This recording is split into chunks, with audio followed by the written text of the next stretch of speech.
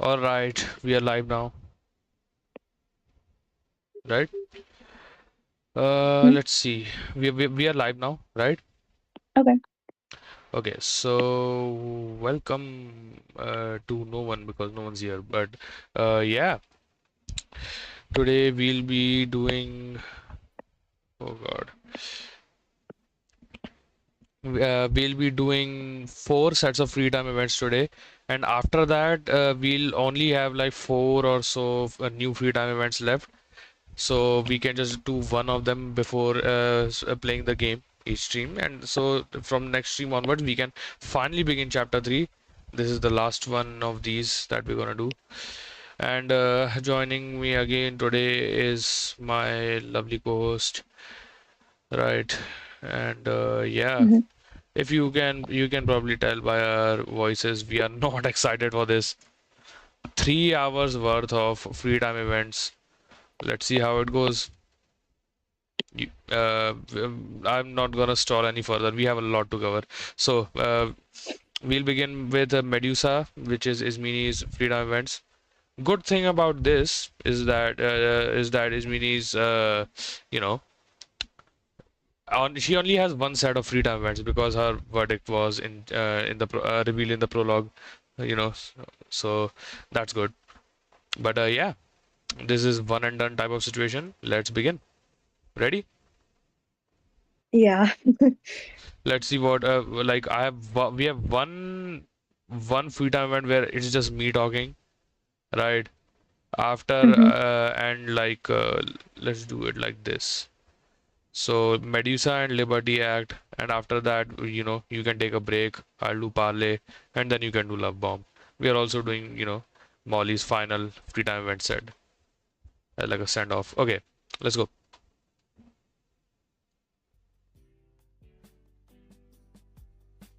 Shinku, it's good to see you again. Shame you missed lunch. It was quite pleasant. We've seen this part, I'm pretty sure. Oh, yeah, okay. This is the precinct. Okay.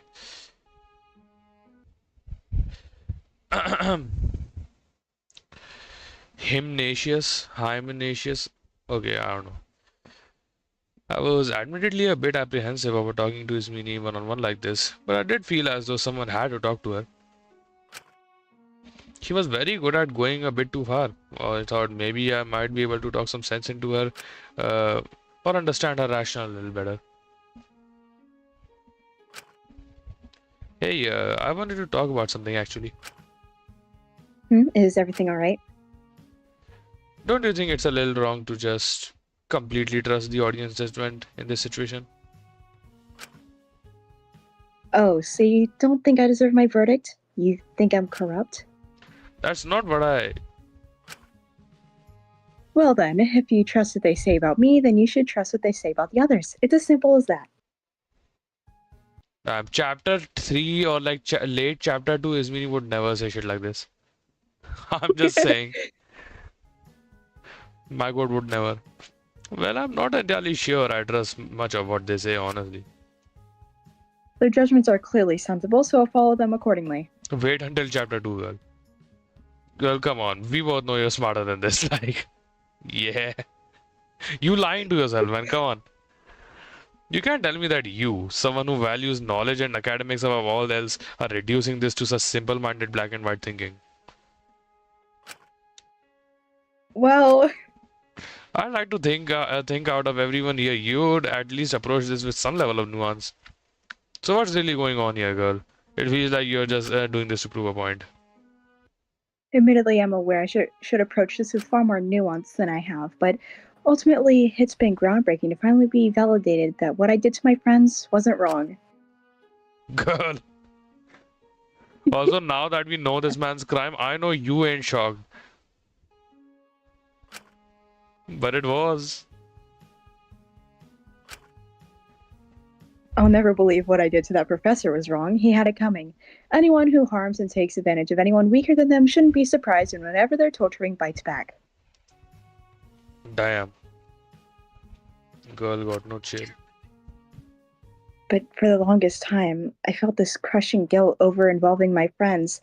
Being stupid enough to believe what I did would help.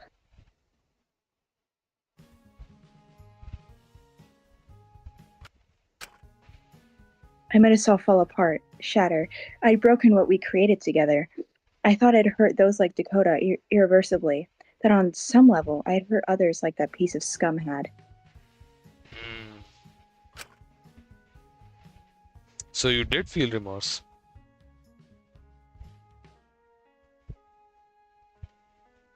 Dog, okay. Of course, how could I not? Like, so this is what they spent like 20 fucking seconds on? I was horrified seeing their reactions, seeing what happened to them. I swear to God, bro. Okay.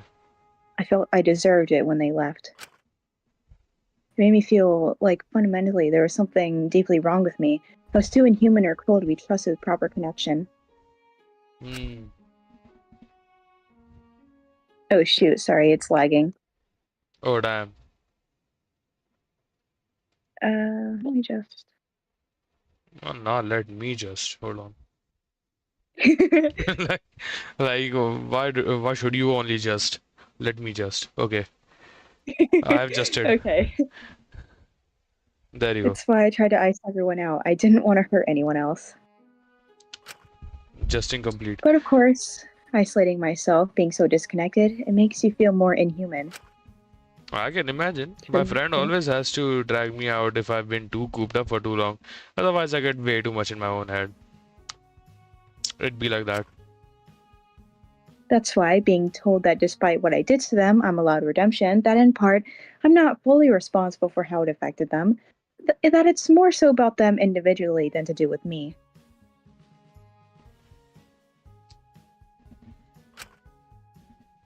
Finally being told I wasn't wrong for wanting to protect those I cared about from getting hurt, that I was right to want to keep them safe and make sure not one person would carry all the guilt. Mm-hmm. It's been incredibly vindicating, Shinku. Girl got the evil smirk. I see. Still, she shouldn't entirely absolve herself of all responsibility. Like, come on. It's like I finally woken up. The world feels warm again. I finally feel like I'm allowed to live again. I don't have to lock myself away and run on autopilot, sealing away my guilt, restraining my desire to connect. The desire to connect is real. I want to care about people. I feel as though I'm allowed to care about people now. In such a realization, it's changed everything for me. Well, it's good. It's helped a lot, but doesn't mean you should blindly believe the odd. Alright. I don't think you should conceive how much of a burden this is take off of me. I want to repay the audience however I can for making me feel alive again. God, I don't know. I don't know. I don't know. That's why I want to trust their judgments. If no one reaffirms them, then no one here will learn anything. You can tell this is like day one. Like, you can tell this is week one, day one shit. Ain't no one saying this shit in like chapter 2 and onwards. Yeah. It's not solely about punishing those who deserve it. It's similarly about guiding those who deserve redemption and helping them achieve it. Oh, but can't you recognize that in doing all of this, you're not doing much help to redeem yourself rather than the harm you've done? If you don't like what I'm doing, that's your decision. But I won't be changing my mind. As much as I don't want it to, if that jeopardizes our relationship, so be it. It should have ended right there. It should have ended right there. Okay, bye. Okay, bye. Happy ending. Surprisingly. Ismini bowed her head and quietly walked. Bowed her head? Doing too much. Stop it. Like, I wanted I'd suddenly change her perception on things, but I feel as though a corrupt verdict would have simply polarized her. I just hope she'd move past it. Or that the audience would only deem prisoners corrupt who were worthy of her wrath. Still, I wanted to keep an eye on her. They, in fact, did not deem someone corrupt who was worthy of her wrath. Chapter 2. Yeah. Humanities. Oh my god, I have to do this shit again. Okay. Hold on. Mm. Mm. Gracious ones. Canonic goddesses of vengeance in ancient Greek religion and mythology. A formulaic oath. Damn, there's so many. Whatever, who gives a shit?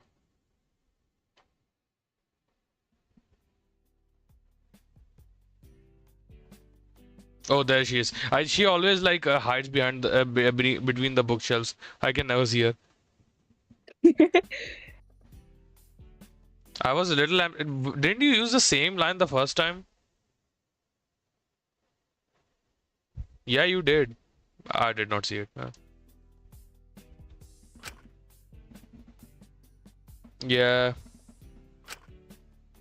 yeah, we've seen this Uh, as well. Yeah, we we were have? rereading. Yeah, see, rereading Oh Bake. yeah, Yeah, okay. yeah. No less from you. Damn, my memory is good. Okay, I still found it a little difficult to spend time with his Mini, but I wanted to try anyways. I figured if I kept talking to her, then I could slowly convince her to embrace her desire to connect with others without being so harsh on the current prisoners. Although any conversation we had about how she was treating them was never all that productive, so maybe there was another vein. Hey, yes. That book you're always carrying around in your purse. What is it? Oh, it's a copy of the Bouquet, my favorite Greek tragedy. Didn't we just talk about this like 2 minutes ago? Yeah. Whoa, it looks so bulky to be just one play. Were there plays that long? Well, no. It also includes multiple translations, commentaries, and all sorts. The most modern releases of ancient texts do. Hmm. What's it about? It must be pretty interesting if you feel the need to carry it around everywhere. And she's like, nah, just Yuri. I'm like, I understand. No, no. It tells the story of a oh god, okay. It tells the story of a young kid named Pentheus who disavows the new god. Dionysus. I can Dionysus. the new god Dionysus and refuses to pour him libation. Oh, Libations. girl, Libation. Girl. I'm sorry, I cannot read. Okay, I just woke up like a few hours ago It's fine. It's fine. It's fine. Like and I'll refuses to. read. Yeah, libations. Yo, Ismini, your voice became really deep all of a sudden. You sound just like No, me. no, I'm fine. I'm fine. And refuses to pour him libations. Libations, whatever, despite them technically being Wow, whatever. peasants. Girl, weren't you supposed to be educated? I'm sorry. The It details how Dionysus disguises himself as the priest and enters Pentheus's kingdom, slowly causing mania throughout it, as all the women of the kingdom become maenads and leave their children to go hunting in the mountains. what the hell is this? What am I reading, man? The disguised Dionysus gets Pentheus fascinated by these maenads, eventually manipulating him to dress up as a woman and to go up in the mountain to spy on them. Damn, how progressive. Am I right? Yeah. Respect. Where he is promptly torn to pieces by the maenads as punishment for disrespecting Dionysus. I did not understand any of that. That's pretty morbid. That is pretty morbid. Oh, but it's just fascinating, Shinku. From the twisted allusions to Greek comedy conventions to the language, I could say so much in all of it. That's cool and all, but like, why you blushing? What's in there? There's definitely like something like another smaller book in there that she's reading that she cannot let anyone else see. Oh my god. It's easy to see it as a fairly simple story warning one against disrespecting the gods, but it's far more than that. The divine punishment Pentheus experiences can be examined from multiple different angles. Uh-huh. While, yes, Pentheus's actions appear to be a direct result of his actions, not unreasonable as one might initially imagine. Damn, his actions appear to be a direct result of his actions. That's crazy, man. That's so crazy. Have I said how Yeah, crazy it is? My reaction, whatever. How so? I'm curious now. he's a new king attempting to establish himself and his authority at a very young age. He's under quite a bit of pressure. Damn. And within his first few weeks of ruling this kingdom, all the women have suddenly fled to the mountains, leaving their babies starving and the kingdom in disarray. He has more than enough reason to be scared of Dionysus and his worshippers.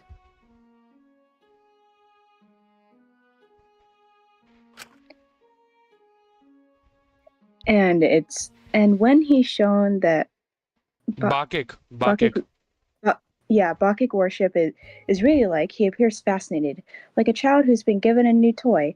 He wants to understand it. He just needed someone to explain it to him. Oh, okay.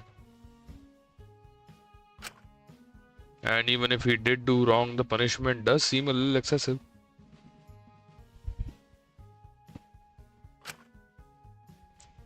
Precisely.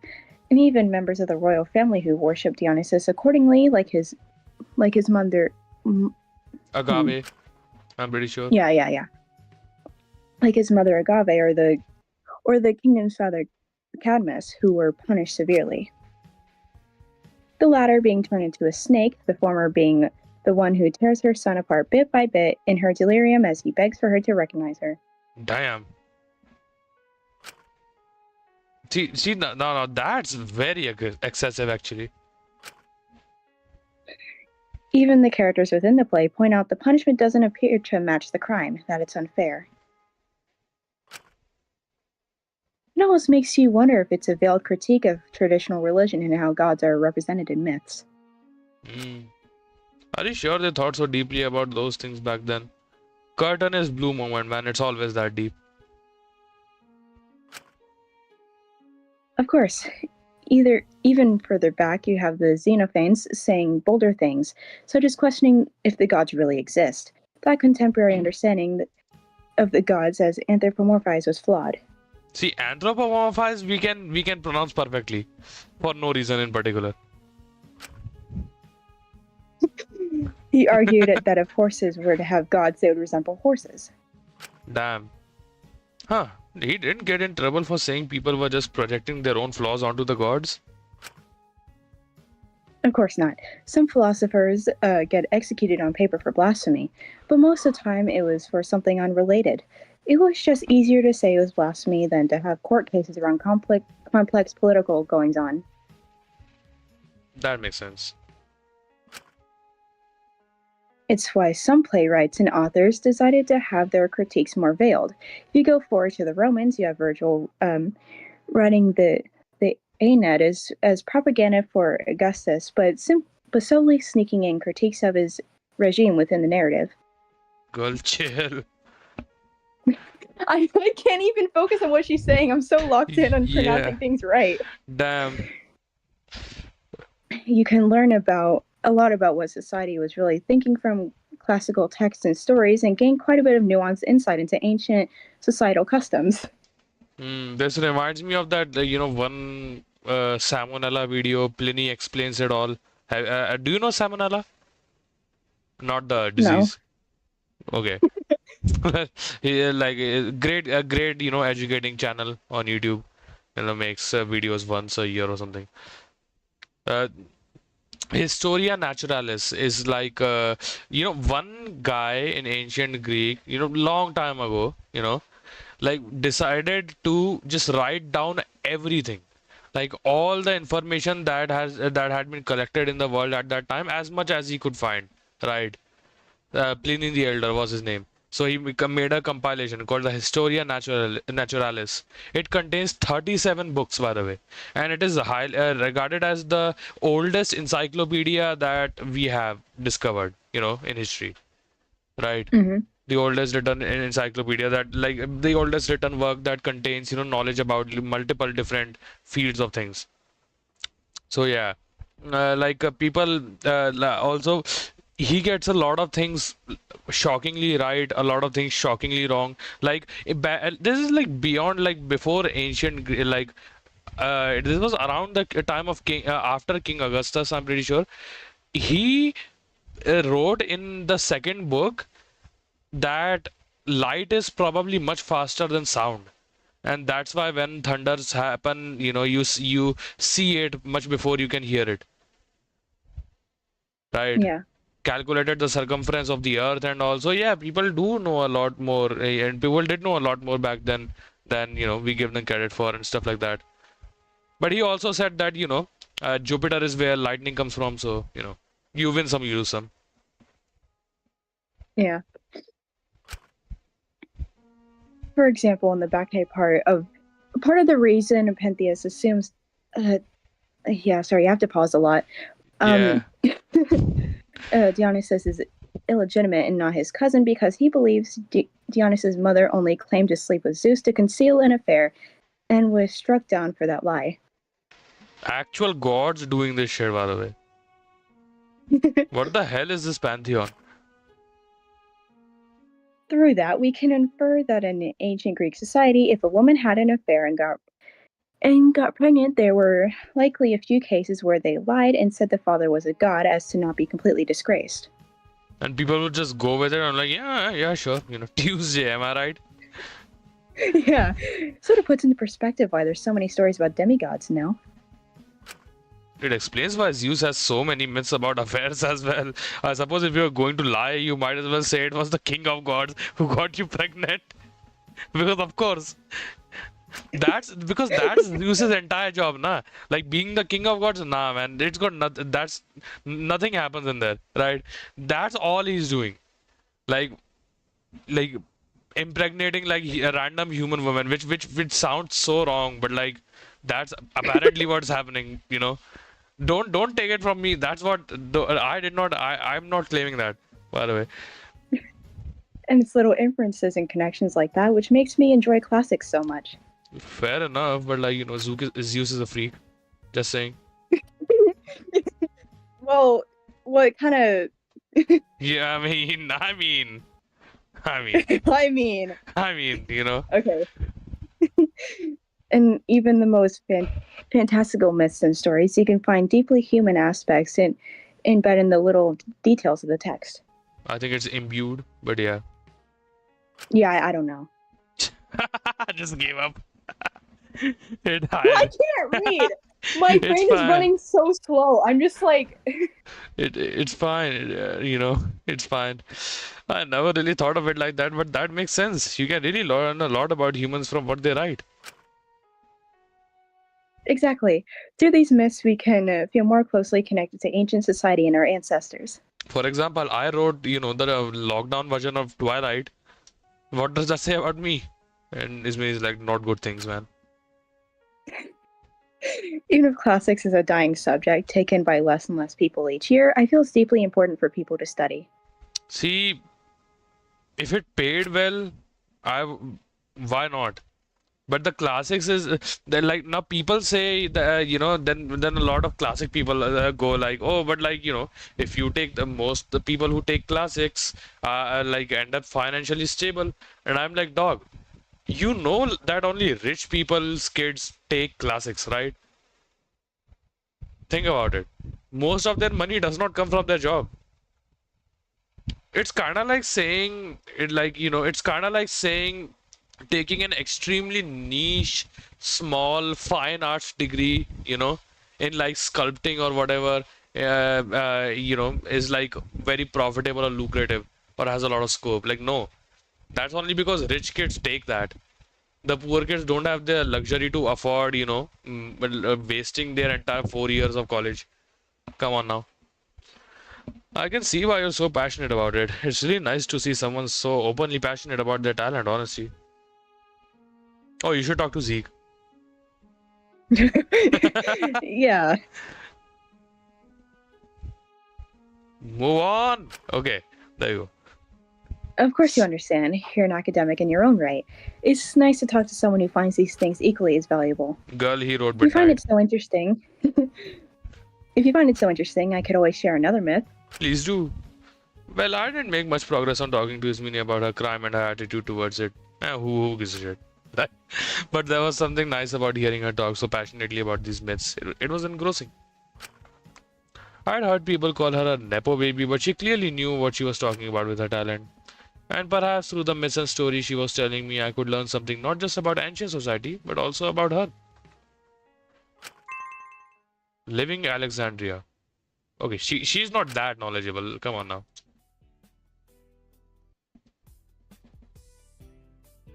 Shinku, I'm glad to see you left your room, if a little surprised. We've seen this one as well. Yeah, I've seen this one as Yep. well. Yep, yeah, see, I already bathed. I was just waiting for my hair to dry. Remember she was drying her hair. Oh, okay. Damn, my memory is kind of good today. Just today though.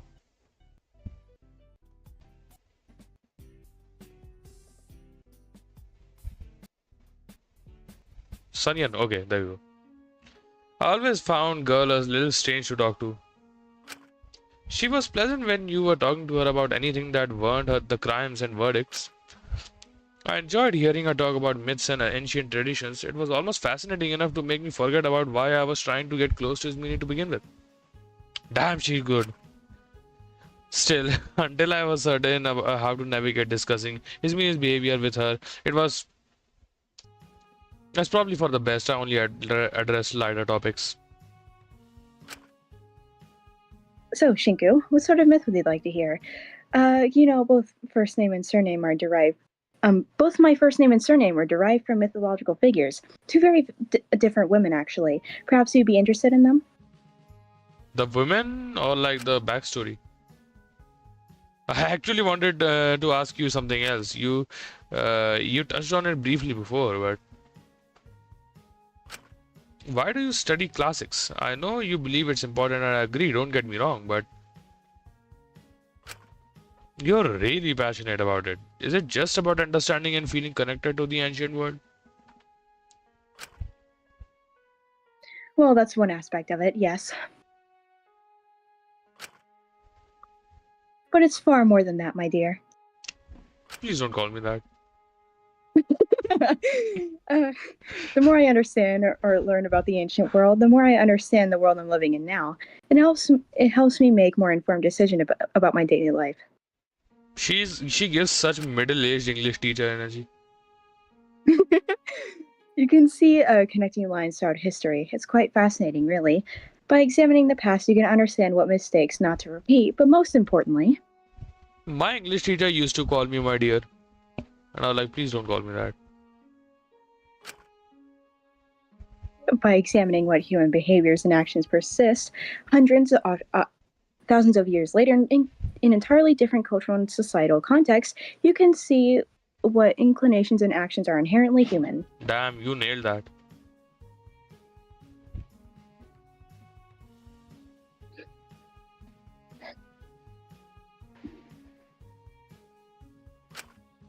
I'm not sure I follow. If certain people act the same in certain situations as people did thousands of years ago, even in such a vastly different world, it demonstrates that certain human behaviors are deeply ingrained in our natures. Yeah, evolution and all, yeah. Huh. Then can we fully be held responsible for certain actions if they're just human nature?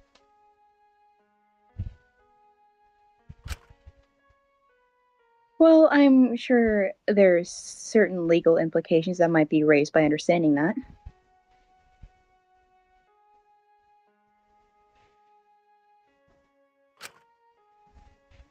But more often than not, I find it most fascinating how humor has not changed throughout the years.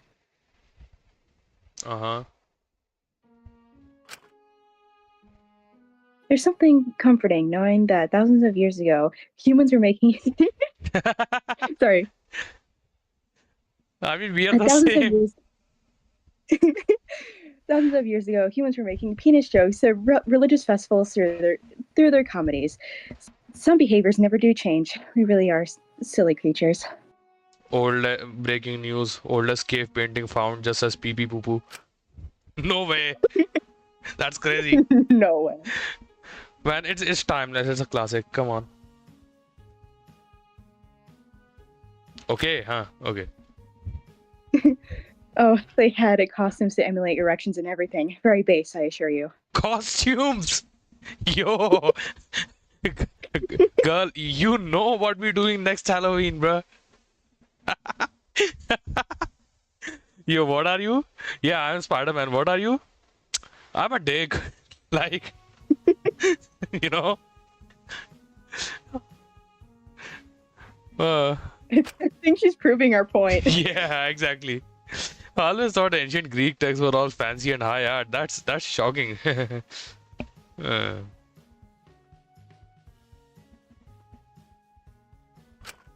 I'm still not over it. yeah. Well, a lot of it is, don't get me wrong. The higher art does interest me more. But that doesn't mean there isn't value in studying more profane texts. That's one way to say it. Yeah. Homestuck gonna be so popular in thousands of years later.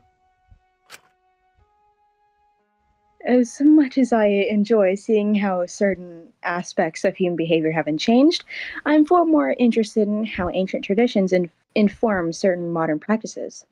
Man, let Dracula read this shit. He'll love it, man.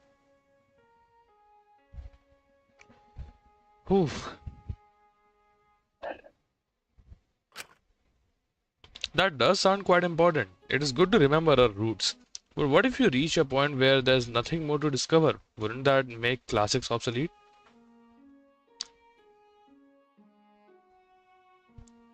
Is it even possible to reach such a point? I don't know. Absolutely not. I thought you wouldn't be so simple minded, Shinku. Girl, chill. It's not that. Alright, bro. My bad, my fault. OG.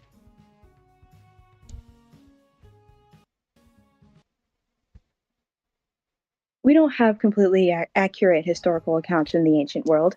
It's often hard to entangle folktales and myths from truths. Not to mention new translations, interpretations, and evidence emerges year after year. We don't even fully understand all ancient languages yet. Understanding of the ancient world can completely shift based on even the smallest of new findings. She's always blushing looking at. There's definitely a smaller book in there of some profane texts, if you know what I'm saying. Not to mention, a fresh perspective or interpretation can alter knowledge radically. How so? Okay, hold on. She said that her name came from Ismini. Yeah. Ismini was a Theban princess. She was a daughter and half sister of Oedipus, the king of Thebes, daughter and granddaughter of Augusta. Okay. Um, she appears in several tragic plays of Sophocles. Okay. Anything interesting? Daughter, She had three full siblings. Nothing crazy. Damn. Okay. Nothing crazy here. You see. Okay, what about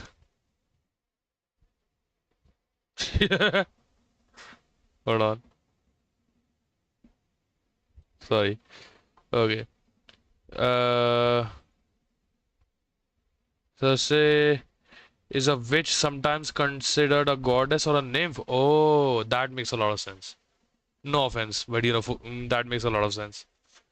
In most accounts, as it describes the daughter of the sun god Helios and the Oceanid Perse, Circe was renowned for a vast knowledge of potions and herbs. Through the use of these and a magic wand or staff, she would transform energies of those who offended her into animals. Homer's Odyssey with Odysseus. Damn, speaking of which, I need to watch that film. Christopher Nolan and all. I don't even know if it's like in the theaters near me though. Tangent over. How so? I really should stop these tangents. It's like this is way too long of an FT to do so. Let me give you an example. Are you aware of the myth of Medusa? Oh, she said it. She said the thing. She said this thing. Let's go. The lady with snakes in her hair. Yeah, that's what everyone reminds her by. Yeah. Well, that's one way of describing her. She took personal offense. Traditionally, Like, how dare you? Traditionally, she was seen to have been transformed to that monstrous form by Athena as punishment for being assaulted by Poseidon in her temple. As punishment for being assaulted. Damn. Okay. Today's world and the ancient world really did have a lot in common. Oh, oh okay. Social commentary. You find it all here. You know, penis jokes and social commentary in like the same 20 minutes. It's crazy. That's horrible. Why would Athena punish her for that? Like, what did she do? Well, in my opinion, it wasn't meant to be a punishment. Oh, yeah, that makes sense. Women often sought sanctuary in temples, particularly of virgin goddesses such as Athena, to get away from potential assailants. Mm.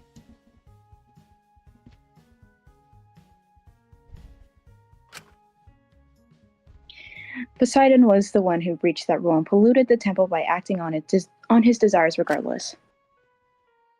Of course, Athena couldn't punish Poseidon as he was a god, but she could turn Medusa into a form that would protect her from further assailants to ensure she was never taken advantage of again. That okay. Now that makes a lot more sense, you know. Any men that look at her funny were turned into stone and all. Yeah. She was given the power to turn people into stone to protect herself. That does make sense, yeah. If that's not enough evidence, I cannot. Oh God, girl, you can't do this to me today. Iconography of even I don't know. of Medusa's head was used in ancient society to mark women's only spaces and bar men from entering. She was seen as a protector. W. Never mind. W. That's pretty W. The story of Medusa, like many women who get punished and turn into different forms as a result of an assault, has been warped to present the women as the ones being punished. Girl, you good? No, I'm doing horribly. Often as the most popular and widely distributed versions of these myths were initially commissioned to be scribed by men. Thus, they were written with a solely male perspective in mind. Damn. Patriarchy, am I right? I'm so progressive. I provide such valuable feedback. Patriarchy, am I right? like last stream, like biochemistry, am I right? Yo, classics, am I right, girl? Thank you. Yeah, exactly. It's why so many of the initial intentions or messages from these myths and figures have been lost to time. Yet their voices remain in scattered fragments, small pieces of evidence that remain all over the world. I feel like I'm reading like a presentation instead of like a character's lines. Girl has like memorized this entire thing. I see it as my duty to find these once silenced voices and tell their stories, not allow their culture and practices to be destroyed and forgotten. I feel like originally every free time event was supposed to be voiced as well. Then they all looked at Ismini's script and they're like, nah, let's not. Let's not. Yeah, maybe that's not the best idea. That's pretty admirable, all things considered. I never considered that. I honestly just accepted that most popular versions of the story. I didn't really think there were adaptations of some original message. Media literacy, man. We gotta increase that. It's my history. Why on earth wouldn't I want to learn about it? Why would I not want to enlighten people on it? Your history? Girl, our history. What the hell are you talking about? That's why I enjoy discussing ancient literature with you, Shinku. You're far more knowledgeable than some of the others here, so I don't have to discuss the basics.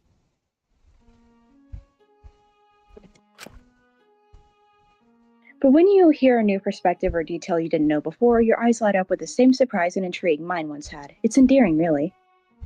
That endearment is gonna be pretty temporary if you ask me. Thank you? Sorry, I just find this interesting. Hahaha. Well, don't you worry. There's endless stories to tell, and I'm more happy to share them. Good, I like hearing them. Ismini gave a voice to a once silent life, telling me about certain ancient practices and festivals I had no idea about, like the penis festival. That was pretty funny.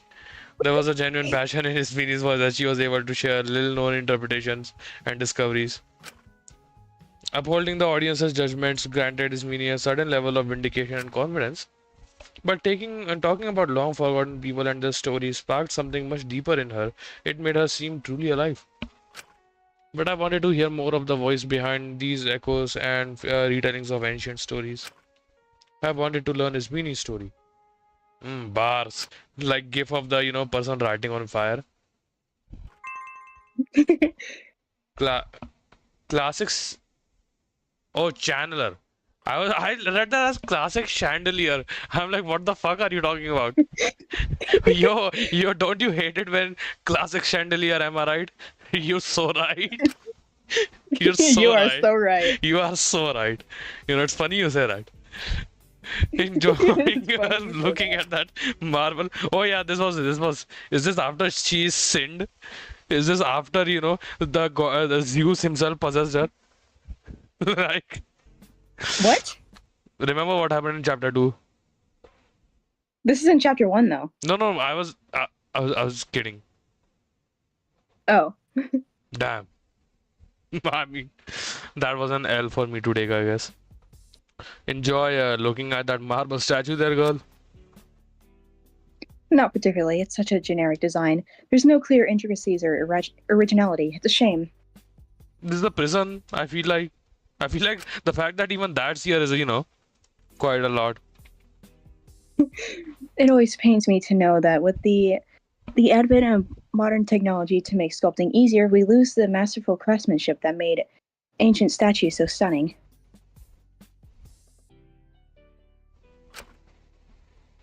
You're quite passionate about statues. That almost seems like an insult. Of course, they've always captivated me. They captivated the oh god, I can't read. The ancient Greeks too. Have you ever heard about the story of Pygmalion. Pygmalion? Yes. I definitely knew how to pronounce that. Yeah. Yeah, of I'm course, of never course. reading this again. Right, he sculpted a wife. Very good. I'm surprised you know. But I suppose it's a story that is referenced in a wide range of modern media. What do you mean a wife? Hello, wife number 13. It's your turn.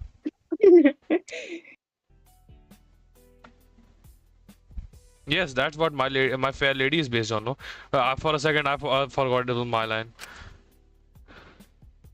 Indeed, but I believe they muddled the message a bit. Some believe that the myth teaches us that love can transcend the limits of creation, but I disagree. Ain't no one in today's day and age can afford to love someone that much. I'm so sorry. At the end of the day, Pygmalion created Galatea. Galatea? Hmm. Okay. To have a woman who cannot speak back to him, a woman who he could impose his own thoughts and desires onto, a woman with no will of her own. She did not choose to love him. Damn. We are learning so much. Am I right? Yeah. How long do you think we're gonna remember this for? I'm not sure. I've already forgotten the first half, you say. And I say I agree. Yeah. Aphrodite brings her to life, granting her a voice, a life of her own. All the things Pygmalion didn't wish for her to have. His creation takes on a life of its own, no longer able to be controlled.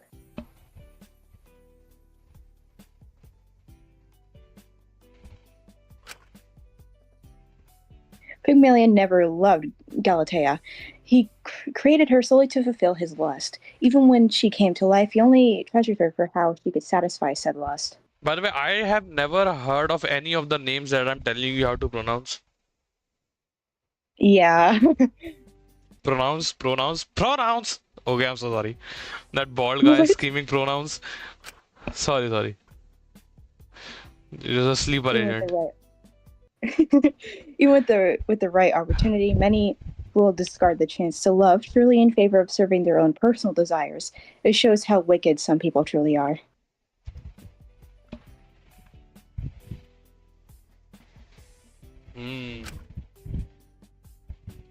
And what?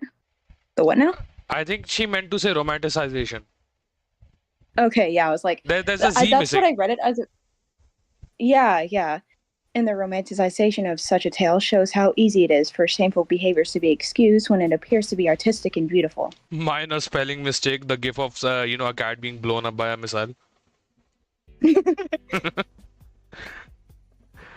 I wonder sometimes if some people's crimes will be redeemed solely because there's something captivating, beautiful, or easy to glorify within them. Mm. What I've been prattling on for quite some time. Would you perhaps like to talk now instead? Oh, I did not even realize that this was not an FT. Oh my God. Yeah, like I was like, wait, Girl this is isn't such a the actual free yapper. time event. Holy yap. The only reason I realized is because Covalent was playing. Yeah. Although I don't think I'll have anything interesting to contribute. Yeah, we get it. Yeah, sure. Sorry. We have so much shit to do. This one, and this one's even longer than Ismini's. I realized that despite the fact I had spent a considerable amount of time with Ismini, I didn't really know much at all about her.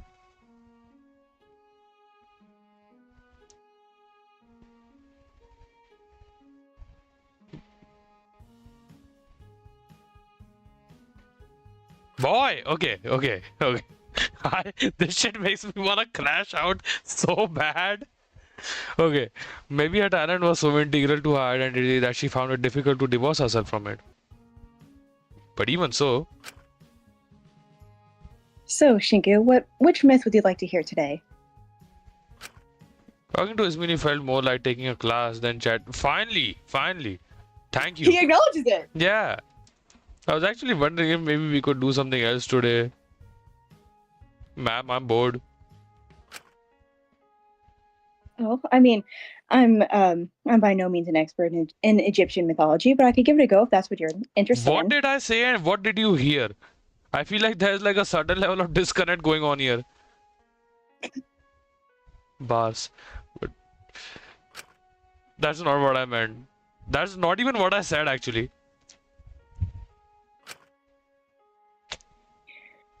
Then you were hoping we discuss some more about actual ancient Greek society, divorced from the myth. One informs the other, so you can't fully disentangle them, but I'm more than happy to indulge that. That's also not what I said. That's also not what I meant. I don't want to talk about any of that today, girl.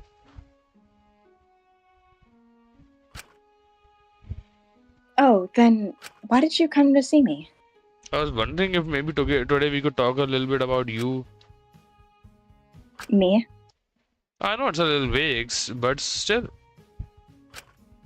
Every time we talk, it's always about classics or ancient literature and myths. And don't get me wrong, I enjoy that stuff, but I wanna know more about you as a person. Your story, if you will. I barely heard you talk about yourself at all. Of course not. I'm not a narcissist. It's not inherently narcissistic to talk about yourself, especially if the other person is clearly interested. Otherwise, we both will be the biggest narcissists on earth. Yeah. Well, It's pretty deep. I don't particularly have many hobbies outside of my studies, unless you want to hear me prattle about various types of wine. That would probably be even more divorced from talking about yourself than telling me myths. Precisely. To be honest, Shinku, there really isn't much more to me than my academic endeavors. I cannot read. This is making me going crazy. We are halfway through. Halfway. Look at this. Okay. Okay. Calm down. Okay. Oh my god. Okay. I'm gonna die. Y'all save me. Okay. Sorry. And today we got 0 viewers. Oh my god, I'm dead. No, We're but both dead. continue. Okay. Continue. At least At least nothing that would make pleasant conversation. I don't want to bore you half to death.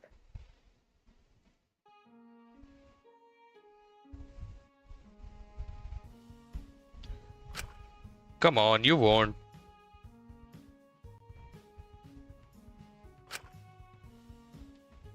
That's not me being harsh on myself or insecure. I hardly need your reassurance.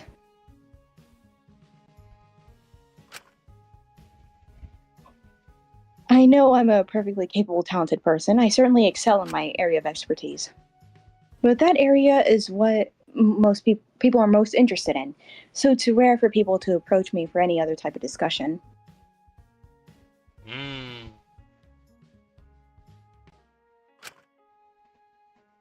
There isn't much value in talking to me if you're not interested in that.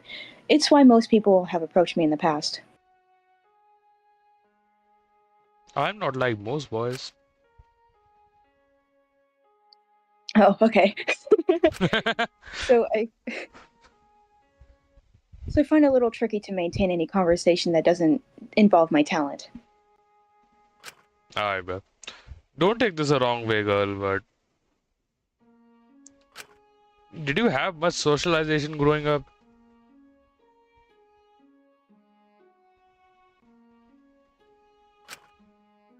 She's calculating.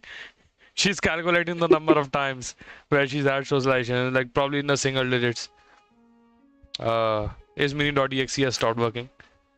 Or she absolutely is taking that the wrong way. Perhaps I could have phrased it better.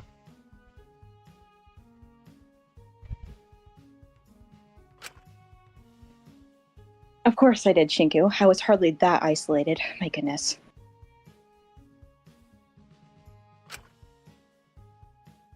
I had plenty of socialization, just primarily in academic settings. See, that, yeah, that does explain some things.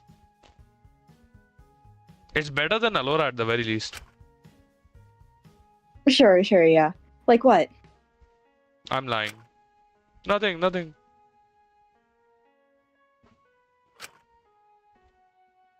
I'll have you know that from a very young age, whenever my parents hosted any sort of wine party, I would consistently engage with their guests.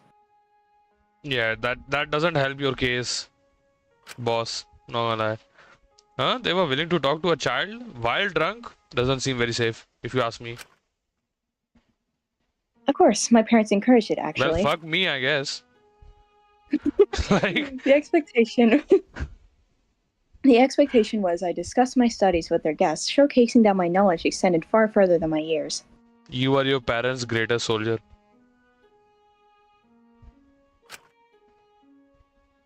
It was all to show off that I was a prodigy, that they raised such an astutely informed child who would one day become one of the leading female classicists of this generation.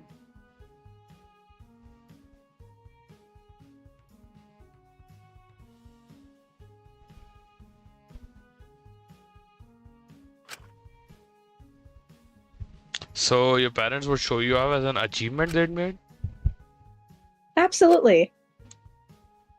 It's natural if you're jealous, I understand. But please don't be too harsh on yourself. We What all the develop it fuck are you differently. talking about? Like, shut up.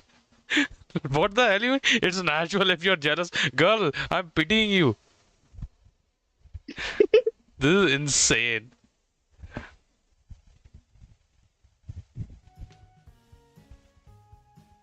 This is some shit Zeke would say. You know? No, After you're right. describing a clearly abusive childhood, I'm like, boy, you can keep it. It's fine. Why on earth would I be jealous of that? because it showed my parents took great pride in me and my abilities. Boss, um, who's gonna tell her? Who's gonna tell her? I'd feel awful if my parents basically showed me off to their guests like an object. I'd feel as the only thing they valued me for was my grades.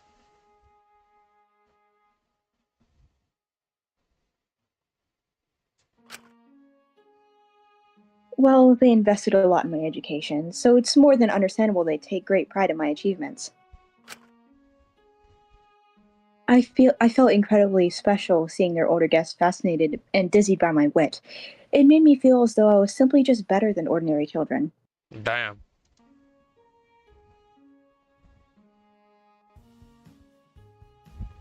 Whatever you say, girl. Whatever you say, girl.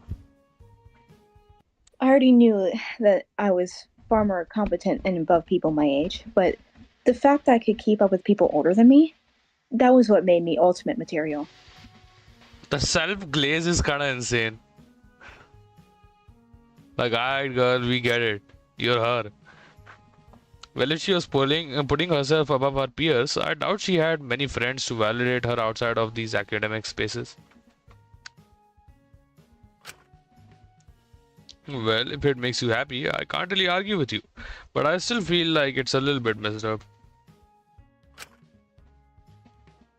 You just don't get it, Shinku. I figured you'd understand, but oh well. I'm so happy I don't get it actually.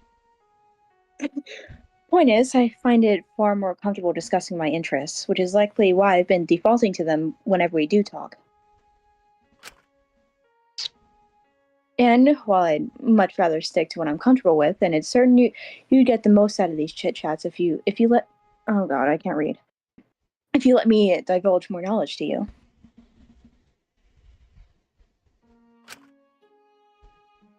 I have been trying to be more open and connect with people more. I understand it was damaging, to say the least, to view those my age as below me for so long.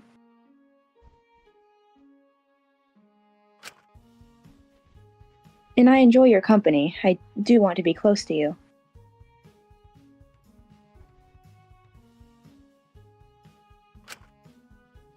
I think I'd like to keep talking to you too, girl. It's definitely not gonna last just two chapters.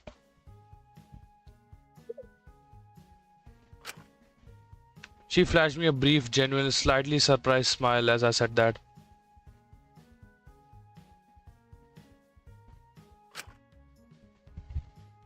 Very well, if that's what you wish.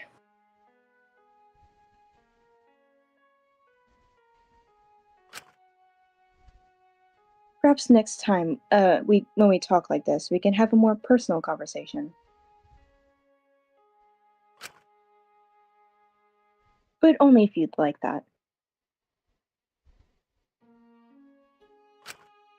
I would like that a lot, actually. Very well then. Just don't say I didn't forewarn you if you find it dull. I'm sure I won't.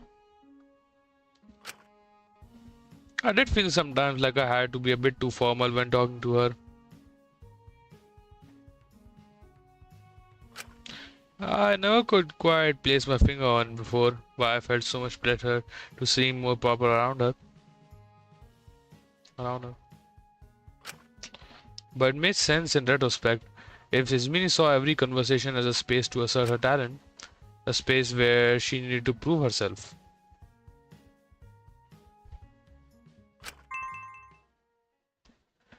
Glory Gladiator. Awesome. Is the fifth event this long?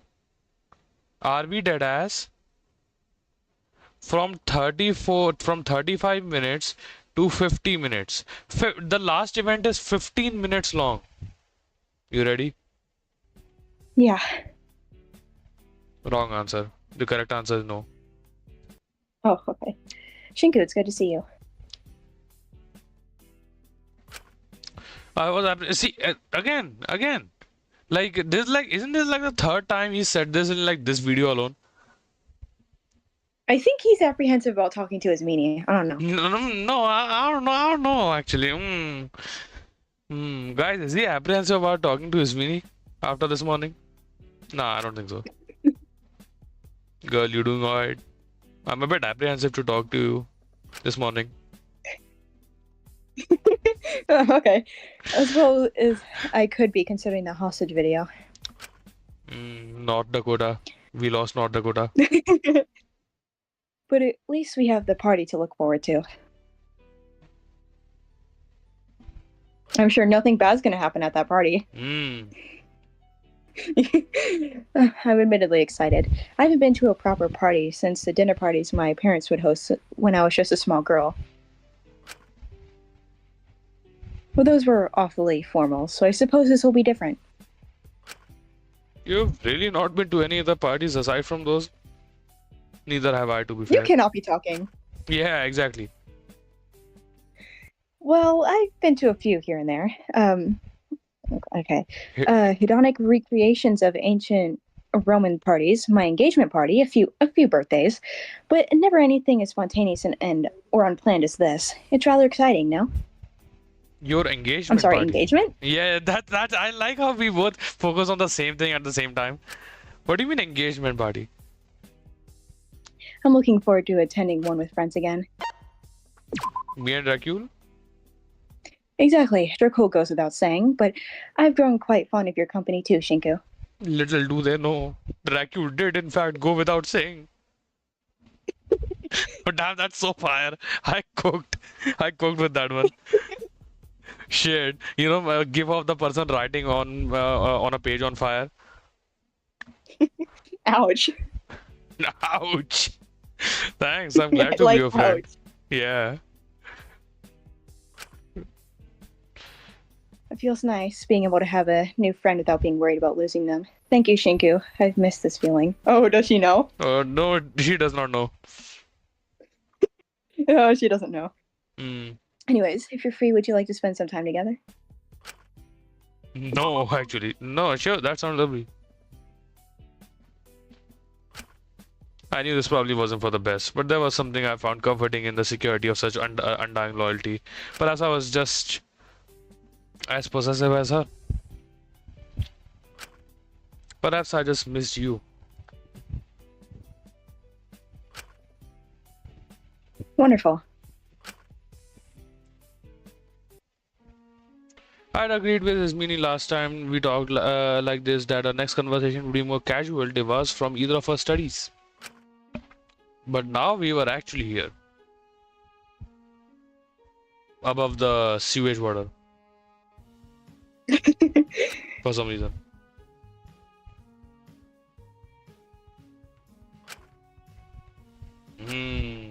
Neither of us really had anything to say. Like, damn, story of my life, am I right? I'm so sorry. We'd been sitting here in silence for a while. It was only broken when Ismini let out a dejected huff.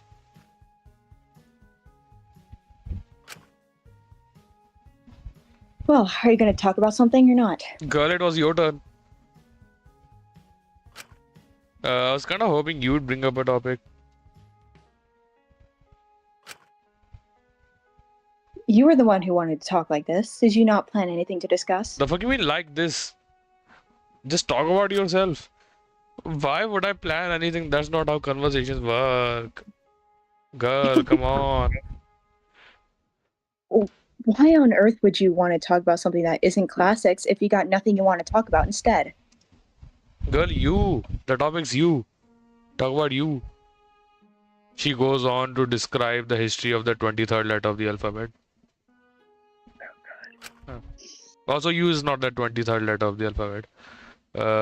T, U. Is that 21st? Well, I don't know. I just thought it would be nice. Well, if you want it to be nice, you ought to think about something to talk about so we're not both just standing here wasting time. What do you even want to talk about? Oh my goodness, that's what I'm asking you!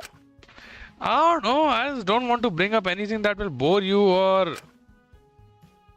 I don't care what we talk about as long as we're not just standing here talking about nothing, looking like idiots.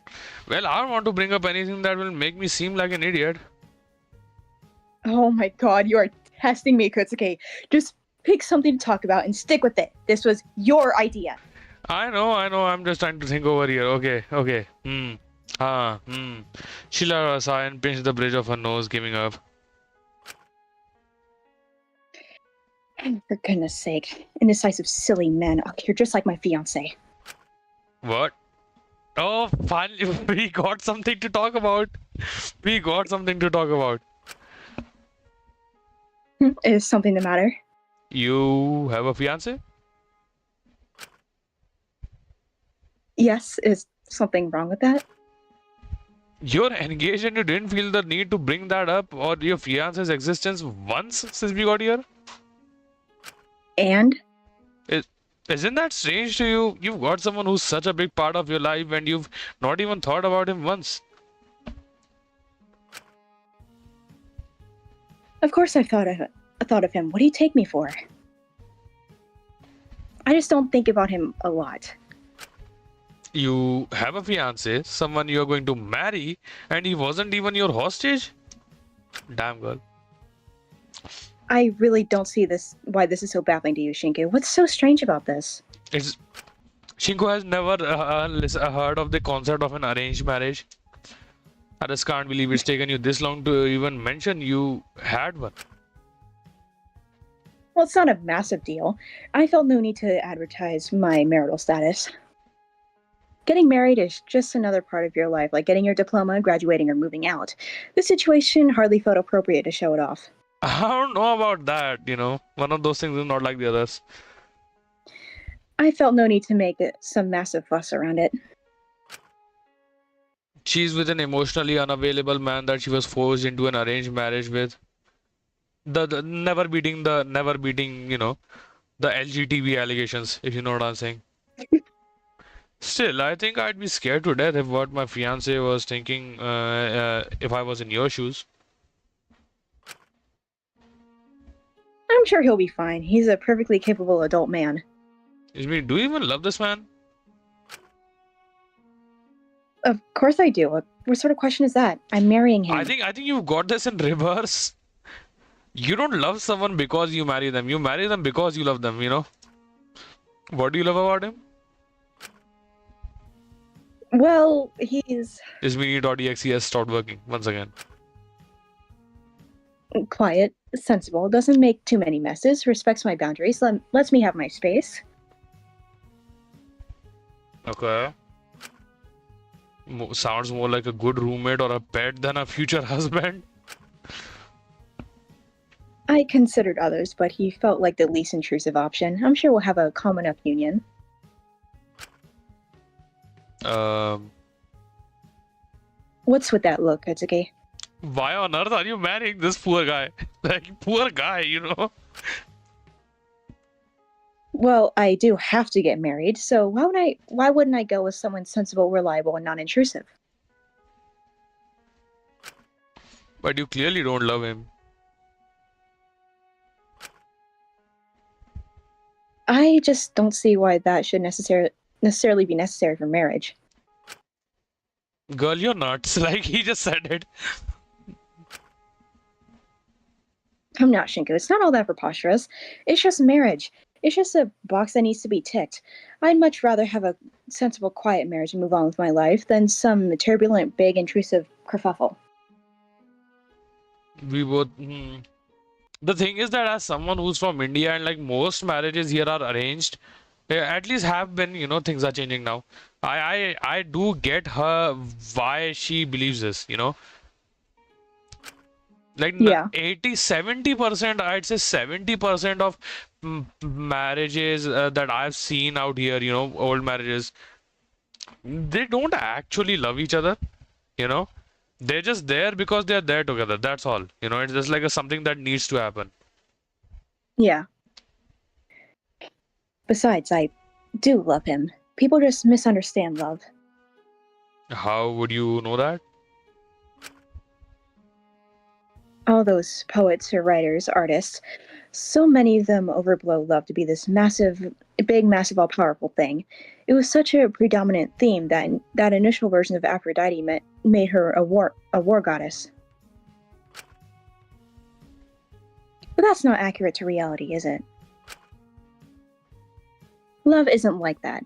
It isn't this big explosive thing that takes over your world and uproots your life. You don't feel any differently from friendship when you love someone romantically. You just want to be close to them and keep them in your life. So what's the difference then between friendship type love and romantic type love? If you could, I certainly would have felt it by now. So I'm convinced it's just overblown in art and writings. Honestly, I've had more impactful friendships that captured all that supposed all-consuming feeling that I've ever had with my fiance. Girl does not know. Girl, wait for I think chapter that's a 2. sign. I think that's a sign, you know. Like when he leaves after chapter 4, her parents will be like, we never noticed any signs. When the signs were, you know, I mean, I don't even need to say. So there were signs indeed. It's a little presumptuous to say that it doesn't exist entirely.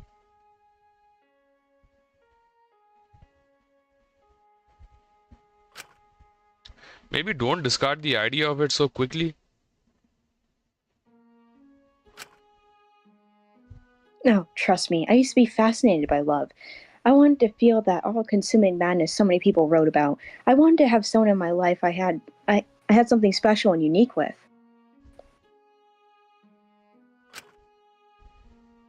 I wanted to devote myself to something and get all over my head about it. I wanted that more than anything. But I'm more realistic now. I've accepted that type of love doesn't exist, so it's best to just be practical about it. To be fair, like for most people, it really doesn't. Boys, no, hold on. Someone is typing in the chat. Yo,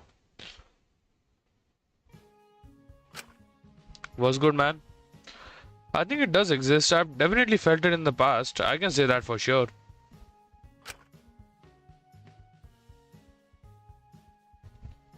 Why is she looking at him like that? Okay, Don't delude yourself, Kutsuki. there it is. Seriously, I used to not get it either. But what do you mean you used to? Okay, but when I felt it for the first time, everything just finally clicked into AG. Hmm. I know what you I'm are. starting to get it. I'm starting to get it. I'm starting to get it, yeah. His me seem to take a pause, shifting slightly. Then, if that's the case. I'm going to ask Lara out right now, she says, running away. Yeah. Yeah, all's well that ends well, or something. Do you believe I'm just fundamentally different from everyone else, Shinku? I don't necessarily think so. Everyone feels things in different ways. By the way, like if anyone's typing in the chat, I apologize. Since this is taking up all of my screen, I cannot really read the chat right now. Maybe I feel things too differently. I mean, you saw what I did to my friends, how I dealt with that professor. Perhaps at my core, I'm different to everyone around me. Maybe that's why I've always felt so above everyone. Also, sir, it's Not not a skill because issue. Come on. I just cannot read your chat right now. not because I was, but instead because deep inside I'm not like everyone else. I've got some part of me that's inherently broken, something inhuman. Something that Who's gonna makes tell other her? people. Who's gonna tell her? Who's gonna tell her? Come on. I thought after my verdict that perhaps I wasn't so different, that I perceived things normally, but maybe that was just false hope. I'm not ruining your jokes. I'm just since I'm watching a video on full screen, I cannot read your comments, bro, or like the chat, I guess. Anyways, isn't that a bit of a jump in logic to make, Ismini? I think you're blowing this a little out of proportion. But there must be something abnormal about me. You see it, don't you, Shinku? The way I attach to people, latch onto that, try to retain that, that's not normal or healthy, I know that. Not to mention I clearly don't understand love. Perhaps I'm just selfish. Maybe there's something inherently different about me. Well, different isn't inherently bad, is it? Come now, Shinku, don't patronize me like that. I don't need that from you. Sorry, I didn't mean to come across like that.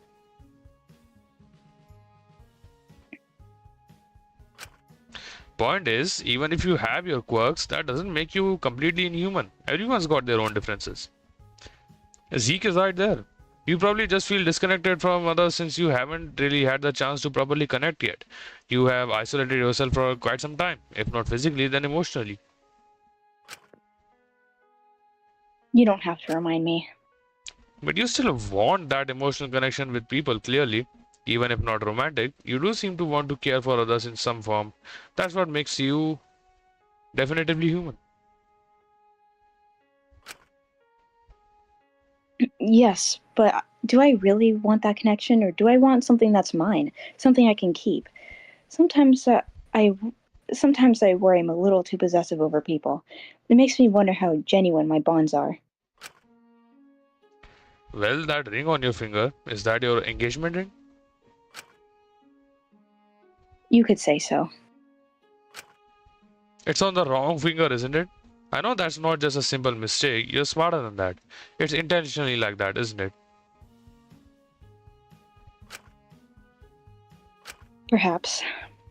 I can't fully say why you've chosen to wear it incorrectly, but from my perspective, if you genuinely saw love as something transactional, something you could just keep, you would have no issue putting it on the right finger, on the ring finger, wouldn't you? But deep down, you understand you don't really love your fiance in the traditional sense. It's why you can't put it on your actual ring finger. Maybe you don't think it would be fair on him, or for you. Or maybe, even if it would be very questionable, you don't want people knowing you're engaged, and there's still a hope you'll find someone you'll actually connect with. She's like, damn, he got me. Sorry, was that a little presumptuous? And then he paused and gave me a smile. You're a lot more perceptive than I first thought. I didn't mean to. I just wanted to try to reassure you that.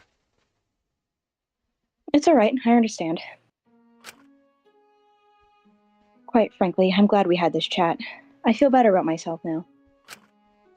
Do you feel less different now? Even if I am different, I don't really mind. Perhaps being slightly inhuman has its benefits. Hmm. Huh? After all, Medusa started off as human once too. Maybe I'm a bit like her. How so? I really do want to love people again. I want to connect and care. I want to hold on to this warm feeling, and even if I see the world differently. Maybe my way of expressing my love is protecting those I hold dear from danger, even if that at the expense of my own image. That would make sense, even if you do go to a little too far sometimes.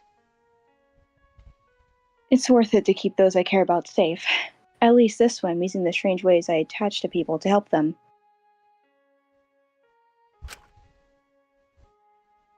If it'll always be a part of me, I might as well learn how to make it non-destructive.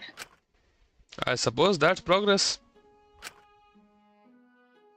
And you know, Shinku, when I say I want to protect those I hold dear, that includes you. I'm so glad to hear it, man. I'm so glad to hear it. Even if I don't always agree with your actions, I want to see you grow and make positive change. Just please at least tell your poor fiance if you're going to do anything rash. I will. Poor guy, honestly, I feel bad for him. Love took different forms in different people. Everyone felt it differently, everyone craved it differently. I wondered back then if you had any idea that pursuing that love, letting yourself protect something with all your heart, whether it be voices and stories long forgotten in history, or those who reached their hand out and brought you back into the sunlight, opens you up to the fragility of heartbreak once more. I hate the taste of cider. Again, apple has been brought into the discussion. Okay.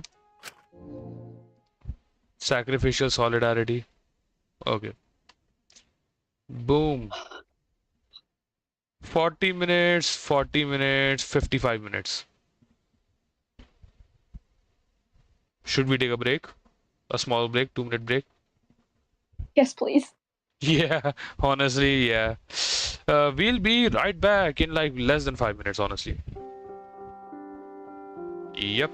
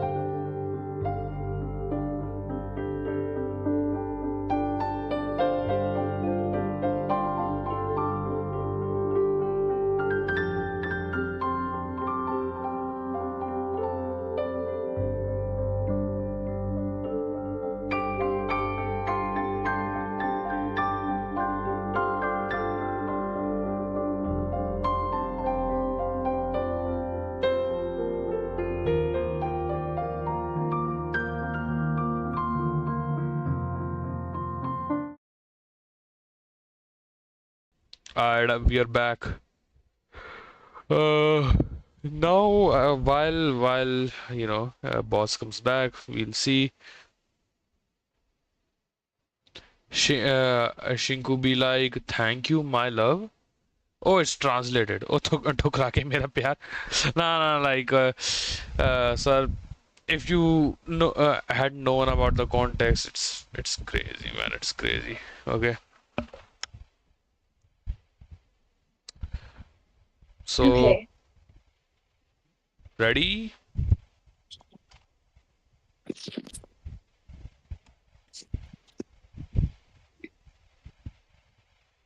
Ready? Yeah. Hmm. Okay. Again, we are like 20%, 25% done. Just saying. It's not enough. It's not enough, bro. Come on. Okay. 3, 2, 1, begin. Liberty Act, Asuka Sun Tales, Freedom Events. Let's go. Do we read this already or no? Yep, we did. Well, for the first one, we did. We checked out every single one. Remember? Oh, okay, yeah. Hold on. Let me check. If not to work out. Just been. Yeah, Dr. Linus with escape plan. Yeah, detective work. Yep. We've done this one. We've done this one. Okay, there you go. To be honest, I think a lot of us had the wrong opinion of Asuka.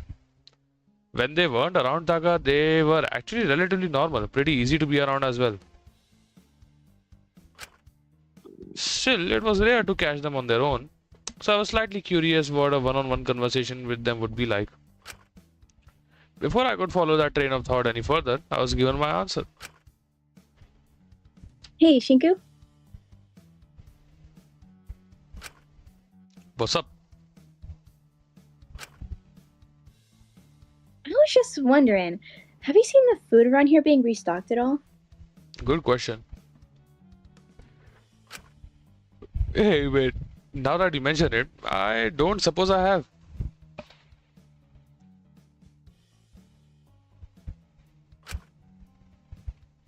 Huh, that's what I've noticed. I was hoping someone else would have seen it.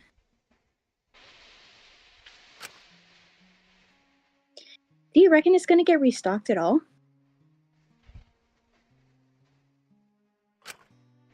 I hope so, but at least the kitchen seems fairly stocked, so we shouldn't have to worry about it for a while.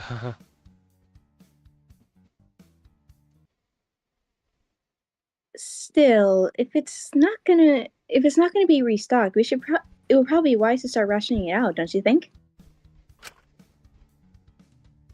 I don't want people getting greedy the second they see it's getting a little scarce and hoarding it all to themselves, you know? I mean, does that remind you of something? Of someone? Yeah, Hmm. yeah. That's thinking a little ahead, isn't it? Maybe.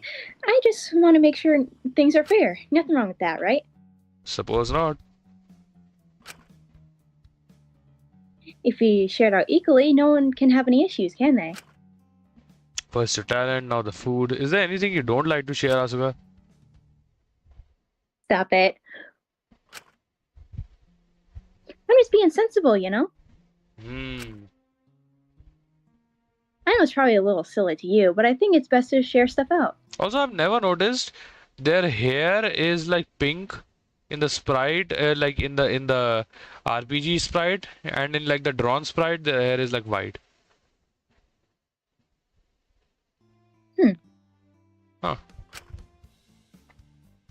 Even in silly situations, not sharing can get dangerous. What do you mean?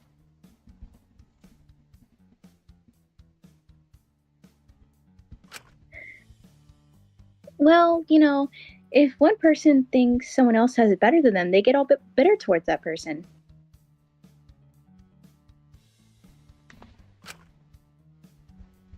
They start resenting the person for having stuff they don't. It causes all sort of conflict that they don't speak up about until it's past the point of no return.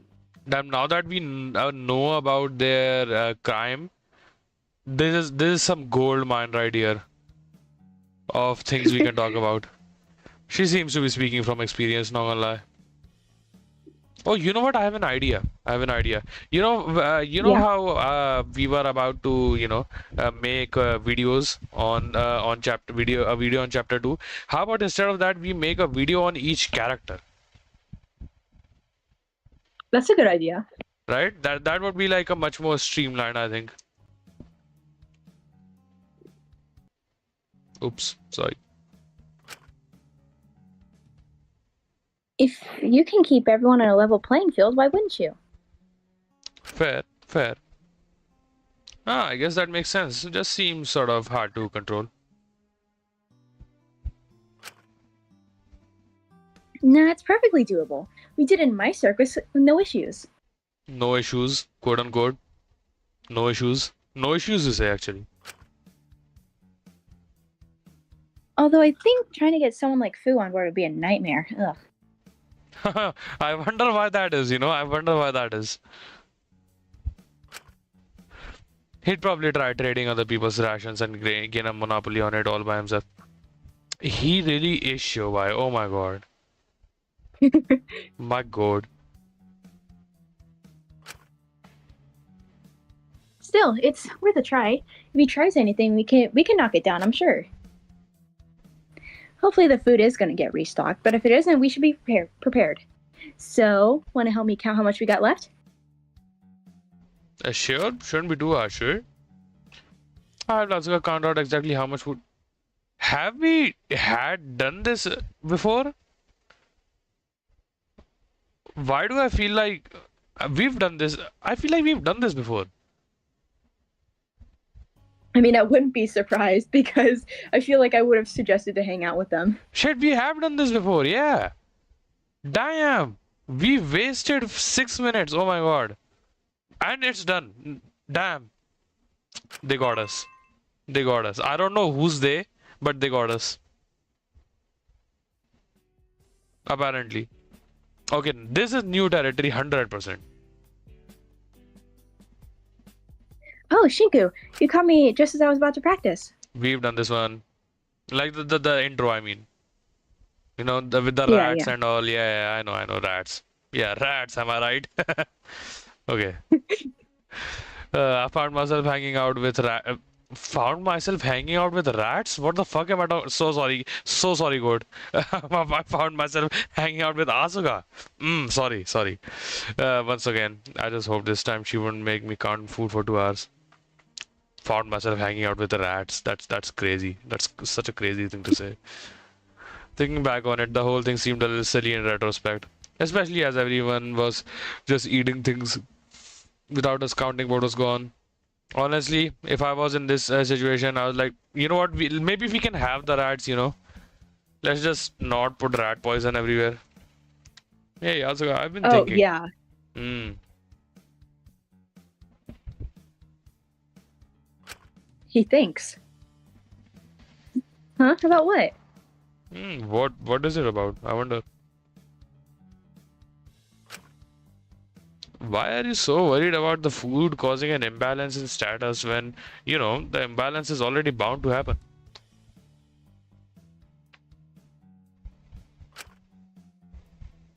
What do you mean?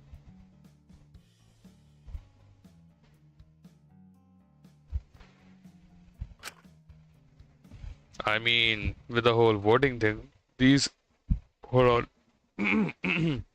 Yeah, those people who are voted corrupt are already stripped of so much. It naturally causes some of us to have more than others. And if anyone has a brain, they're naturally going to blame the person who voted them that way instead of, the people not voted corrupt, if that makes sense. That makes sense, yeah.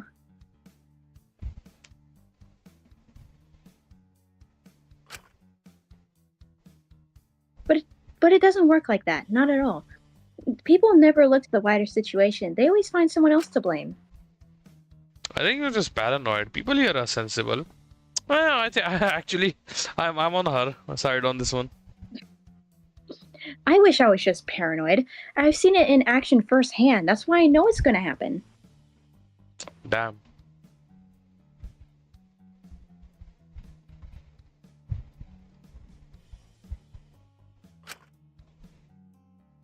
I like thinking the best in people, but even a minorly bad situation can bring out the worst in people.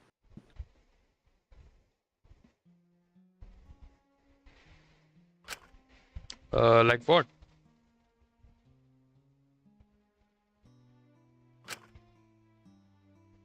When I was little, I did a lot of modeling. You? Really? I can't imagine that. Oh, geez, okay, Shinku, thanks. Damn, bro, come on. Oh, sorry, I didn't mean to offend.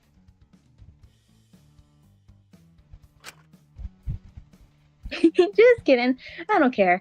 I know I'm really not the type to be modeling. You have to be crazy to think that would be my thing.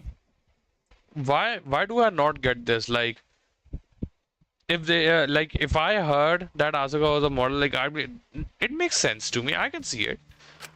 Am I crazy? I don't know. I just find it funny to catch you off guard like that. You should have seen your face. Mwah. Sorry.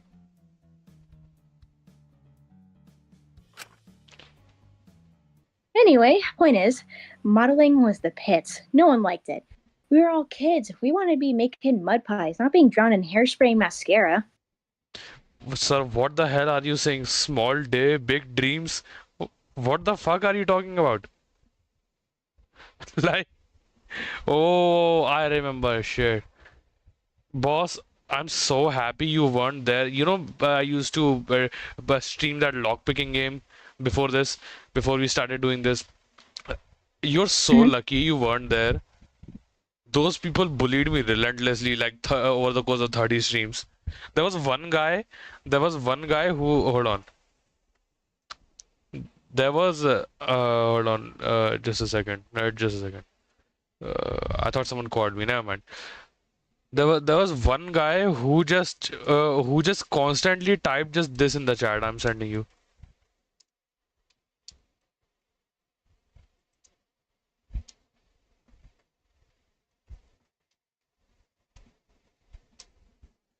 Right? There's one mofo who always just sends just this and nothing else. The entirety of like out of like the 30, 28 of the 30 streams that I've done on that game. Wow. And I'm like, I get it. I understand. You know, I get the point. So you're very lucky. We have like a pretty tame. Oh, hold on. What is he saying? Oh yeah, Crow man. Yeah, you're on the verge of falling asleep. Please go to sleep, man. Come on. You probably have college tomorrow. Okay, continue. None of us wanted to be there. It was the worst.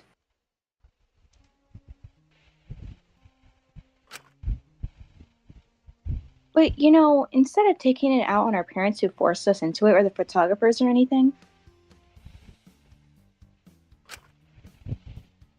we all took it out on each other, making the whole thing even worse.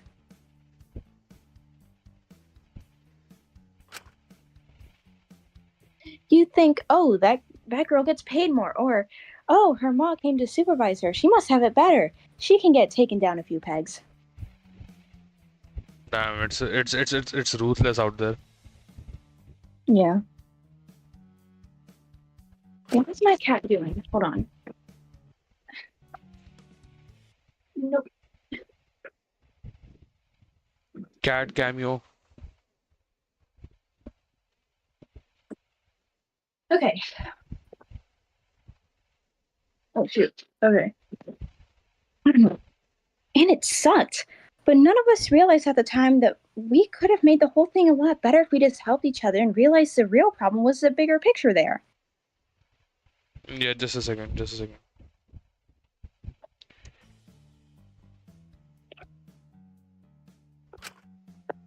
I don't mean to downplay anything here. That sounds bad, but you were all kids. It makes sense your perspective was limited. Sir, what the hell are you saying?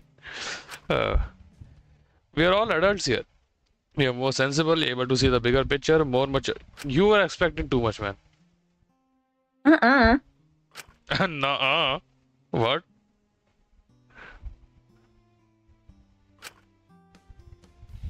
Oh, that was like a incorrect buzzer noise, you know? Like on them game shows? So you're saying I'm wrong? Yep, you get it. Ding ding. There's really only one difference between kids and adults, and it's not maturity. The only difference is kids have an excuse. Adults are bigger kids who no longer have any excuses and still continue to be stupid and immature. I really don't think that's a fair assessment. Hold on. Sir is messaging me to look at the chat. The college is the worst. Yeah, you're so right. Also, yeah, you're so right. You're just so right, man. Think of literally any politician you know. Shit. She got us. She got us. Damn. Objectively, you lost the argument, man. You lost the argument. Exactly. So it doesn't matter if it's a group of kids, adults, or anything else. If someone sees someone else has it better, they'll knock them down, even if that person isn't causing their suffering.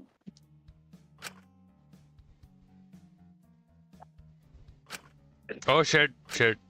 I guess it makes sense on some level. It's why in my circus, I try to eliminate any disparity wherever possible. I wanted everyone to be on the same level as everyone else. Did that really work?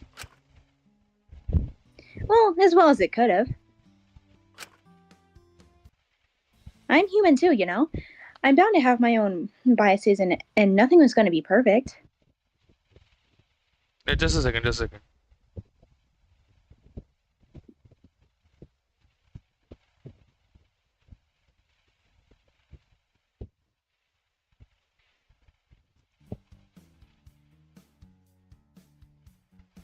Shinku moving mad. I cared a lot about everyone there. I wanted them all to be happy. Hmm. Okay. Of course, that caused a few issues sometimes, but a majority of the time, it was A-okay. Huh. You don't say.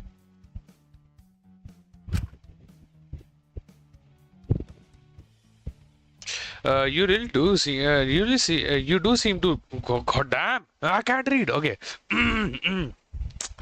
You do seem to really care. Okay, there we go. About everyone there. It's really sweet to see, honestly.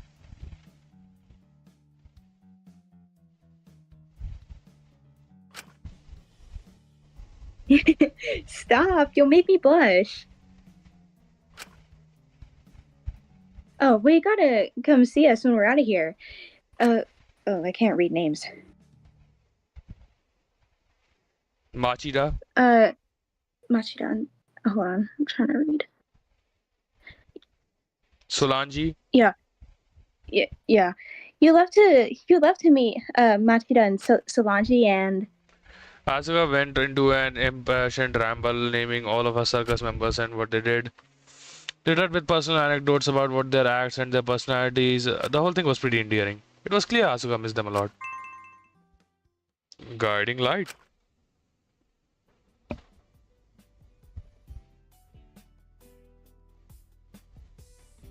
Ah, Asuka, what are you doing over here? oh, Shinku, check this place out. It seems to be where prisoners were allowed to phone home and stuff. Can we phone home? Unfortunately, all the phones are busted. Go figure. Damn. Sad face. Still, it's nice to think about calling home. Who do you reckon you call first? My publishers. I have a crazy new novel idea. Like, I gotta put you on to this shit, man. Publisher is where the first call is going. Absolutely. The grind never stops, by the way. Probably Aichi. I want to check he was doing okay after everything. Ah, that makes a lot of sense. You almost sound disappointed.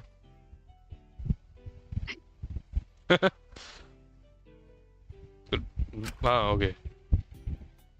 Things are probably pretty rough for you right now. It sucks to see someone you care about getting hurt. So if you need to talk or need anything at all, I'm here, alright? How about we have a chat to get your mind off of things? Hmm. I'd appreciate that a lot. Thank you, Sugi. Anytime, it's no trouble at all. I was fairly excited to hang out with Asuka again. They had much more insight on things than I'd anticipated.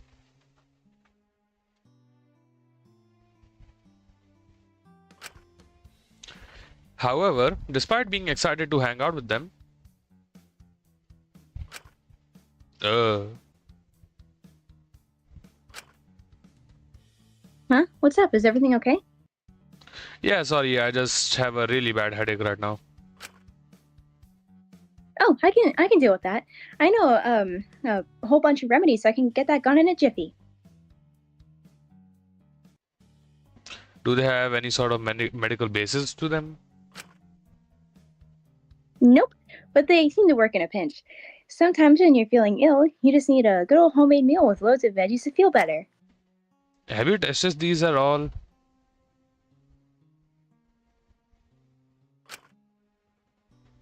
A whole bunch. I cooked for my whole troop, both regular meals and remedies. Damn, okay. Really? All of them?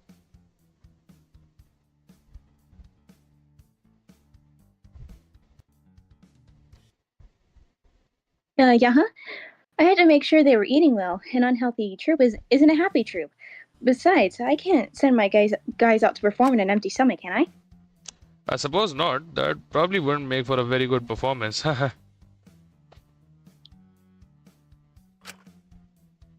Wait, did you just take care of them? Like feed them, handle the logistics, help them when sick? No, no, of course not. That was just stuff I did on top of my regular stuff in the performance. Performing and managing.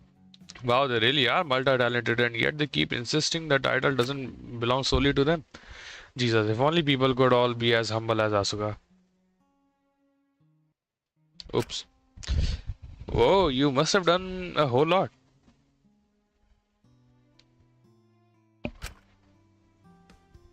Not really, honestly. My performing stuff was sort of lame compared to the fire breathers or more dangerous acts. She said Sometimes I was they said worried. tame, I'm pretty sure. Huh? They said tame, not lame, I'm pretty sure. Just making sure, you know. Oh, okay, okay. Sometimes I was worried I didn't quite pull my weight. I just did acrobatic and aerial tricks. Pretty basic stuff. It's just easy to make that stuff look impressive if you don't know how to do them.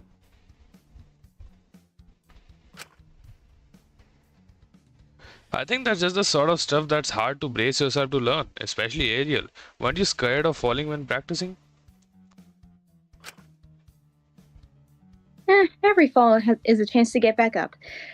Thanks to more dynamic shoots, I already had plenty of experience with aerials. I used to have to hold poses for ages. Yikes. I can still remember how much holding it made my joints hurt. Yuck. Hmm. More dynamic and active performances are way easier on my body. Plus, they get my blood pumping, help me feel free. So I'm grateful I got something useful out of modeling. If I didn't have those skills, I don't know what I would have done. I think my nerves would stop me before I even got a meter off the ground. I really don't know how you do it, man. Wait, are you really scared of heights? Why are you saying it like that? Also, why are you looking at me like that? A little. Oh, come on, it's not that scary. Realistically, what will happen if you fall? I'll die. All my bones will break.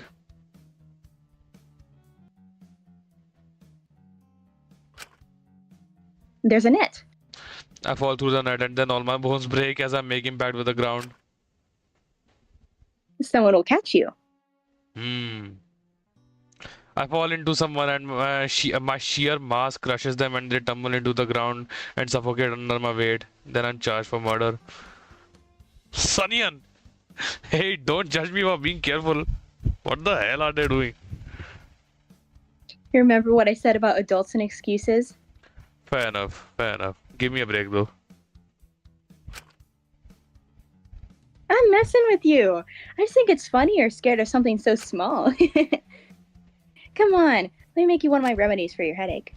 I really appreciate that actually. And then I could maybe see if there is somewhere here I could show off some of my moves to you. Just don't expect a full circus experience without my full troupe, okay? I don't mind. Just seeing you would be interesting enough. Geez, that's a lot of pressure. Hey, Shinku, if you really want a full circus experience, maybe you could try, hold on, I couldn't read that. Out a few moves after me. Absolutely not. Not even some gymnastics? I would break 4 bones doing a handstand. Unicycle riding? No, but I'd run someone over by accident. Okay, alright. Juggling? Fine, I'll try juggling. Just don't expect me to be good at it, okay? Oh, I've got the highest expectations. Let's get you that remedy, then it's showtime. Seriously, you'll run someone over with a unicycle. First of all, if someone is dying by getting run over by a unicycle, they don't deserve to have the BDA played. I'm sorry. Like, how did I get myself into this? I know for certain I'm going to drop the balls immediately. I'm going to look like such a loser.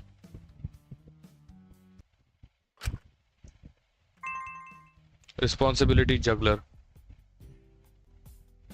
Yep, you were counting. Yeah, you were counting. Yeah, I know. You're counting. Girl be counting, you know what? We counting, am I right? Counting, am I right? You're so right. Girl, you go count that shit, yeah. Mm-mm-mm. Fellas, find yourself a girl who will count. I don't know what I'm saying. Hey, Azuka, there's just something I can't quite shake off, counting, am I right? What's up? Yeah, counting, you're so right. Yeah, exactly. It's funny I say that actually. No worries if you don't want to talk about it, but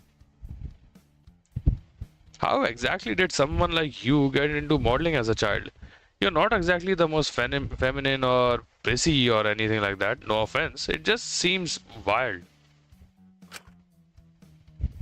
Yeah, it's pretty crazy, right? That's so crazy. I mean, come on, I don't really like all that girly stuff. I hate poopy skirts or stuff that restricts your movement, but someone thought it was a good idea. I heard poopy skirts and I'm like, yeah, you know what? Yeah, I'd hate that too.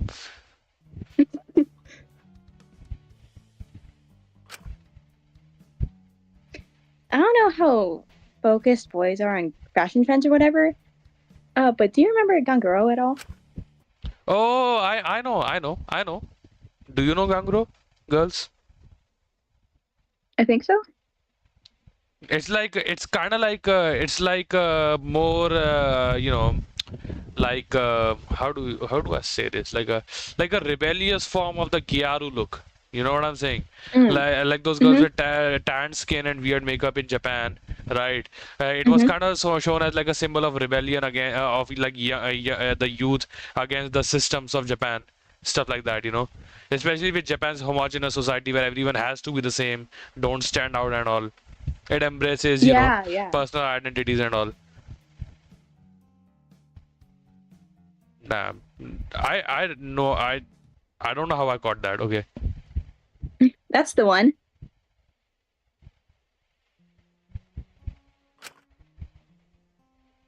Well, my mom was Haitian, and Japan wasn't all that kind to women who looked like her. I get that. I would think so, yeah.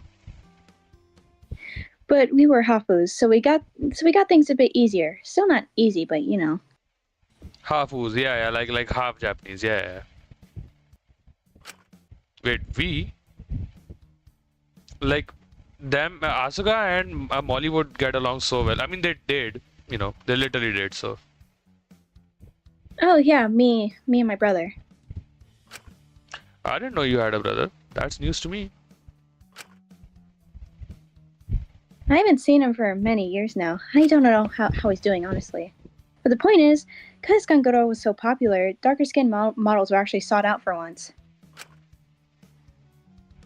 Ma didn't have many other opportunities at the time, so when people offered uh, to pay for me and my brother to do a few shoots, we jumped on it.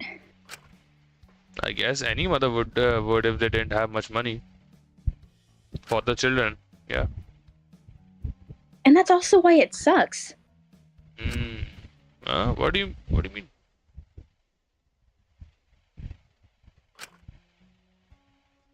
It was a bad situation to lump your kids into, no matter how you look at it. But I can't hate her for it. Because I see why she did it. I know it's the only option feasibly. It's just I really want to be more upset at her for it all, but I feel like that would be unfair. Mm. Sometimes I feel bitter about it because I think, well, I found a way to make money on my own. But I know I'm a pretty exceptional case. I know she tried her best. I just wish she could have done so without selling us out. I think everyone wishes their parents did things differently. Damn, that's such a good line. Yeah. I suppose so. I guess she didn't really know what we were getting into, or just turned a blind eye to it. Hold on, actually, hold on. Just give me 1 second. Why not start right now? Uh, new text document.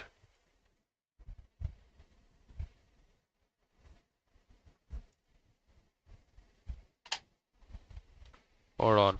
I'll just write these interesting, because I won't because obviously you cannot remember the entirety of the dialogues, right? That people Mm-hmm. say whenever we do make the analysis after chapter 3. So what does this man say? I think everyone wishes their parents did things differently. I think everyone wishes their par- parents did things differently. So what this will help is that by making these quotes, right? Mm-hmm. Liberty Act 4. Boom, there we go. So by saving these quotes, we can remember the general conversation that happened around it. So yeah,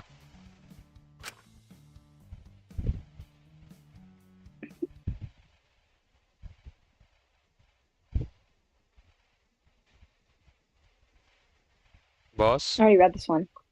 Oh shit, my fault. I forgot. Okay,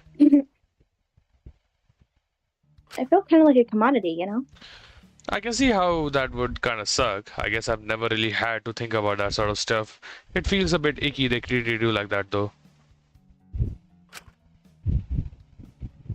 But I don't like to dwell on the negative. In the end, it all led me to where I was meant to be, the circus.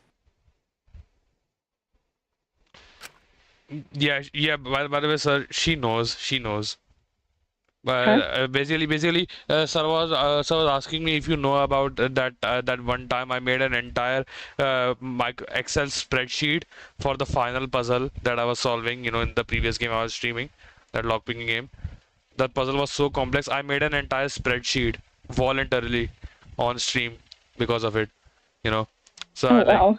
yeah, it says a lot about me actually. Okay. Maybe it's kinship in the end, getting shown off for how exotic we are. Uh, Only really the star of a show because they're a bit of a novelty. Then tossed aside when the public finds something else to latch onto. mm, hold on. Another thing.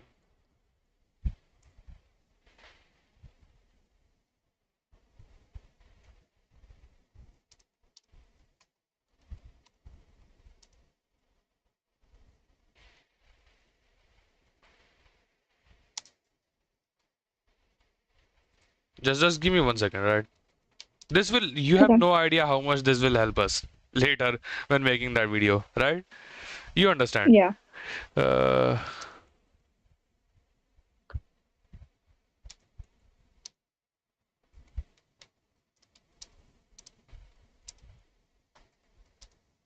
this part is mostly for my peace of mind. Some thoughts that I have as well.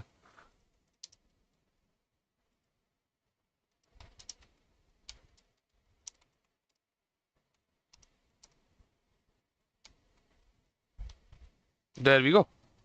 Boom.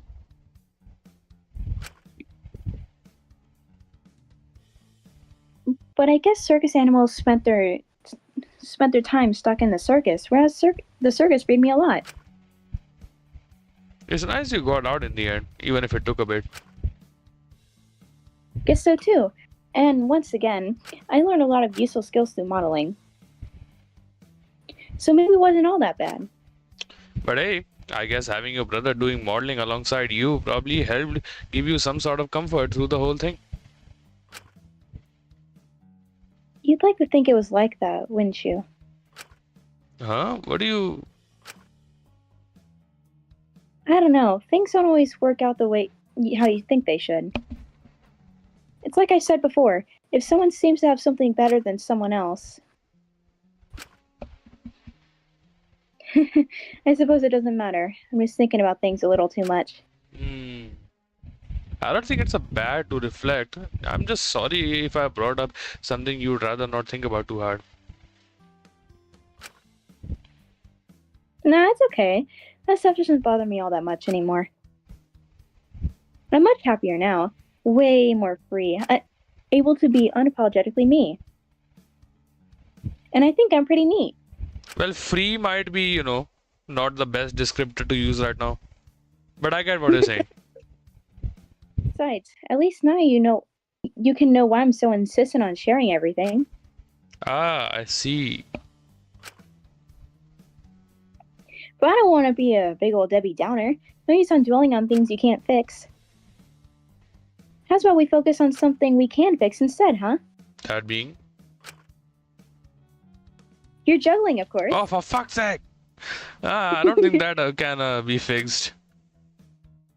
Oh, come on. Maybe this time we actually be able to catch something after throwing it up in the air. Nope, no way. I'm not doing that again, bro. But Shinku, I want to see them hit your face again. You're the worst. I hope you know that.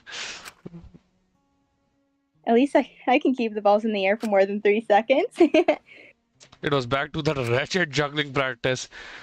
My face was flat at the end of it. I had so many balls that hit my face. No one will know. Whatever. I wouldn't even say it. The shit was on camera, anyways. There was unsurprisingly little improvement on my part. But I had a good time laughing with Asuka and forgetting about stuff for a bit. Still, I can't help but wonder what Asuka's relationship with their brother was like.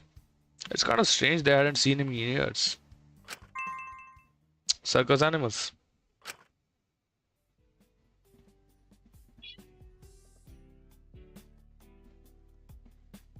Oh, Shinku, not feeling up to snooping through her stuff? I'm considering it still. It just feels a little wrong. Whose stuff? Hold on. Snooping through whose stuff? Yeah, Michael, yeah. Well, I understand if you don't wanna. I've seen that diary too. It's awful. Yeah, you get it, girl. You get it. I've got a bit till Taki's ready to bake, so if you'd like, we can always hang out instead. That sounds really nice, actually. I like that a lot. Great. I've been needing something to chatter with to make the day go faster anyway. Just 2 more. I'd wanted to talk to Asuka ever since our last conversation. I know they like to act like it didn't bother them at all that much, but their brother still seemed to be a bit of a sore spot for them. So maybe if I could show them they weren't alone, it would make them feel better about the whole situation.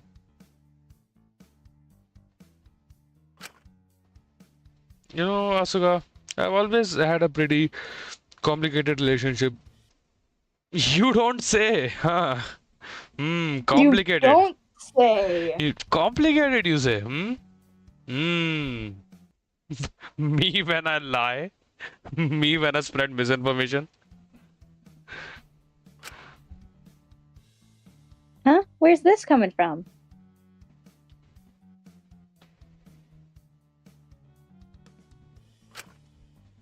I was just thinking about things, I suppose. I'm pretty sure my sister hates me, but I don't think that's the entirely hates or hated. Me when I lie on the internet.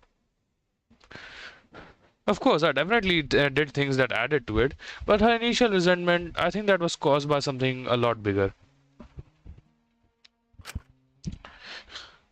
I think my parents wanted her to be just like me, and I think she realized as she got older that she really was nothing like that.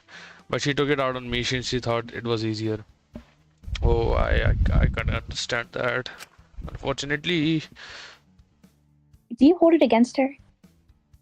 hold on, I gotta add something.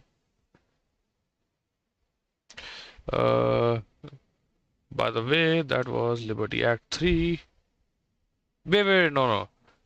This is the final one, right? This is the final one. Never mind. Okay. Uh, what was I gonna write about?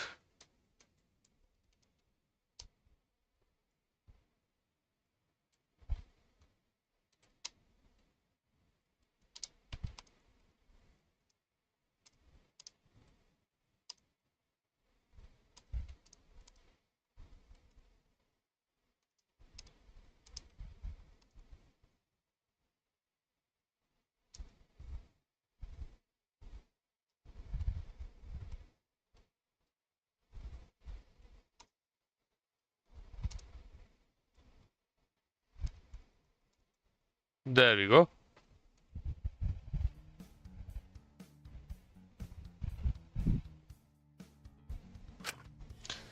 Not anymore. I think she's got a whole lot more to hold against me, honestly. But I wish I was closer with her. I feel like I hardly knew her near the end.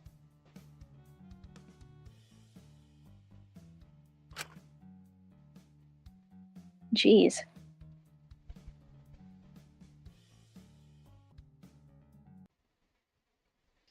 Well, I don't really hold any malice towards my brother either. I just hope he doesn't hold all that much against me, but I can't blame him if he does. Probably has more than enough reason to.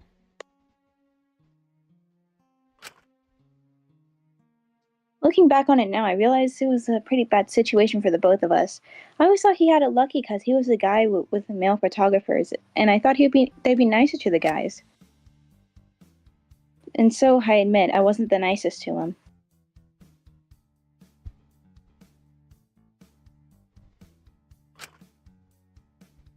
But hey, you make it up to your new sibling in the circus, don't you?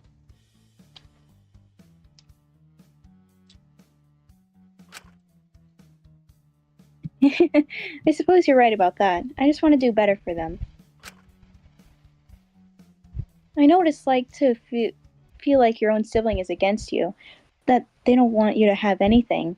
I don't want anyone in the circus to feel like that. I'm sorry if he made you feel like that. I don't blame him at all. If anything, he's got more reason to hate me. Why? You were just a kid? You were both in a bad situation?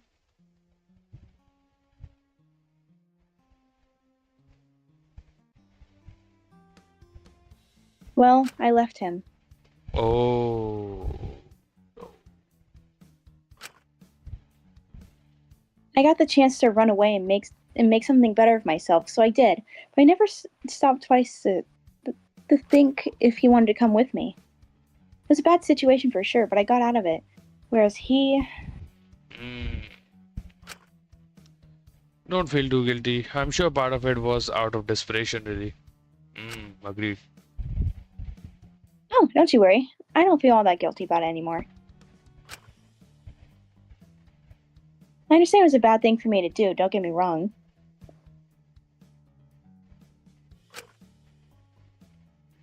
But you can't change the past, can you? Mm.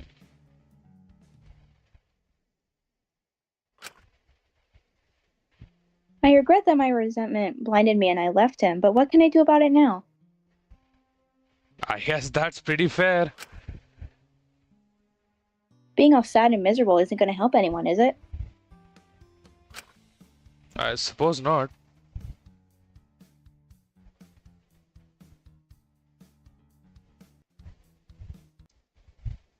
You just gotta keep moving forward with life. I've got a much bigger family now in the circus, and all I can do is take care of them and be a better sibling to them from now on. Gotta stay strong for them, don't I? What sort of ringleader would I be if I was all mopey all the time and constantly needed their support? You really are one of a kind, you know that, right?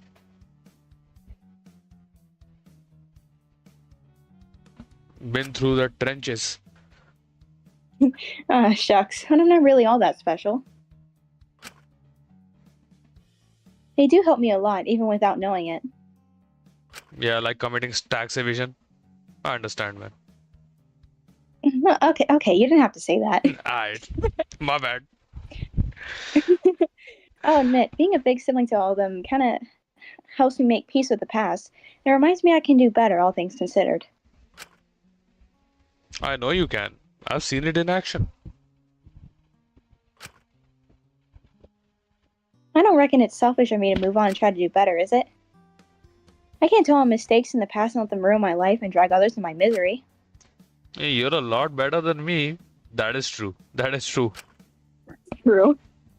Huh? What's that supposed to mean? You'll find out in like another chapter or so. Never mind. Oi, you better not be all self-deprecating and thinking you're all evil and bad or whatever for making human choices. Because if you are, Kutsuki, I'm gonna slap you silly. That's stupid. It's really not like that, girl. You know nothing.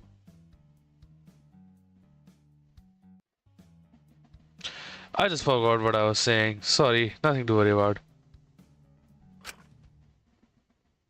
Well, if you say so.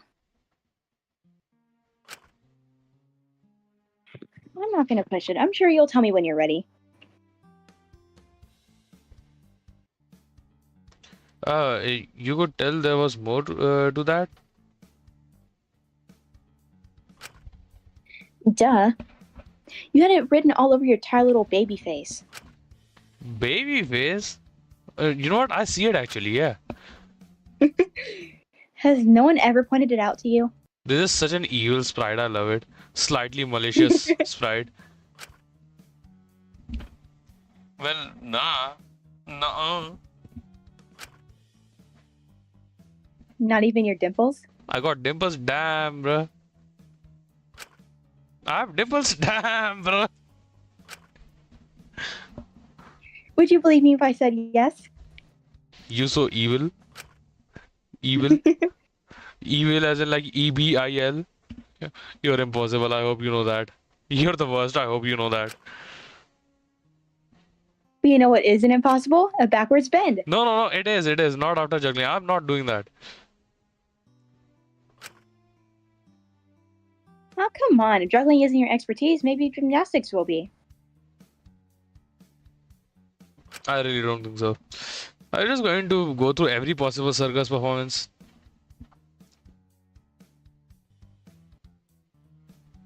Ooh, that's a good idea. How'd you feel about spinning plates? I think that's a bit much.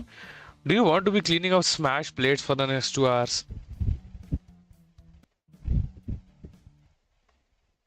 Well, you ought to be good at something. Maybe when you find your special talent, you can even join my circus. Girl, what I'm good at is writing. That's literally like the entire thing. Absolutely not a chance.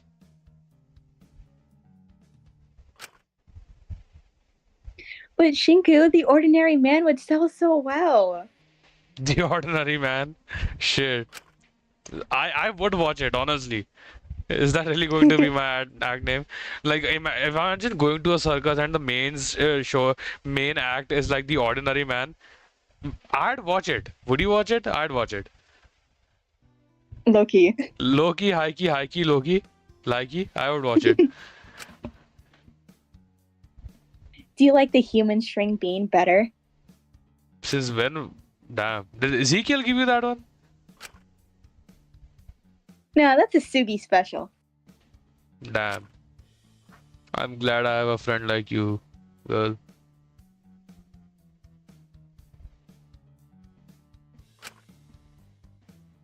Same to you. I felt a weird sense of solidarity with Asuka.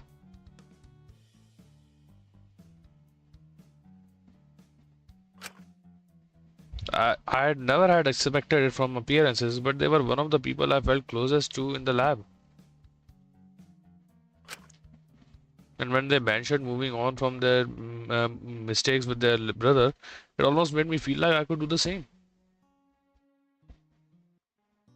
Although I don't think that's possible. After all, I'm not a child anymore. I'm an adult, a child with no excuses left. No excuses. Ooh, nice. Okay, another one bites the dust. Two more left. Honestly, I'd say we are doing a lot better energy-wise than I thought. We are halfway through. What do you think? Yeah, yeah. All right. We'll be taking another break, and again, only 5 minutes, and after that, we'll continue right back.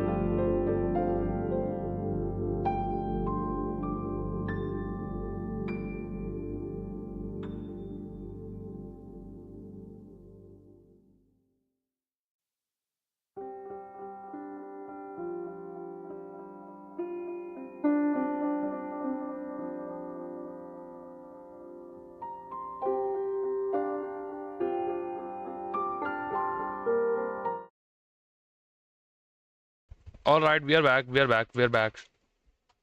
Uh, let's begin.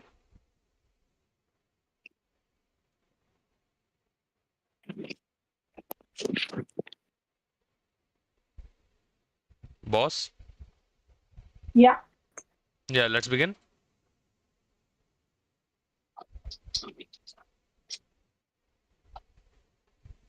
Hmm? Okay.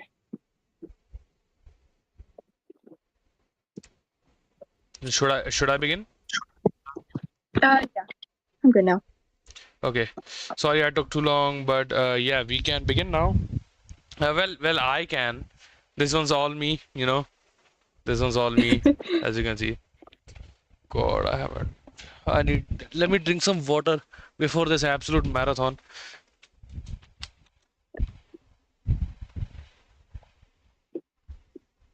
Hmm. Okay. Okay. Let's continue. Hmm. What's up, kid? What are you doing here? Hold on.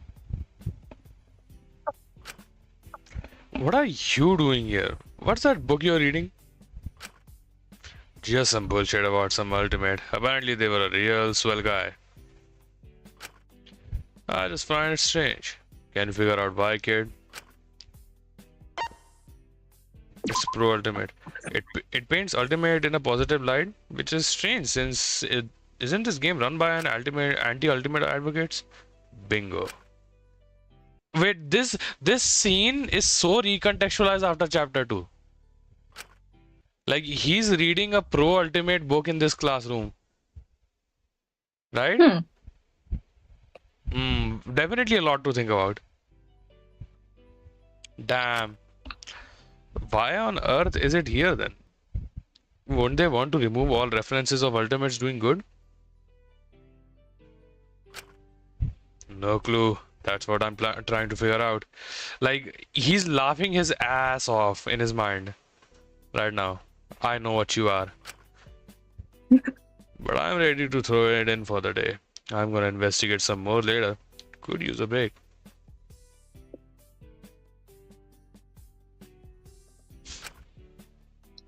Could use some company though. What do you say, kid?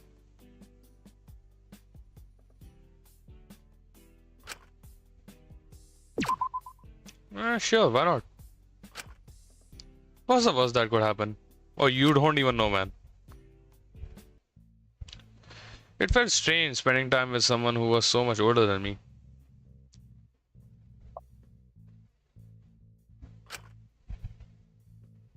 But despite his alcoholism, Fu had always seemingly seemed fairly amiable with most of us. It was very clear that he served himself first before anyone else. To be honest, though, I wasn't sure what we could talk about. That was until, hey kid, what's the plot?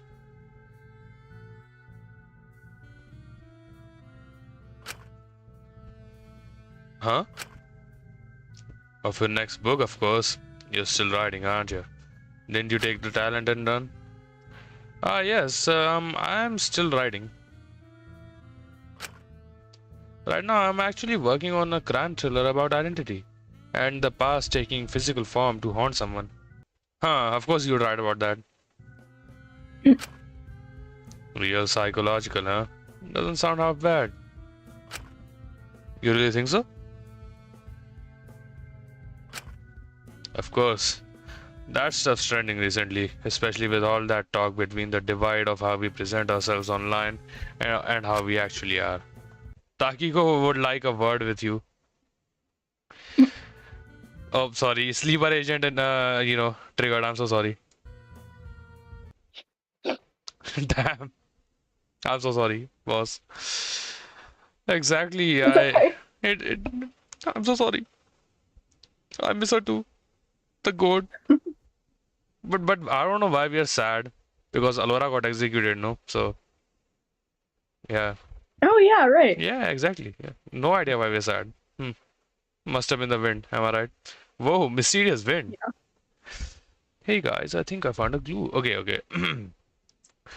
Exactly. I want to examine the dichotomy and dissonance between someone's public identity and private identity, and how these identities are compromised in the face of past adversities re-emerging. We need to watch Perfect Blue. I'm so sorry. Like, Perfect Blue is one of the greatest films ever made. I'm just saying.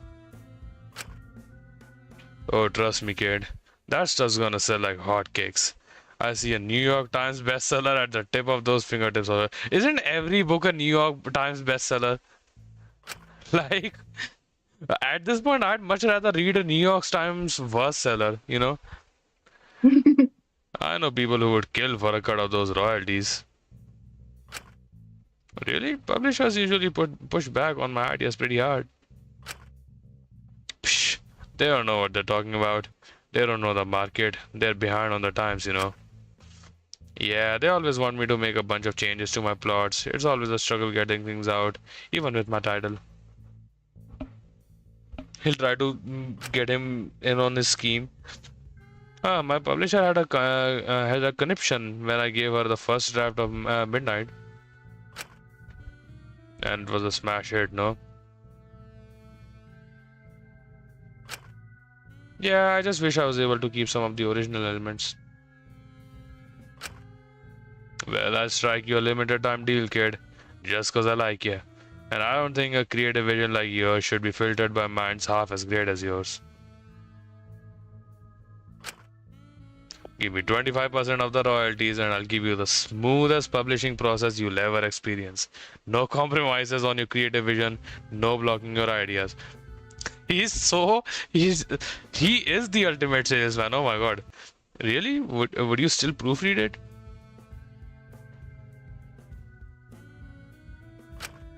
Absolutely. Not a typo would be left at the end. That's a full guarantee. At this point I don't know. So what do you say, kid? Deal or no deal? I don't know. Do you have much experience publishing? Here or there. But there's not a skill set old Wang can learn. Trust me, I only want the best for my clients. If I want to help sell your product, it's cause I got full faith in it and I want to see it succeed. Man! Man, I know you. Man, cut that shit out. And if I gotta sink blood, sweat, and tears into making sure that happens, then it's just business. Hell, kid, if you sign now, I'll strike you with a 2-for-1 deal. Not only will I publish your magnum opus, but I'll even act as your consultant while we are still in the prison for only 15% for only a 15% increase in royalties. You'll be a fool not to take that offer. He is so spammed and coded, it's not even funny. Or maybe I'm the fool for offering them so low. Maybe I should reconsider. No, I'll take. That sounds wonderful. Thank you so much, man. That would be amazing. Damn, bro made a deal with the devil. No, Shinku, no. No, Come Shinku. back! Come No, back! you know, like Hank, like Walter White screaming from the car. You know, Hank is like, Shinku, no, don't take that deal, Shinku, no. It's like watching the intro to Cuphead, if you've seen it. No. A deal's a deal. Let's shake on it, kid. You're not gonna regret this. This is the best decision you've made. He shook my hand, letting out a small chuckle. Trust me, with my help publishing and your creative vision, we'll have a hit on our hands. No ifs or buts about it. And hey, you even got yourself a consultant. Pretty handy, no? I know you are so multi-talented. He's not. He's not. He's capping. He's straight capping. Oh my god. I feel bad for him.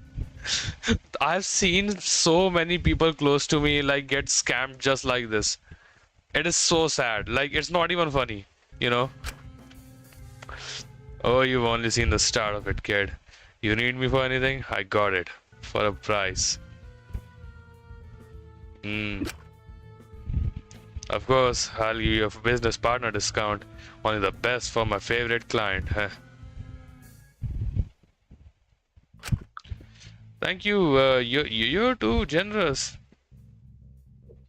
Hank! Don't take that deal, Hank! Oh, don't you know it? Anyways, I'll leave you to get that first draft pumped out. I'm expecting big things. I won't let you down. You better not. I'm only getting 40% of royalties. I'm practically giving you my services for free here, kid. Wait, 40%? I'd really agreed to that. That's criminal. That's such a big portion. Did I just get scammed? Shit. He got him. He got us. He got us. Shit. He got us, man. I mean, he did agree to publish it and be my consultant in the prison. But what would I even need to consult someone like Fu for, anyways? Anyways, I got some numbers to run, so I'll check in on you soon. You get cracking out your ideas. Sure, it'll be criminally good.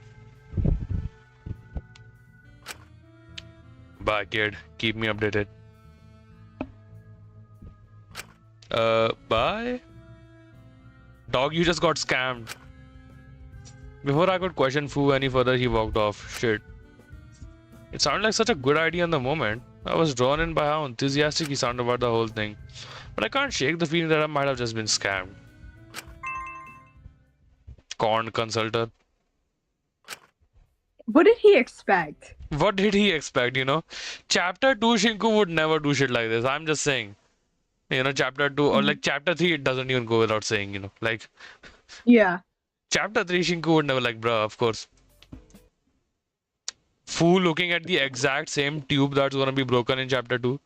Like, Oh my god. foreshadowing runs in this man's blood. Hey kid, check out these messed up creatures. You know, one of them will be on the floor someday. Why are you just staring at them? They creep me out. Trying to figure out what they are. I've definitely seen worse before. Question it, do not question it. What are you, kid? A fed? I'm just curious.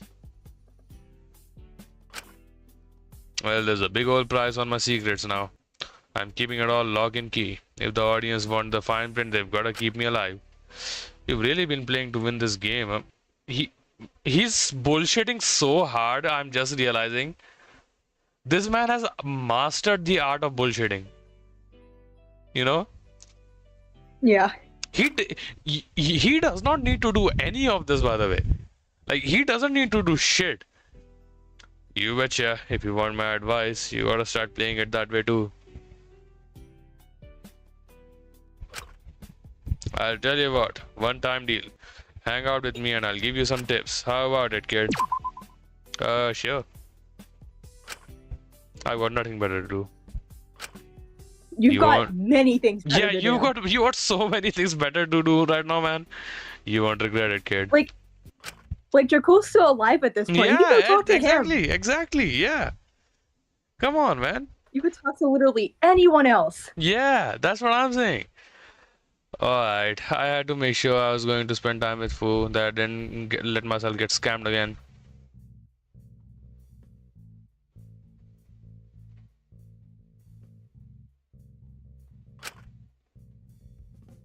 I couldn't let myself be fooled by smooth talking or deals or any of it.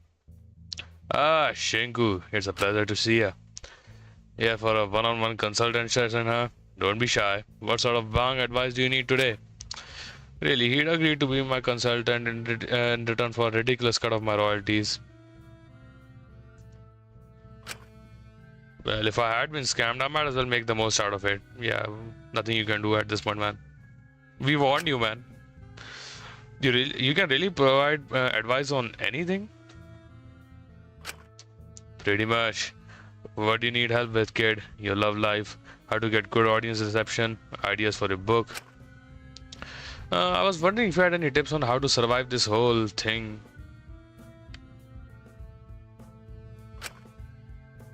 I couldn't guarantee it would be good advice, but I figured if anyone here had experienced something similar to this before, it would be him. Oh, you have no idea. You have no idea. But as I said that, he erupted into laughter.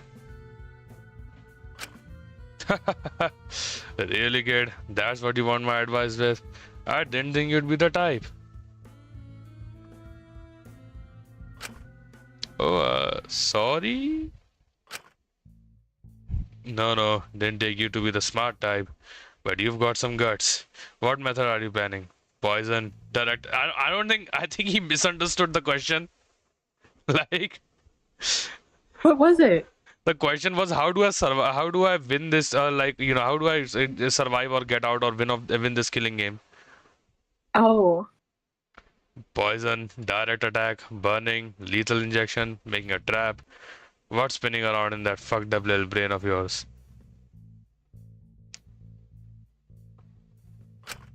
Wait, did you think I was asking you to how to... No, no, no, no, no. I meant general survival, man. Oh, damn. Oh yeah, I can help you out with that too. Thank you. Was he really that willing to give out murder tips? How was he even aware of how to get away with murder?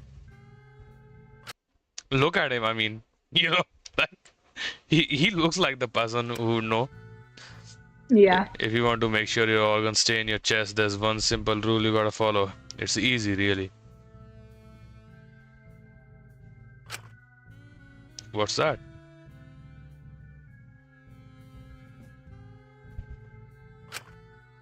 Well, it's just as my mother used to say, be prepared to chamber and clamber over others to reach the top. Mm-mm-mm. Put yourself first, no matter what. You're all you can trust. If you've got to screw over others for the sake of your own safety, do it.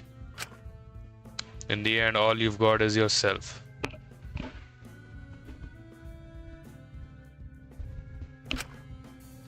What sort of mother would teach their child that? That's some inspiring insight from your mother. Oh, she was wonderful. Trust me, kid, they don't make women like her anymore. I learned everything I know from her. But you know, kid, there's a reason I became an ultimate and she didn't. She was smart, don't get me wrong, but she never knew how to adapt her philosophy like I could. Adapt? I knew how to play the social game. She didn't. We both were willing to screw over people easy, but I knew how to make the collateral lesson.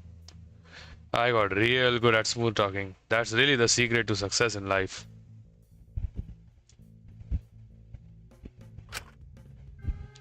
It's crazy how much power words have. I'm sure you know, being an author and all. Yeah, you can manipulate a reader's perspective with just a few subtle changes in a sentence. Bingo. So apply that to people, get all buddy buddy with them, make it seem like you really don't want to screw them over, but you gotta. Them's the bricks. And they won't be half as pissed off about being kicked into shit. Oh wait, I just realized. That's exactly the tactic he used against Takiko to get her to kill. You know? Really? Imagine, you know when like Takiko was like, just get this over with for Foo's there, and Foo's like, nah, I can't. You know, like the girls like you get absolutely brutalized in this cruel world. Remember when he was going off about that? Yeah, yeah. And with now context and with this, the context of this too, he basically here what he's saying is that like you gotta treat people as if like it is a real shame and like a real tragedy that they are about to get fucked over, you know and then Mhm. when it does happen, or like when it is about to happen, they don't question it nearly as much as they should. He was the one who gave the tape, and that's why doing that allowed allowed his own image in Takiko's mind to soften up just enough so that he can actually give Maiko's secret to Takiko. He can actually, he can actually allow Takiko to steal the tapes, you know, almost, I think, like Mhm. voluntarily. He probably knew, it was all manipulation from like Damn. looking like just a father who wants to protect his daughter, you know to having that pseudo breakdown in front of her and stuff like that, to the tea ceremony and all, the good, and it's like a good cop bad cop situation. Damn. Shit.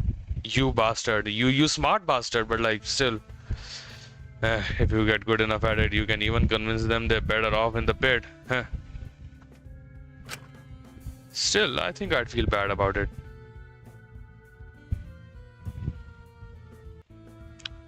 Don't. They do the same if they were half as smart as you. Better to kick down others than to be kicked down yourself. I couldn't do it. No way. Well, I don't know what to tell you, kid. But if you want my advice in this situation, but ain't prepared to be smart about it, give the audience a good show. That's my advice. I see. Of course, he'd know all about that, you know. The people behind this are hypocrites. They don't really give a shit about punishing us or whatever they're spewing to feel good about themselves. Oh, damn. Bro called himself out. So give them a good show, become a fan favorite, make things interesting, and they'll keep you around. Can't kill off your star after all. One of the biggest marketing fumbles you can make. Right, I just don't really know what exactly I can do to be entertaining. God, for an author, you're not all that creative, are you, kid? Aren't you the one who endorsed my book? Yeah, and you better start showing me some drafts since I'm starting to lose faith here. Right, you'll have a draft soon. I'm just saving all my brain power for the book. I can't really focus on anything else right now. That's why I can't think of ideas to be entertaining. Right. If that's the case, I'll do you a solid and work overtime. Limited time offer, kid. You should feel lucky I'm stretching myself so thin here. But I don't mind giving my favorite client some extravagant advice. I can shoot you a few ideas. Right, thank you, Fu. My pleasure. It's just business. Fu spent some time educating me on how to be entertaining. I can't say many of his ideas sound all that appealing. I believe me and him had a few creative differences. All of his ideas involved compromising my own morality, something I was adamant I wouldn't do. Bro, you wrote Midnight. I couldn't really tell he was helping me or trying to push me into screwing myself over. Avaricious adaptation.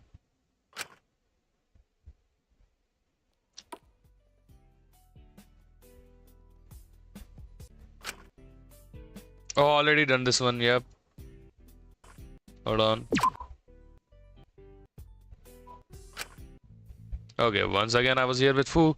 His advice was certainly questionable, but I knew it was best to get the most out of him. Besides, through his advice, I could get some more insight on him and get a better read on who Fu was and what exactly he was capable of. You back for more advice, kid? Oh yeah, I suppose so. How's the book coming along? Nice and smooth, I hope. Got big expectations, kid. Oh, you know, it's coming. I'm just worried. Hold on.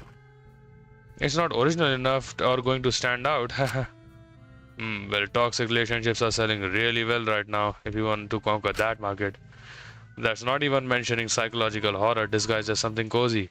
That's such a good niche. Damn, he knows his shit. I love it so much.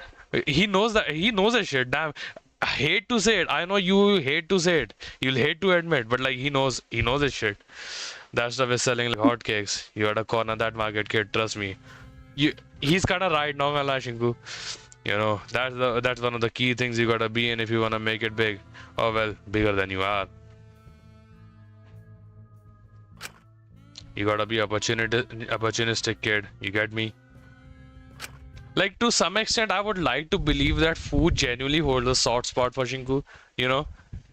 Like, Yeah. for no reason particular. I just feel like it would, fit his character a lot. I suppose it does make sense. I just don't want to compromise my vision to hop onto a bandwagon of what's trendy. Man, you gotta read that webtoon. What's that webtoon called? Everything is Fine. Yeah, you should read that someday. It's really good. I haven't finished it. I'm reading it right now. I get that, I get that. I feel you, but trust me, kid. Take every opportunity you're given.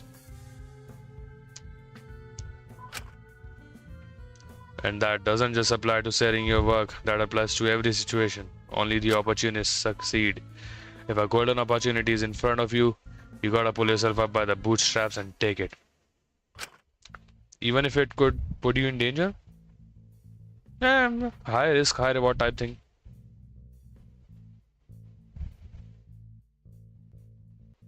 Absolutely. The costs outweigh the losses. Who cares what the consequences are in the moment? You can deal with them later. Hell, if all works out, you'll be too rich to even worry about consequences. If, again, quote unquote, that's a big if, bro chacho. If all works out, you know? Life doesn't give you opportunities just for you to ignore them. And hey, who knows when you'll get presented with your next chance of success? You just gotta seize your shot when you get it.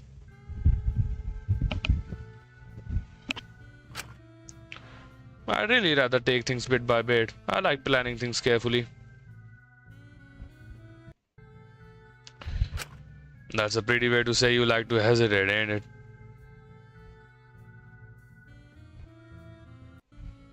Kid, you gotta put your fears behind you and take what you can. Hell, if it weren't for me taking a certain opportunity, I would be. Hold on. I would have been half as successful. Hell, I wouldn't even be an ultimate. You only got your talent through a lucky break? Oh, come on, kid. I wouldn't call it that. I'd call it a unique opportunity. I wonder what that opportunity was. If I didn't have the guts to take it at that moment, even when my life was on the line, then I'd still be scrounging around at the bottom line. It's just how business works, kid. Bro is an Usogui character. Well, I'm glad you're still proud of your talent.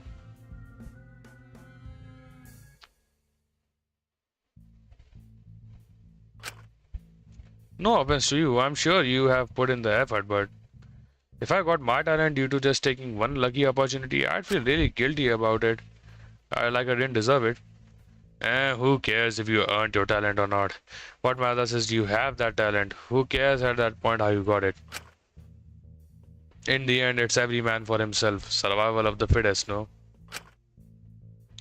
Every guy shoots his shot, grabs onto what they can, does what they gotta do to survive. It's only those who are willing to put it all on the line who are able to climb the string out of hold on, the string out of hell and into financial prosperity. And you can only do so by kicking down other souls trying to steal your goddamn string. That's the truth of it, kid. But I guess you're much too young to know better. I'm giving you this advice free of charge, so it doesn't come as that much of a shock later in life. Uh, Thank you. But I think as long as I continue on the path I am, then I should be fine. Are you happy where you are in life now? Don't you ever think you could do better than this? Don't you want to be more than an ultimate?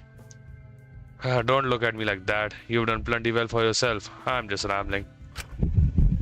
We've both done what we had to do to earn our titles. The fine print doesn't. Hold on. The fine print doesn't matter, does it? Work smarter, not harder. What does your daughter think about that? Uh, who seemed to pause for a second, looking away and letting out a small laugh. I don't reckon she thinks about me a whole lot. I miss my wife, Shinku. I miss her a lot. Well, let's get back to what really matters here. Those drafts. I've been excited to get my hands on them. You better not let me down. Right. Let me just get them. I spent the next few hours showing Fu my drafts. He was pretty hands-off with changes to them. Despite his laid-back attitude about the whole deal, he did seem to pick up a lot of the little details about the draft, scouring them for subtext and any information he could find that would tell him about me. I think he didn't entirely just get his talent solely from a lucky opportunity with how meticulous he was. Or maybe I was just his next opportunity. Bigger than the sky.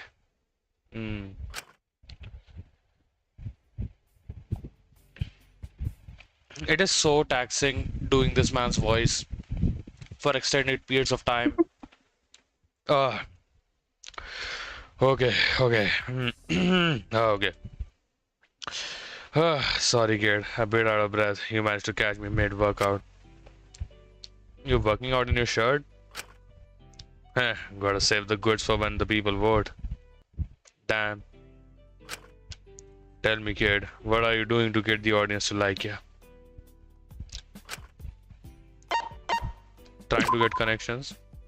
I figure if I've got all sorts of connections people are attached to, they'll be less likely to kill me off. Basic but effective.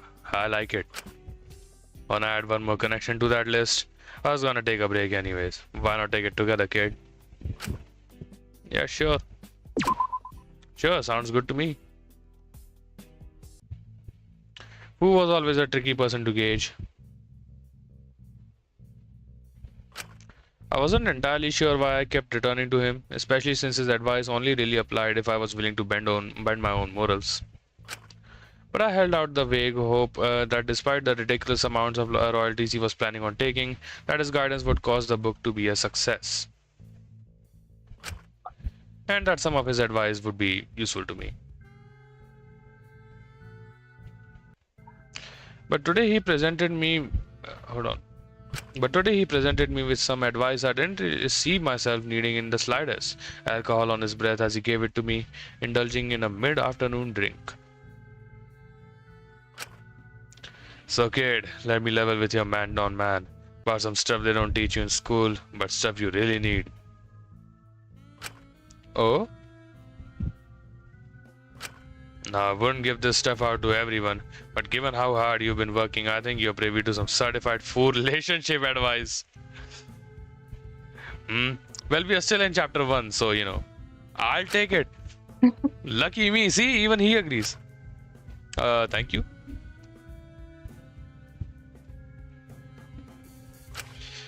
Don't mention it. A kid like you, unwise to the way the world works, who's yet to have your heart broken, could do with it. He's about to have his heart broken, don't worry, man. I mean, he knows. Fu actually knows, probably.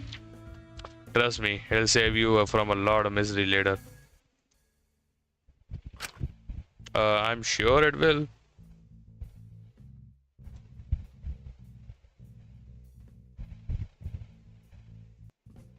Let me tell you about a buddy of mine.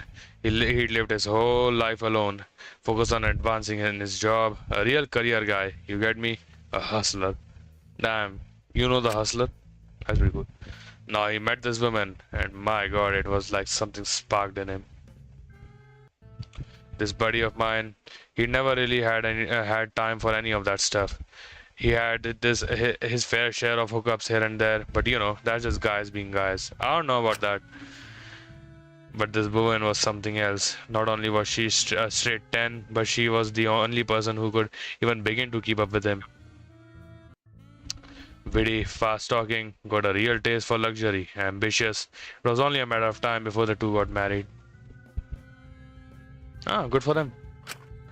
And my god, my buddy loved it. The two of them kept on constantly trying to one-up each other, make things exciting. You can't let relationships get dull, You just gotta keep spicing things up. Yeah, but I imagine it's hard to keep doing more and more extravagant things. You gotta hit a wall at some point. Nah, that wasn't the issue. You'd think it was, but I reckon I could have kept raising that bar forever. You mean your buddy, right? Bro is not slick.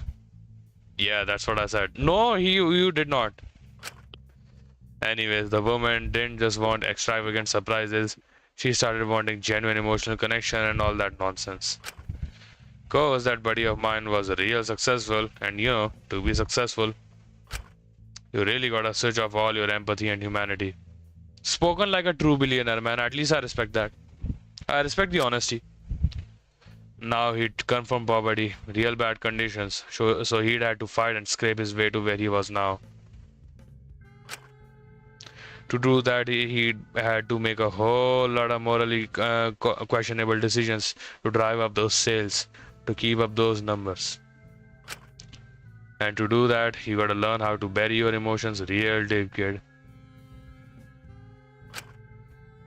So don't you think it's unreasonable for that broad to expect full emotional investment from someone who sacrifices humanity to get them in a comfortable position? I don't think it's entirely unreasonable. It would be pretty sad to be in a relationship with someone where you couldn't talk to them about your worries. I don't know. I just hope they could give me the bare minimum amount of empathy or connection when I needed it. Well, it's just business. I don't know what to tell you, kid. You can't turn off an animal's survival instinct. In fact, if an animal is born with none, they just die. God, my throat hurts. And if my buddy there switched off his survival instinct, he could lo he could lose everything he'd built up to that point. And if it all crashed, then were all the awful things he did for nothing. Well, maybe he shouldn't have done those things in the first place. Maybe he didn't have a choice, kid. That's the reality of it.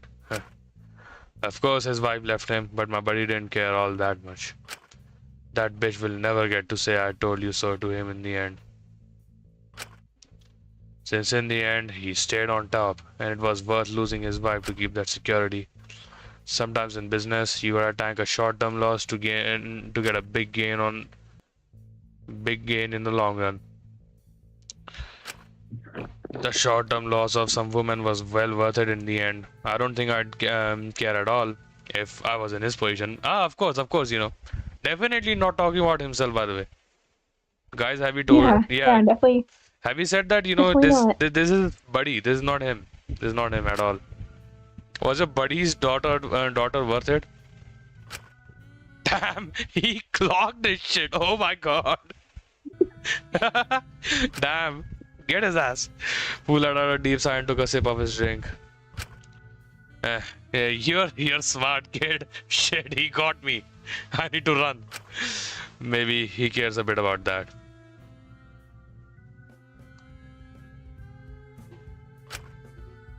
You could still fix things. What do you mean? I'm talking about my buddy over here. Nah, it's better I'm not in her life. I've chosen the world I'm gonna live in, and it's not one for her. Point is, kid, sometimes you gotta change yourself to stay on top. This actually gives me a really interesting thought.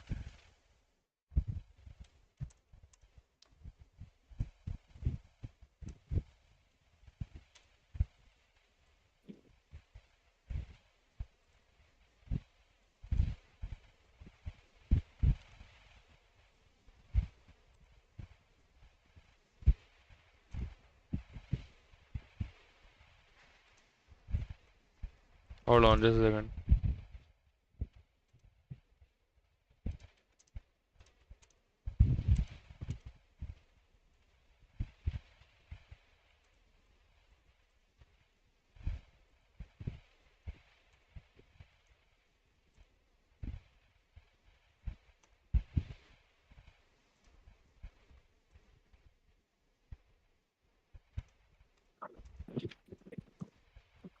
I'm not gonna spoil this for the audience, but am I cooking?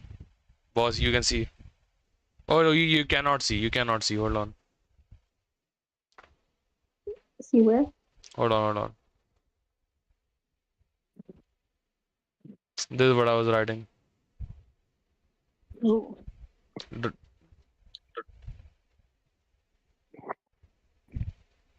Oh, okay. Am I cooking or not? You're cooking. You're cooking. Yeah, I'm definitely cooking. Don't worry, guys. Like in a few months, there when we drop an analysis on Foo, we will. Honestly, actually, no. I think we should only do analysis for now on the characters that have died. So we can get it done because the game is not finished, right? So we have more to see from these characters. So yeah, and sometimes that change means you're not exactly relationship material, and that's okay. Relationships are annoying anyways. They just cause problems. It's better you learn that early on before you delude yourself into think otherwise. Right, I'll keep that in mind. Come, join me for a drink. I've got some other advice to dish out. Take it from me, kid. I've made every mistake in the book, so you don't gotta. I can believe that. I can believe that. I'm just real generous like that. Always plotting something. I'm sure you are, man. I sat and drank with Fu for a little bit. He seemed a bit tipsy today. He gave me a lot of other advice, a lot of it more down to earth. It really felt like he'd experienced everything, but it felt like he'd done it alone. Damn. Unable to stop halfway on the mountain and rest with others for a moment. Instead, relentlessly climbing to the top, unable to look back at those he'd left behind. Or perhaps unable to face what he'd done to continue his relentless ascension. The price you pay.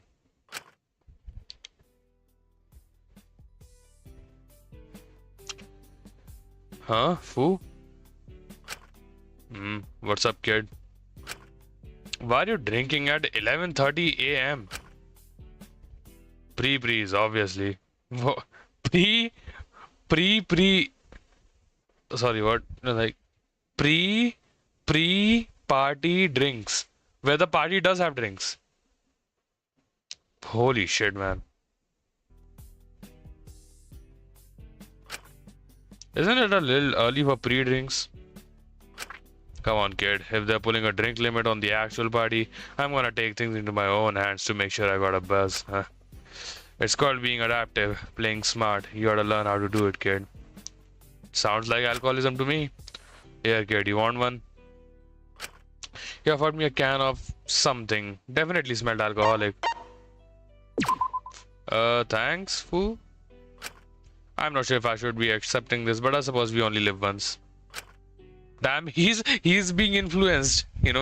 Fu is a bad influence on this man.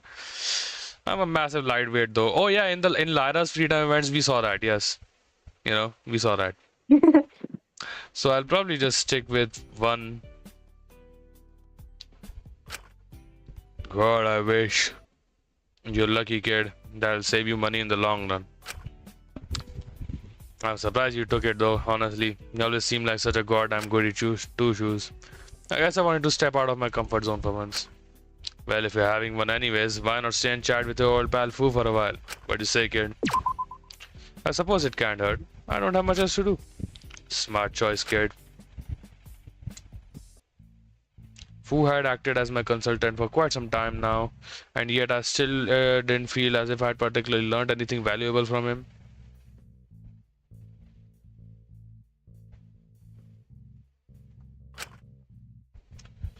10 minutes left. I suppose he was probably giving me some useful tips. I just didn't really have the heart to follow through half the things he suggested me. I guess it was fitting he called me kid with how much he saw me as a scared child. Oh my god. Oh, kid. Huh? Is everything okay?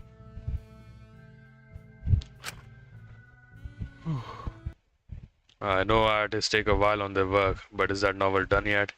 We've not got much else to focus on here, do we? It's not quite done yet. Honestly, I've had a bit of a dip in motivation recently. Figured. He let out a sigh. If you're still struggling, kid, maybe you should pivot your focus to a different idea for a bit. If you wanna take my advice, might as well benefit from the situation here.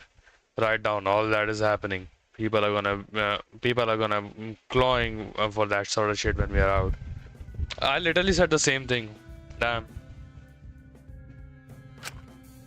Nothing sells better than shock and violence after all.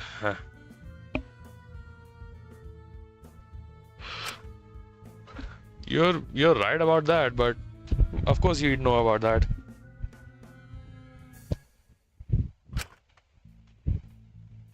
I don't know how I'd feel about profiting off of that from an ethical standpoint. Besides, it would make me a bit of a hypocrite. No better than the people who run this place. Since then, I'd be doing the same thing as them, selling other people's misery and trauma and for entertainment. You think that's all they're doing? I feel like this is a very important scene. I feel like we need to log in for this. Of course, don't you?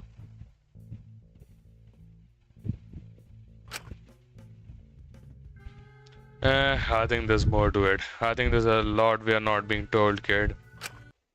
Ooh, that's interesting. You really think so? He paused for a moment, leaving us both in silence. He turned away and let out a low chuckle, his demeanor switching slightly.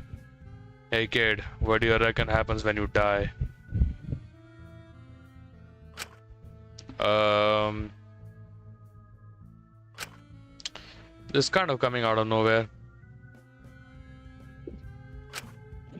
My mother always told me spirits linger after death, guarding their family and looking out for them.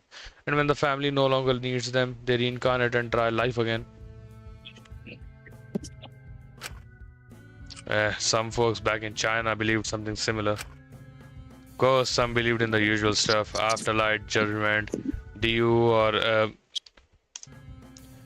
DU or some sort of heavenly realm.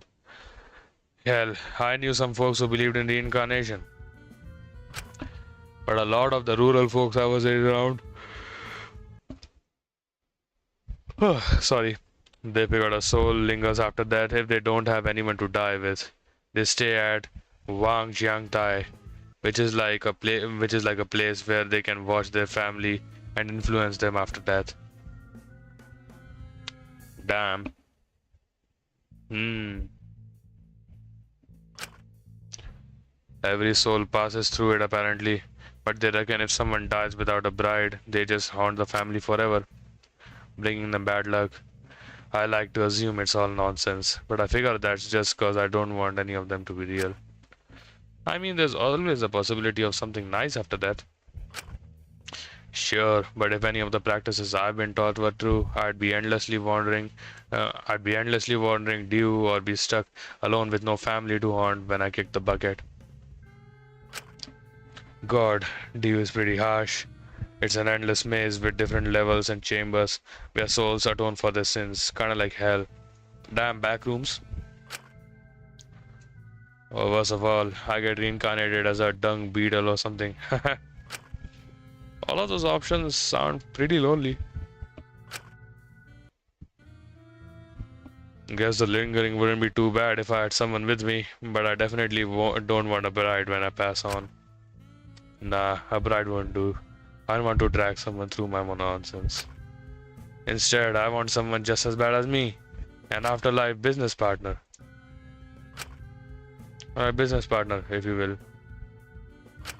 That's quite a novel idea. We could make each other miserable for eternity and not feel an ounce of guilt about it. And hey, most folks believe you keep your earthly possessions when you pass. So even if we torture each other for eternity, god damn we'd be rich. Who needs you when you've got a fellow egotistical maniac to rot with? I don't know, it still doesn't sound much better, just less lonely. Sometimes all you need in life is entertainment. Besides, kid, none of that is real anyways, just fun to think about. It's not like I'm asking you to join me as a lingering spirit, haha. Can you imagine that? You and me, kid, playing ghost poker for centuries on end? That'd be crazy. You'd have me submitting drafts even after death, I think. Yeah, but it won't work out. You'd never bite back or make it difficult. I don't think I'd want to be stuck with someone that doesn't challenge me.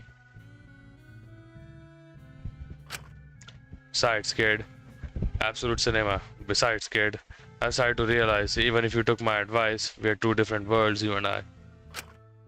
Well, yes, we are quite different. You don't got drive like me. You'd fuck things up early on. You're too kind, kid. It's gonna be to your detriment, trust me. The world could crush you and you'd be the one apologizing. And you can lend a horse to water. You can lead a horse to water, but you can't make it drink.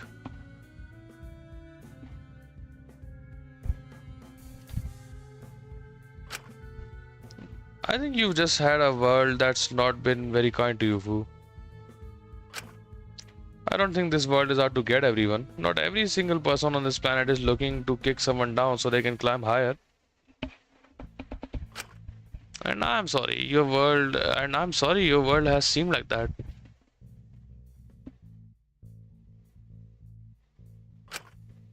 He blinked at me for a moment before erupting into laughter.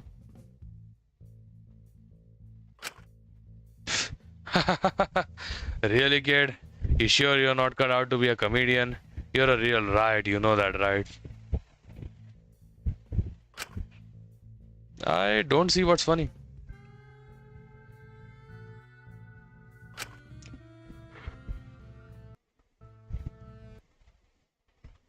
You really think you can say some kind of little words and suddenly my whole view would be changed?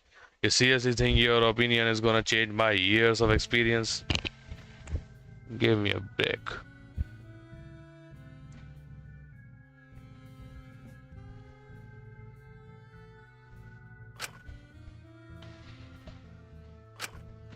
See, this is why I like you, kid. You're always a laugh. Definitely not death partner material, but you're gonna be in my books for a while. I just don't get why you'd want to spend eternity with someone that frustrates you. I don't care if someone else is unreasonable, morally bankrupt, as long as they're at the top with me. I just want to have someone in my life and know that we fully deserve each other. Huh. But that stuff doesn't concern you, kid. Right, sorry, I forgot we were talking about the book. I'm really sorry it's not finished yet. Usually I drop a client and ask for severance if they fail to provide the product they promised. But I like you, kid. I'll give you as long as you need. Take it as a friends and family benefit. Oh, thank you. That really considerate. Don't mention it.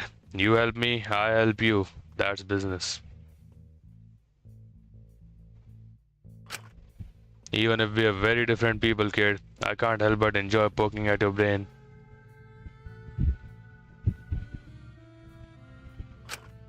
So, no matter what, Shinku, book deal is still on. You don't got a choice about it.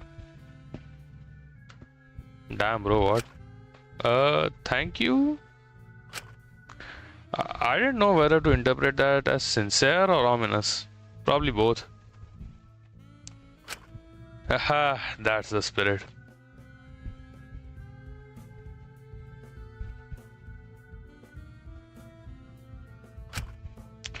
Fu and I spent some time talking more about our beliefs. It was interesting learning about Chinese practices even though Fu didn't seem to believe in them. I couldn't help but wonder if he rejected religious and folk beliefs so strongly because he knew that if they were real, he'd get the worst possible punishment. Or if there was something more to it.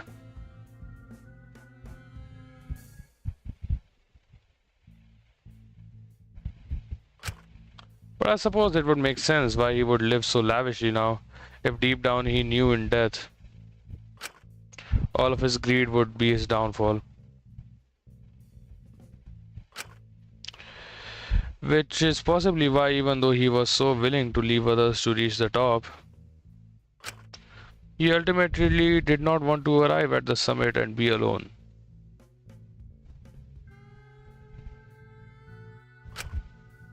He wanted to be there with someone whose hiking boots were also stained a deep red. So he could know he wasn't the only person foolish enough to pay such a price for success.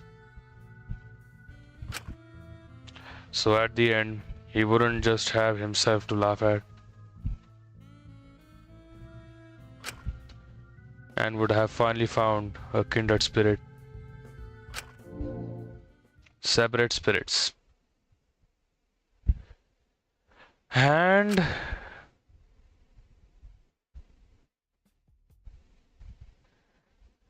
And I am done. Boss, are you still alive? No. Yeah, that's right, ain't it? Kill me.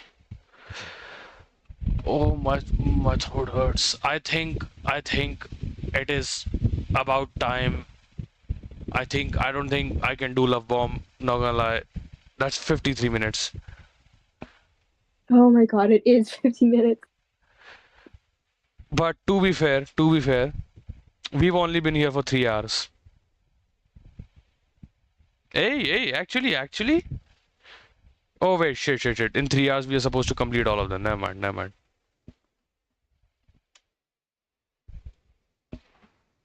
I'd say 3 hours is fine. I'd say this much is fine, right? You have no idea how much my throat hurts right now, by the way. No one does.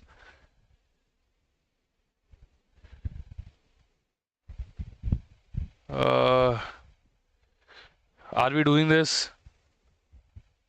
I don't know. Or chapter 3? Huh? Or chapter 3, maybe? Chapter 3. Chapter 3. All the energy slowly Chapter returning. 3. Chapter 3, let's go! Chapter 3! Chapter 3! Yeah! Oh, finally. Okay. Damn. Hmm. Okay, we can do chapter 3, right? But after a little break, after another break, we'll be right back, y'all.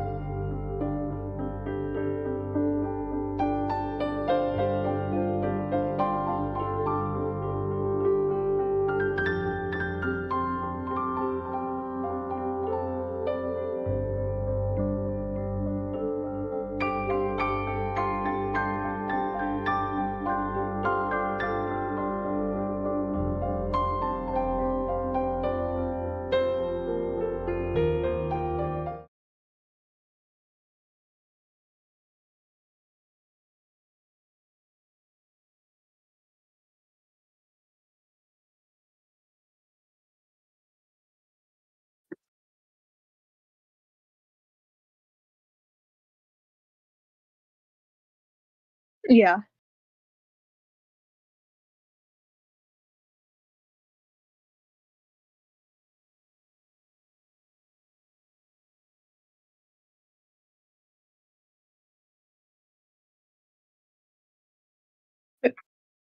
Are you sure you have the right version for chapter 3?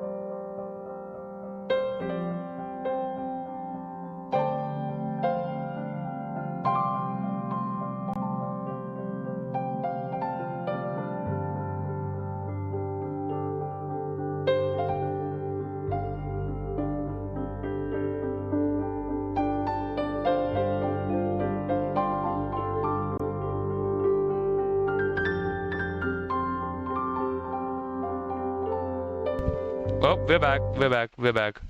We are back. Y'all just don't worry about it. Don't worry about it. Right? Uh, we are almost done. I have downloaded chapter 3. That was an older build, you know. But yeah, hold on.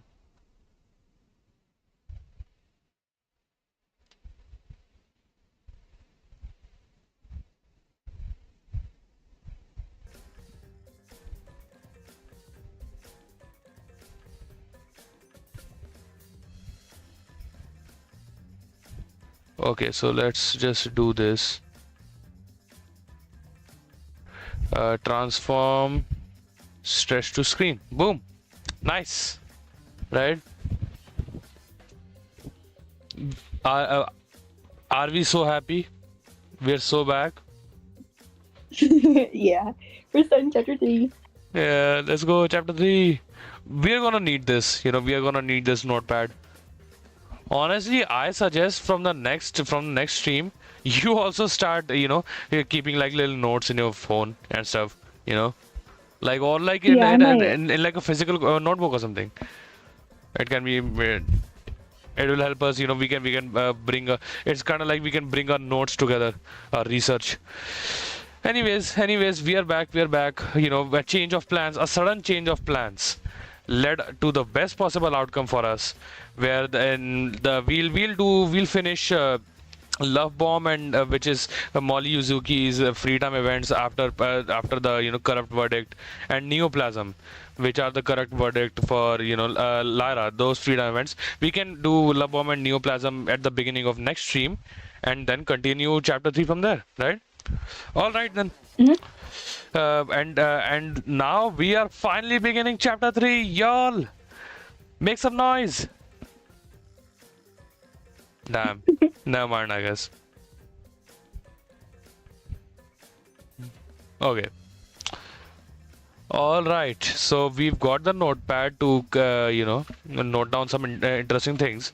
We've got the OBS running. We've got Discord running. We've got the voices. Voices are all good. So yeah, this is what it's all about. Hold on. There we go. There we go. Let's begin. Are we ready? Yes, We are so ready. Let's go. Ah! we are so ready. Let's go. Come on. Come on. This is it. The Curious Case of Take 1. Oh shit. Up and you can hear the increase in budget. Oh my god. You can hear the Yeah. increase in budget. Hold on.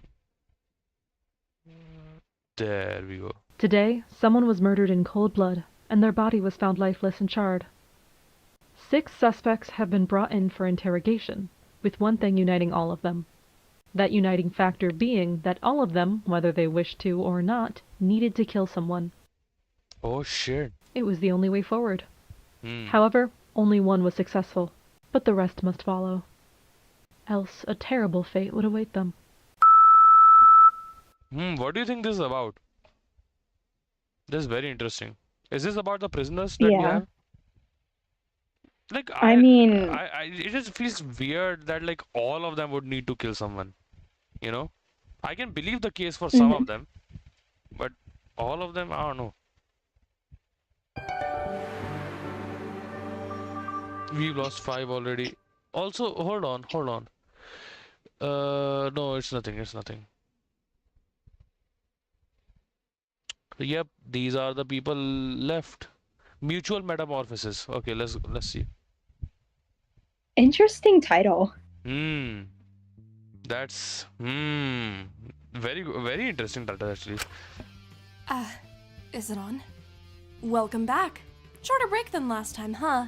Only a few weeks. Yeah, more or less a month, you know. It's Things fine. have been ramping up here pretty quickly. The prisoners seem to struggle returning to a sense of normalcy after everything that happened last time. I'll just cut to the chase. I'm sure you're eager to see what the prison is like now. Let's start with Prisoner 03, the first you voted on out of the trio, Ezekiel Elias. Let's go. Oh shit! By I mean, 56.1%, he got voted worthy of redemption. boss, should we act surprised? As if we don't know. Oh, yo, that's so crazy, yo. It's so crazy. That's insane. Like, who could have predicted this? Man, this is news to me. Lots of, oh, it's not his fault they decided to do all that. He was just being confident. What's the issue? He was just being immature. He didn't know they'd take it so seriously. All I heard was the exact same excuses that allowed him to get away with it for so long. No wonder he's so popular with you all. You think just like him. I love how this is like diegetic, where like the actual audience is voting on stuff like this. It's almost like the writers just this is the one chance the writers get to dunk on the audience all they like, without facing any repercussions. It's like, damn, just cook the audience to oblivion. Being the big, strong, real man he is, your judgment means he's refused to take any of the blame for those he hurt. He's bound together with another prisoner and assumes, similarly to them, that he doesn't deserve to be here in the first place. Because of this newfound belief, he's grown a sense of superiority over the others, believing himself to be on a different level to them. He's used Sounds this pretty familiar, if superiority you to think about push it. down and belittle others that try to challenge him, somehow becoming even more confident at being unreasonably assertive. Damn, mutual metamorphosis. Am I right? Like, Damn. it really is a circle. It really is a circular. It is. These processes are circular. I swear to God, you cannot make this shit up. The irony is laughable. For how much shit he gave his Mene after Yeah, her exactly. judgment, he's really not all Right. that dissimilar. Exactly. I just wonder if his newfound attitude will really keep the people he cares about close. Or if it will just push them away. We only got 7 people. Damn. I mean, his confidence is already causing the occasional argument between him and O2. Who's O2? Oh, Ismini. Yeah. Lyra. Seems like he's Oh, intent on Lyra. keeping her alive no matter what, even if she ends up hating him in the process. He'll keep what he cares about close, even if he has to grab onto them so tightly they bruise. How insecure and pathetic. But moving on from him, next we've got prisoner 06, Alora Elenis. She's become quite controversial these days, Yeah. Despite Damn. her Damn. recent actions, it was really close with her. You seemed incredibly on the fence when it came to her. 50.6. Oof. But eventually it rounded out at a solid 50.6 correct Damn. verdict. Barely. Just barely. I suppose now you've seen her true colors, you can't forgive her. It's hard for me to explain how exactly she feels about it. It's not like she didn't expect this outcome. I know for certain she'd be confused if she had gotten worthy. Oh yeah. But even despite knowing this would happen, she seems frustrated. She seems to take the belief she already knew what she did wrong and didn't need to be punished any further, despite not really changing her actions even now. That earpiece is still in her ear. Damn, still? Still. Girl, we love you, but like, girl. Girl. ahead. Come on. In her eyes, you were all just trying to knock down her chances of escape further. She feels utterly useless and is getting increasingly frustrated how little she can do to change her circumstances. She is all alone now. Very few people want to step in and help her, but everyone feels obligated to at the least. There are very few people, but very few people is like all of them. She cannot afford to make a single mistake now. Very few people want to help her out of the 6 people we have. like, but like 5 actually, if you exclude Fu and Alora herself. Out of the 5 people we have, very few came to help her. Which is all 5 of them, Damn. probably. Which is why the fact she can't treat Asuga's constantly worsening wound is making her more and more restless. Shit. Oh, fuck. Speaking of Asuga, I'm sure you won't be surprised by their verdict, but I'll give you the exact numbers anyway. Yep. There we go. Surprise, surprise! Asuga got voted 71.3% worthy of redemption. It never really was a competition with them. Perhaps I primed you a little too much. To me, her circus sounds ideal, but I guess my tastes are a little unconventional. Much like Ezekiel, her verdict has made Asuga believe that they simply do not deserve to be in the prison in the first place. Although perhaps their belief holds a little more weight than Ezekiel's. Yeah, I'd say that. Who knows? Admittedly, I'm a bit biased. Of course you are. Of course you are. Whether they're saying it out loud or not, they believe they're a little bit morally superior to everyone else here, that their decisions and opinions may hold more weight than others. And after their failed attempts to save Tokiko, after feeling like they didn't try hard enough, Ouch. Asuka has vowed to Damn. not just sit back anymore. Asuka is determined to take the lead and unite the group against the game, Okay. just so long as they align with her personal beliefs of what's best. Oh shit, this is becoming their circus. Always 2 steps forward and 1 step back with that one, huh? Can't ever bring myself to hate them, though. Personal bias, personal bias. It is a little frustrating how they Yeah! won't slow But I down get for a it. minute to let their They're wound the heal, goat. though. I feel like that could become a problem later down the line. Yeah, maybe let that wound heal. You know, we are not gonna be Yeah. able to help people anytime soon if Both if their that gets wounds, worse. actually. Physical and mental. Despite her drive to do better, she's still never one to address a problem with herself until it's already bubbled over, huh?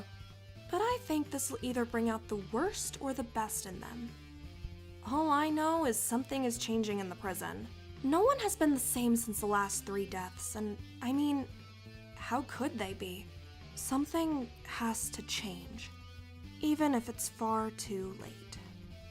Everyone has to change, whether they know it or not. Oh God, to speak about change. Oh my God. Like, hold on. Let me just. Very important. I need to talk about change. Just that's all. That's all we need to say. Here. Because like I can write entire books on like people but change and like people's aversion to change and like everything that relates to change in this game and stuff like that.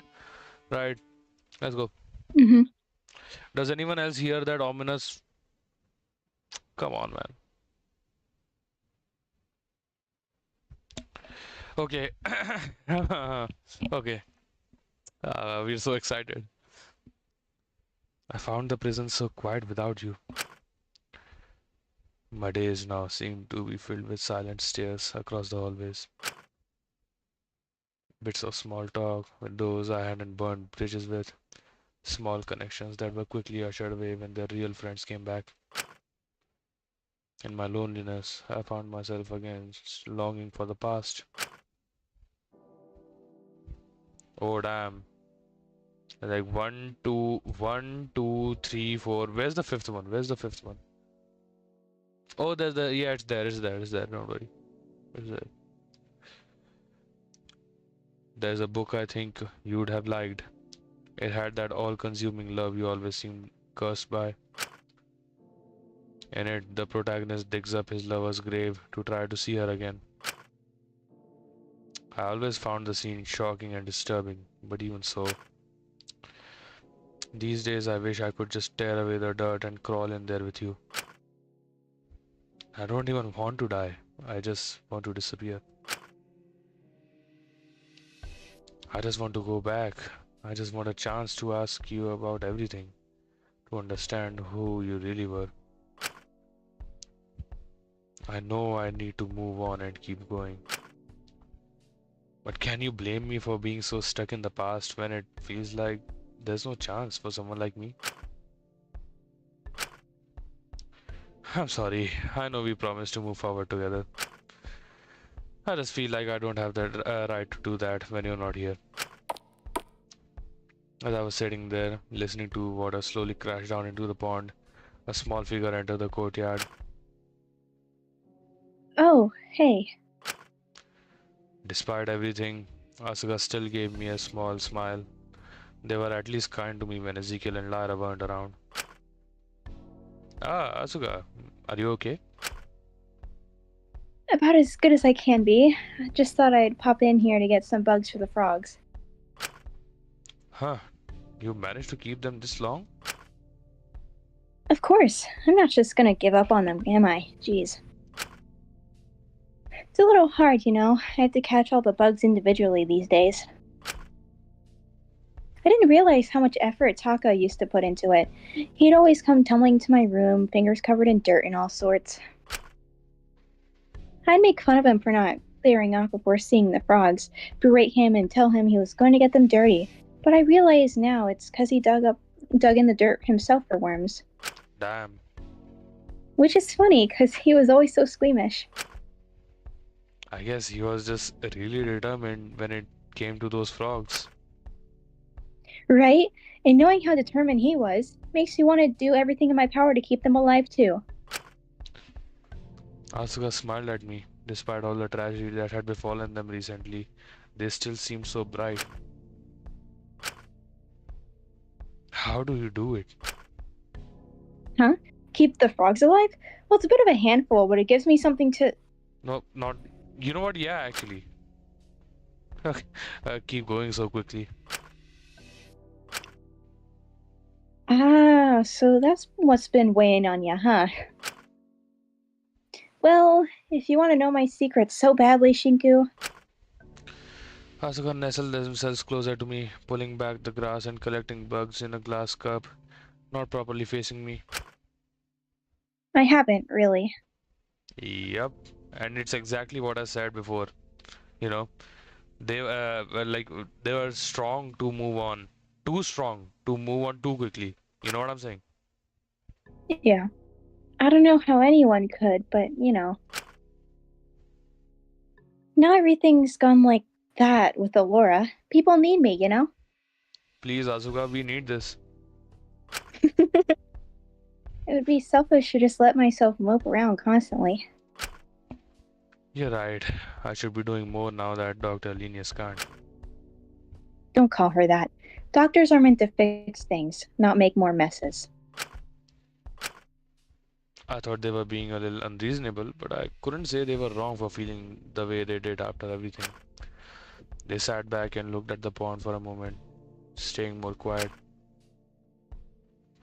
I was doing the same, sitting back and letting others make all sorts of messes.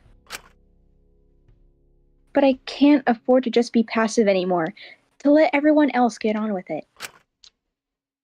That's exactly what caused Kiko to... So, if I'm really not meant to be here, if the way I ran things before wasn't really wrong at all, then I'll just have to do it again here. This is like what I said before. They don't get it. They don't get what the verdicts really mean. Yeah, that's not what the verdicts mean. Y'all are just fun to look at. That's like, you know, there's like a layer of detachment. If the day someone realizes that there's an actual layer of detachment, the audience is not declaring you corrupt or because they think you are morally more wrong. The audience is declaring you corrupt because the audience does not like you. And the audience is not declaring you worthy because they think you're morally right and, like, you know, in doing everything.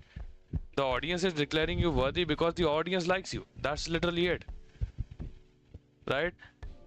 It's kind of like, you know, leaving morality down to a YouTube poll. You know?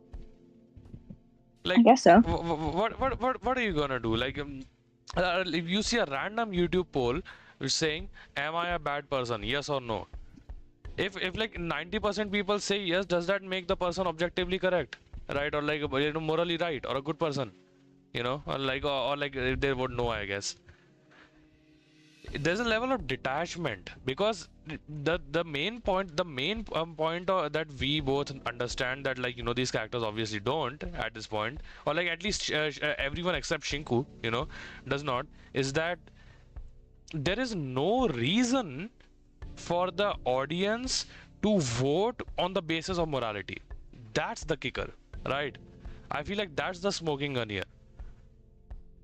If you are part of the audience, right? I'm talking about the characters. If they were part of the audience, why would they, in general, on average, vote on the basis of morality in the first place?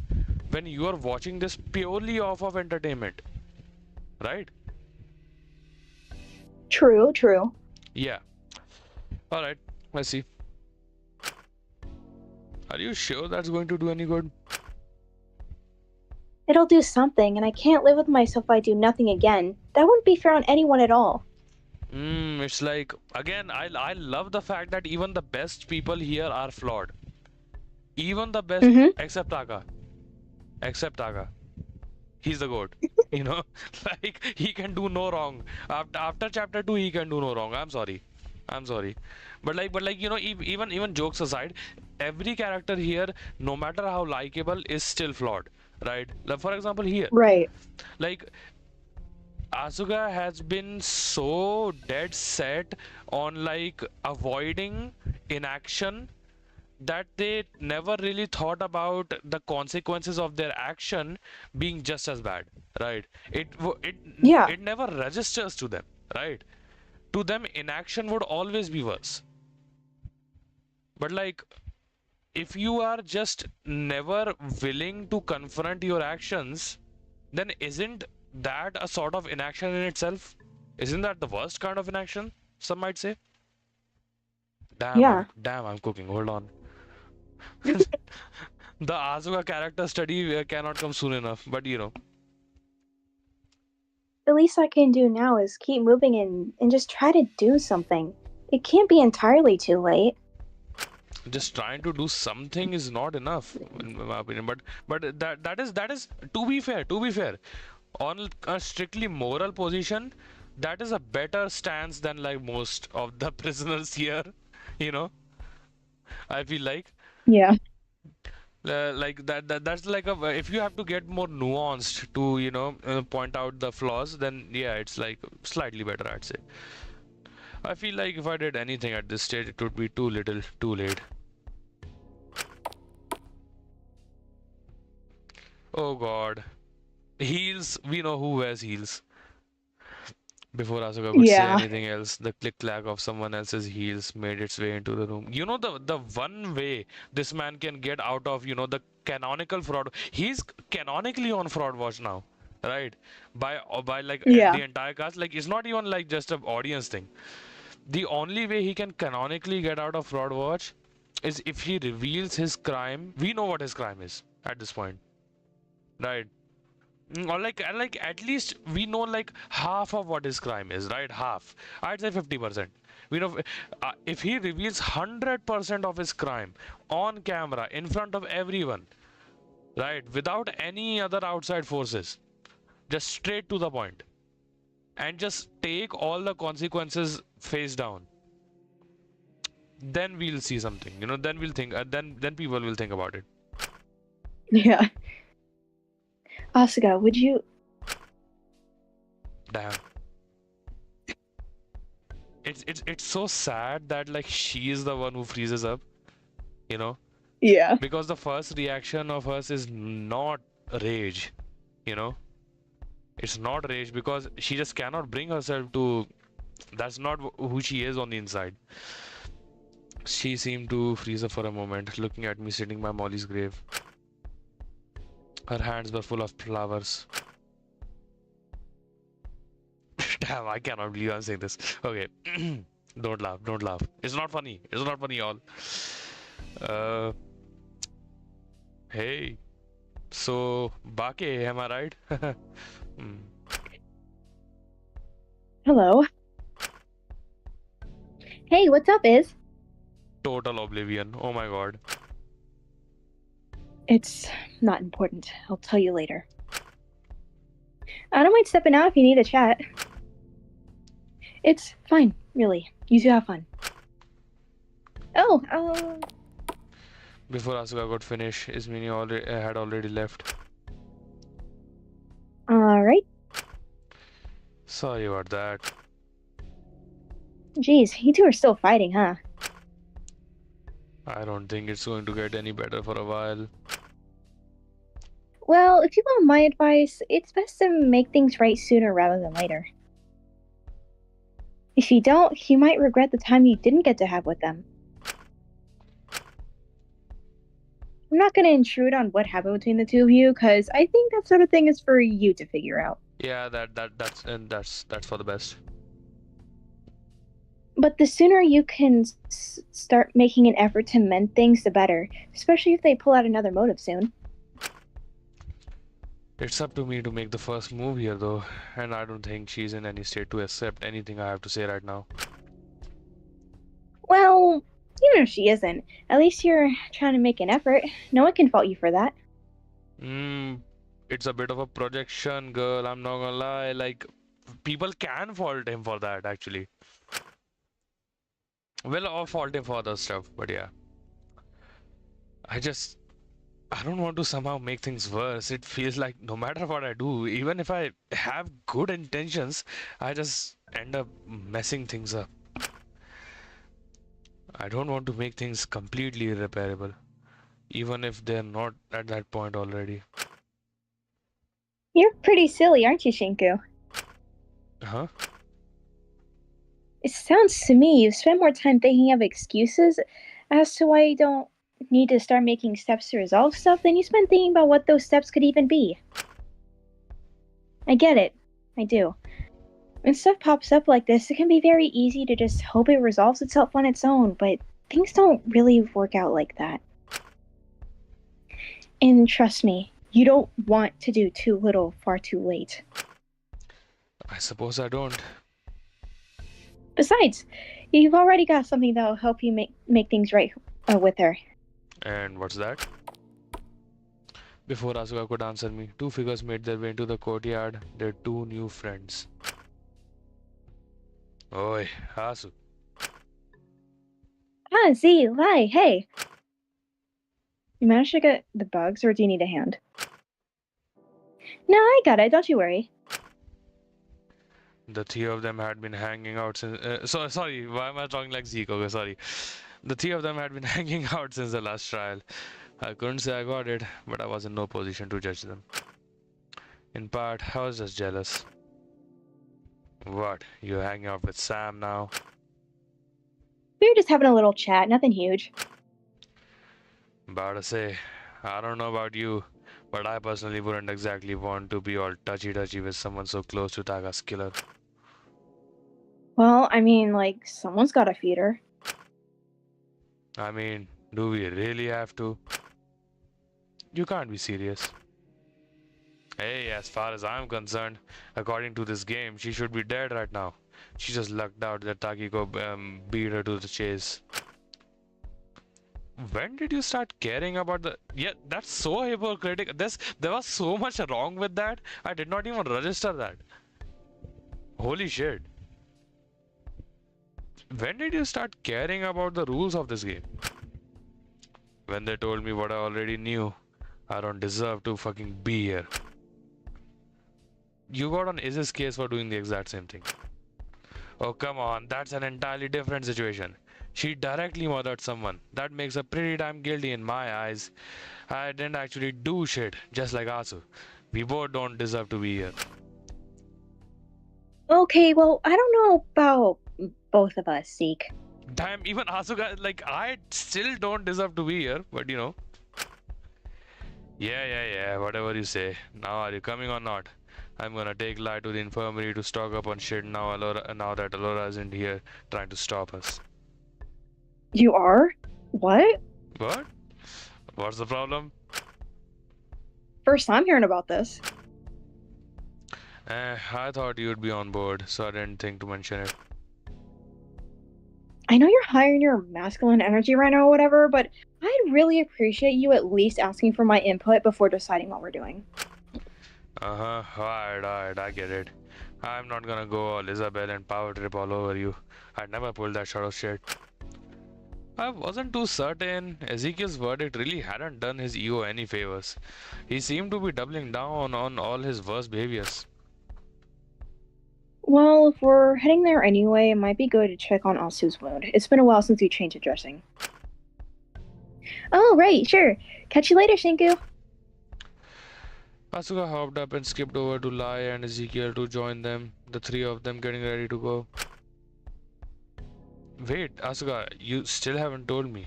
What's the one thing I've got that will help make things right with Iz? The ringleader turned around, a small smile curling on their lips. Isn't it obvious? You care about her.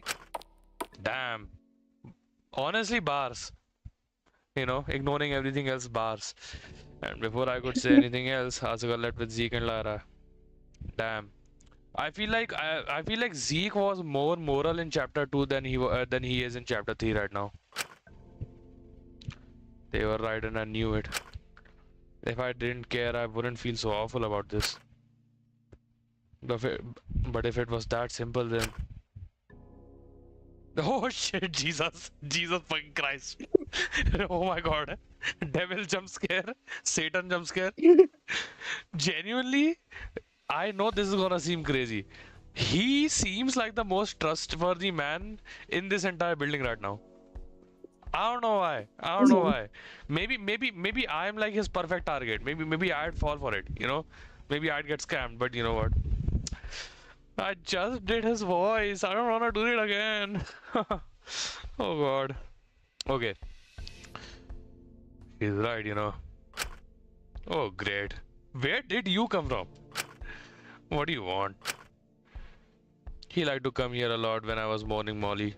He liked to torment me over it. Guess it meant good content for him. Just thought I'd check in on you. Is that such a crime? Oh my god. I cannot take this man seriously. Or I cannot I cannot take this man seriously. In the suit too now? Like a new set of Oh god, bruh. Lovely flowers, by the way, like usual. He picked up one of the pink blossoms I'd left on Molly's grave, absent-mindedly plucking the petals off of it one by one. I felt my fist clench up at the sight of it. You leave her a lot of pretty flowers, spare her a lot of pretty words while she's gone. Guess it's nice to see you taking some action, even if it's far too late now. What if someone saw all this lip service you give to a brick wall? You really would think she was an angel. I don't care if she was a complicated person. She was still my friend. Seems to be pretty selective who you do and don't take that mindset with, huh? Oh, don't give me that look, kid. It's hardly a crime to have your biases, is it? He left one petal on the new, almost empty flower and dropped it onto my lap. It only really becomes an issue when they blind you. I looked at the final petal, trying my best to bite my lip, to stay silent, to not humor him. Or if you don't have the guts to take a stance and step up to defend them, you don't know anything about me. I won't need to. I could read you like a book with how you've been acting. Now get up. The dog is waiting for you in the canteen. Right, I said I'd make her lunch today. I'm sure you're eager to fill that empty part of you with something new. Seeing how vulnerable she is right now, she must seem like a perfect opportunity to step in a play the savior too, huh? Don't say it like that. It sounds gross. I'm just saying it as it is. Why is this man being the most real right now? I hate it. I hate the fact that I love him, when there's a character you hate that you love them? That's Yeah. him right now. Like, dog, stop being so real. Stop it. If that's gross, kid, then maybe you yourself are gross. I'm just trying to be kind. For her sake or for yours. Damn, he be dropping the hardest one-liners, I swear to God. Like this man, why did this man get so much aura gain? I stood up, walking away from the grave. I shouldn't keep her waiting. Foo's eyes stayed on me as I moved to the door, saying one last thing as I left. Oh shit, that's so foul. That's so foul. Oh my god. Don't make it 3 for 3, kid. I wanted to hurt him. I understand. Understandable. Have a We're nice being day. honest. I mean, can you blame him? Like, can you blame either of them? No. No, I can blame Fu, but I wanted to hurt him. That is a very reasonable crash out. Let's all hold hands and kill Fraud Wang. He ain't a fraud. Come on. Okay. I made my way over to the canteen. He had been right. Dr. Linus was waiting for me there. I prepared what I could and sat down to eat with her. Sorry, it isn't much. I'm really not too much of a cook. It's fine, Kotsuki. I'm just grateful you made it in the first place. Well, I'm not going to let you starve, am I? I suppose not, but I wouldn't put it past some of the others. They can say what they like. I know even if they despised you, they wouldn't let you slowly die like that. I'd like to hope they were that sensible. I watched Linnaeus poke her food with a fork, not taking any proper bites. Sorry, did I make something you're not a fan of? No, of course not. Not at all, Kotsuki. It's just... Admittedly, I don't have much of an appetite these days. I mean, how could she? Is something the matter? What a You dumbass think? question. You think? I knew what it was. Dog. Sunyan. It's... well... Dog, you don't like this French Sunyan soup I made for you? Not being able to assist with anything since my verdict, not being able to do anything. I just feel utterly useless, Kotsuki. Girl, you know what's the first step to changing that? Boss, I'm gonna let you answer the, finish the other half. What? I said, what's the first step to changing that? I don't know. You can see it on her.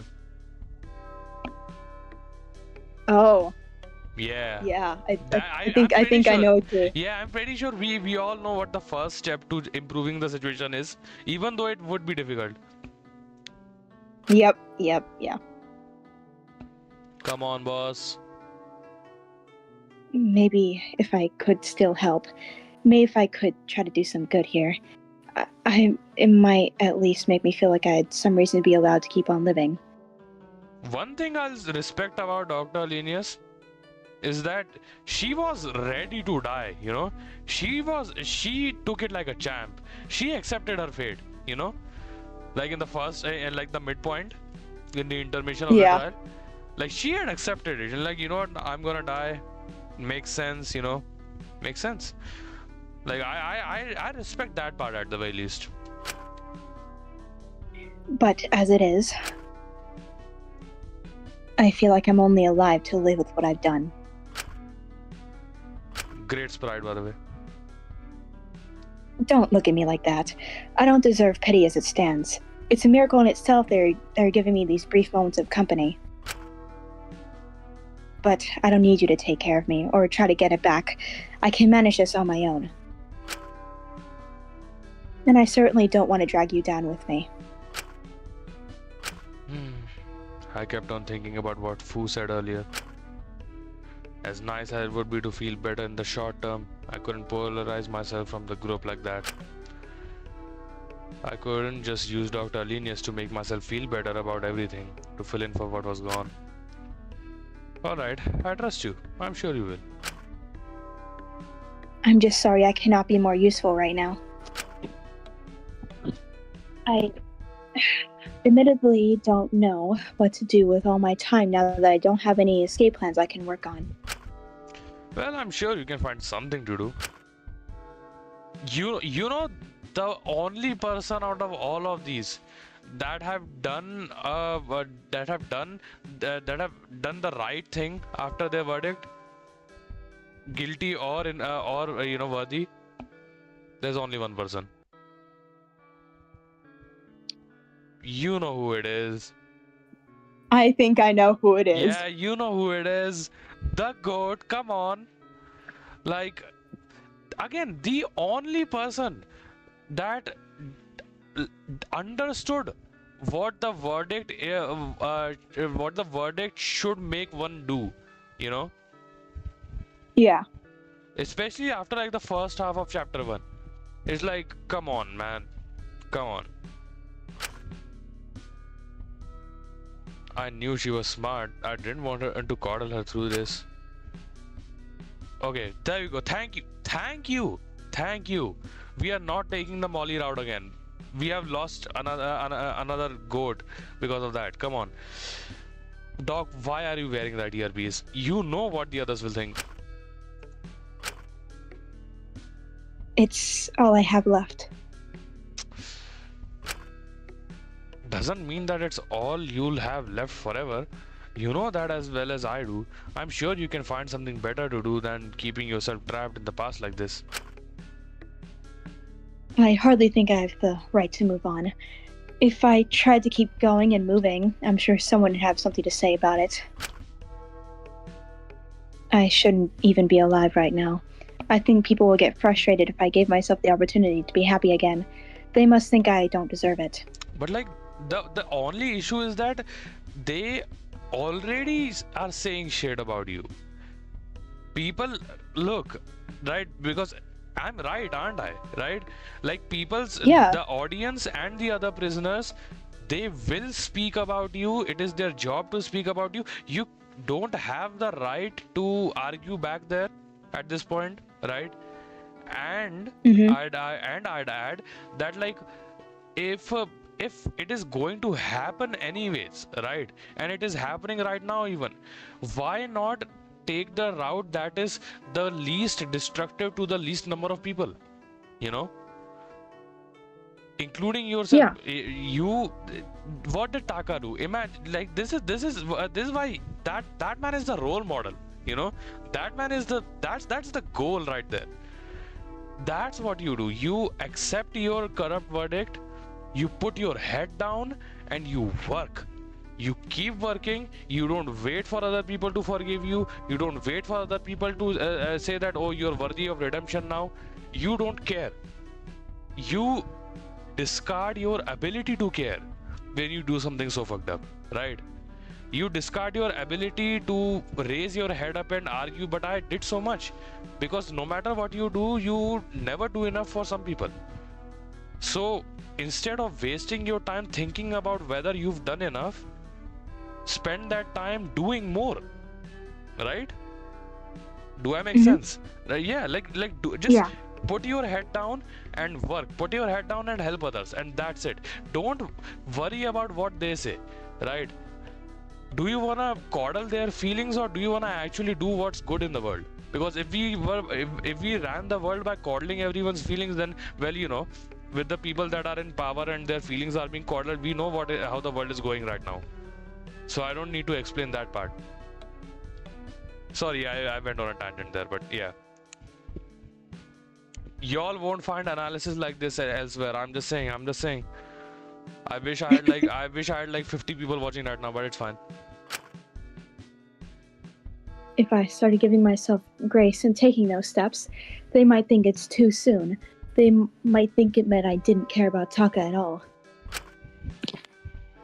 When, in reality, I did what I did because I saw how awful it could be to keep someone alive against their wishes, to keep them in that agony. I thought I could make things right this time, that I could let him go if I really did care for him. And I truly, really did. It's just best for now if I don't give myself that chance. The others would only really be satisfied if I stayed miserable and guilty for the rest of my life. They want me to be punished. I think they'd prefer you to grow and change than be stuck being the person doing the same things that caused you to hurt others in the first place.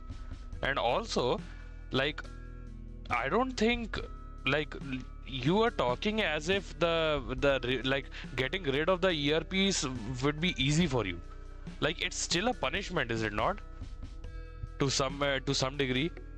Like, you know, Yeah, it would be. yeah, like facing change, like overcoming something like that and still changing, and like not arguing with others over that, right? Not caring about what others have to say. That takes guts, and that takes strength, that takes courage and everything under the sun, right? And so that's a clear enough punishment. You know, that's what a good punishment tests, in my opinion at least. I feel like damn, this is really hold on, is someone messaging me? My parents? Nope, it's fine, let's continue. Shinku, give me a high five. Alright, sure. I know that logically, but I just cannot understand why you're giving me this much grace and patience, especially after what I did to Taka. It doesn't make sense. Well, you talk to imaginary people. Sorry. Sorry. It's not funny. It's not funny, guys. Stop laughing. Come on. Well, you talk to imaginary people, and that doesn't make much sense to me. So I guess we both don't make much sense. She gave me a small smile. I guess we don't. I love this sprite so much. Me too. I was just about to say that. I love it so much. She's so cute. I rose from my chair, like ascended. I'm going to give you some space, dog. I don't want you to feel pressured to eat if you're not in the mood. I'm rising, I'm exiting this building. But give yourself that chance to do better at the very least. You're not a really, truly awful, irredeemable person, no matter what the others say. I don't think you can say that so confidently. If you were, I doubt you'd be feeling such overwhelming guilt at this all. I suppose I wouldn't. If I do try again, I need to do things right this time. I can't make another mistake. I can't afford to. Oh yeah. We think Shinku was on Canonical Fraud Watch? This is the definition of a fraud watch, Like if Fu goes back to his room and has a whiteboard that has the word fraud watch written on it, her name is at the top, and probably Shinku. I hate to hear it, but you're right. Yeah, but and Shinku is probably number 2 or something. And I'm sure you won't. I left her Dr. Linus in the canteen to eat her lunch, returning back to my cell. It's almost like I spent a free time event. For free. A freer time event, if you will. I couldn't solve things for her or just help her improve to feel better about myself, so I had to give her that space to figure things out on her own. I wasn't sure how to feel about her after everything, but I really hoped she could do better, or at least that she'd give herself a chance to live again. And I needed to give myself that chance too. So maybe I should find someone to talk to, or maybe someone needs help with something. Either way, I needed to do something. You know what time it is. First save of chapter 3. Nothing like a fresh cup of tea to keep my mind off of things. Of course. Unfinished manuscripts. I really should finish these some of these drafts. I'll tie these up at some point.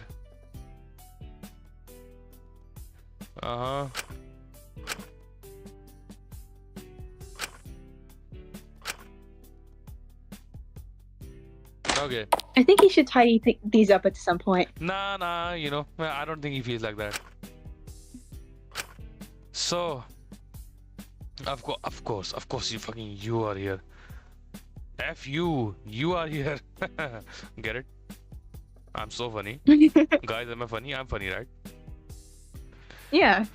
Looking for some company, kid. If I was, it wouldn't be with you, bro chacho. I can assure you that. Oh, don't give me that tone. Haven't you heard of networking?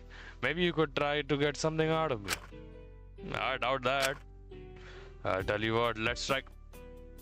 Boy, man, stop it. Even post villain reveal, Mans is still striking deals. No thanks. Not even hearing me out, huh?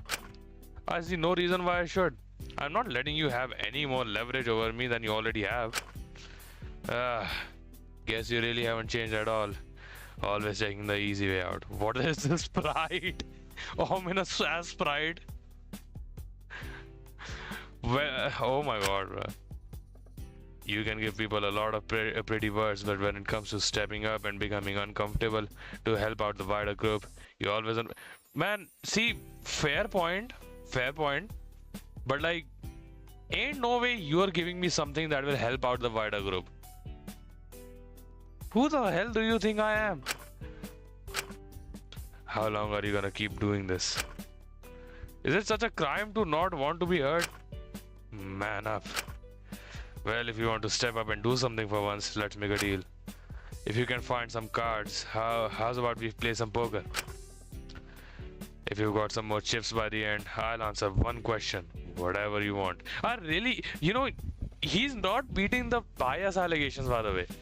He is absolutely biased towards Shinku. Am I wrong? I'm hearing you out. Yeah. Hear me out, because ain't no way a mastermind, by the way, leader. Ain't no way a mastermind doing all of this for a specific player. Yeah. No other person, if they were the protagonist, no other person would be able to do like an entire set of free time events with this man post reveal. And what if I lose? Then you'll answer something I have to ask. What's the point? If you're the one behind this, you clearly already know everything about me. Didn't you say like 15 minutes ago that you didn't know, that he doesn't know anything about you? I just want to see you admit it. So, do we have a deal or not? Shinku, tread carefully, man. I'll have a think about it. The first step would be finding some cards if I want to play. Maybe someone has some in the cells. At least this introduces a good narrative reason to talk to this man. Let me punch you. Yeah. Let me punch you. Come on, let me punch you. Come on. Okay, no, I guess not. Oh. Taking care of the frogs. A little tank filled with little frogs. Taka and Asuka are taking care of them together. Shiku, I don't know how to tell you this. Who's gonna tell him? Who's gonna tell him? How does he not already know? Not even does he know. How does he not know? Even Asuka must have looked. Oh shit. Damn. Oh man, haven't seen Taka around lately. I wonder where he went. Wasn't like we had a class trial about him being someone that died last chapter, but let's go have another sleepover. No? Okay. I guess not. I guess he doesn't spend. Maybe we can find something in here. Who seems happy with them? Loads of ties and suits. Does he just wear the same outfit over and over? He's just a hustler, I guess. They're really helping his. I feel like these are a bit outdated. Who's they? Who the fuck is they? At this point, bro, dog, he's helping his own gambling addiction. Also, addition.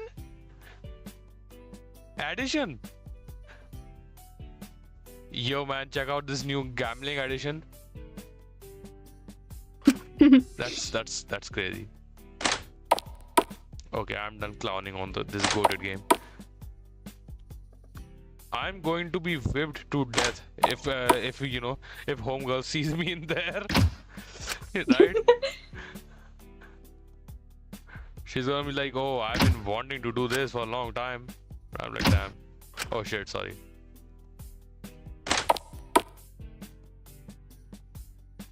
This is. Oh damn. Yeah, damn is right, Damn. No one here.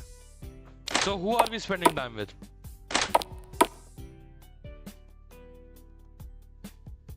I don't know.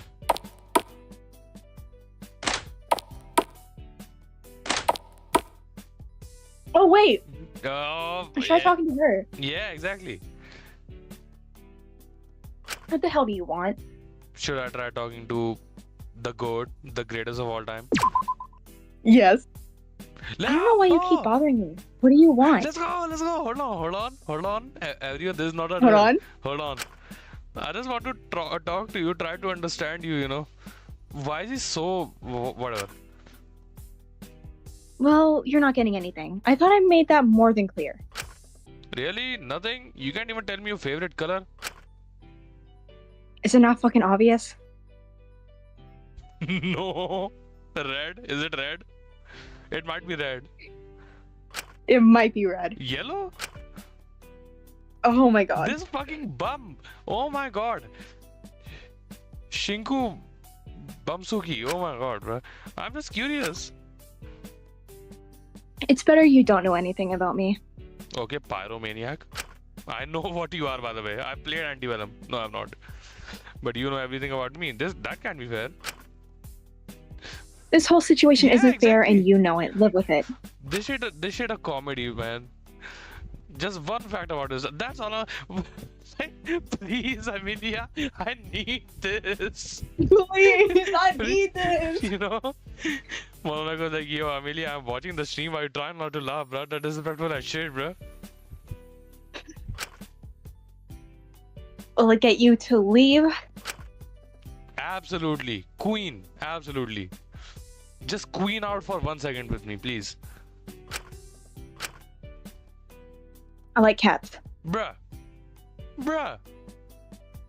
Mid. I could have told you that. Like, what the hell? Chico, you just ask me, you know, next time. Especially scruffy little strays with bobtails. Or black cats. I like black cats a lot. Yeah, so just like you. With their piercing little yellow eyes and pupils that look like those Tappy Stapa Boba pearl things. Tapioca. Tapioca, right? Right? Even I Yeah, didn't know yeah. that. What? Tapioca, yeah, tapioca. Yes. That's why they made Mononeko a cat. Thought it would help me settle in better. Uh, There. Is that enough for you? we're I feel like Shinku is getting awfully normal with his captives. The ones who, you know, put them there. But what do I know? That's really sweet, actually. Dog, she's the warden. Like, I could never, like, I could never have this much of a Stockholm syndrome. I'm sorry. You could never get me to like my captor this much. Maybe that's just me though. It would be pretty fucking sweet if you could get the hell out now. Right. Of course, Queen. Whenever Queen tells me to get out after telling me a fact about herself, I salute. You know, I'm leaving. If I go talk to, she'll slap my neck. I'll die. Another BDA will play. She'll not even get executed. I don't like that. Oh, we cleaned it? Okay. Oh no. It wasn't here, yeah.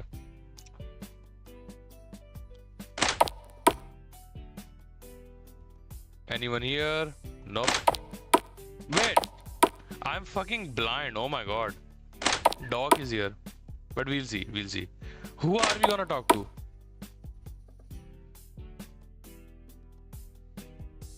Who is that, a doll or is that? Oh, okay. It's Lyra. Lara, what on earth are you doing here? Huh? Oh, well, it's nothing, don't worry. I guess I'm just reminiscing. This is one of my favorite characters right here, by the way. I'm just saying.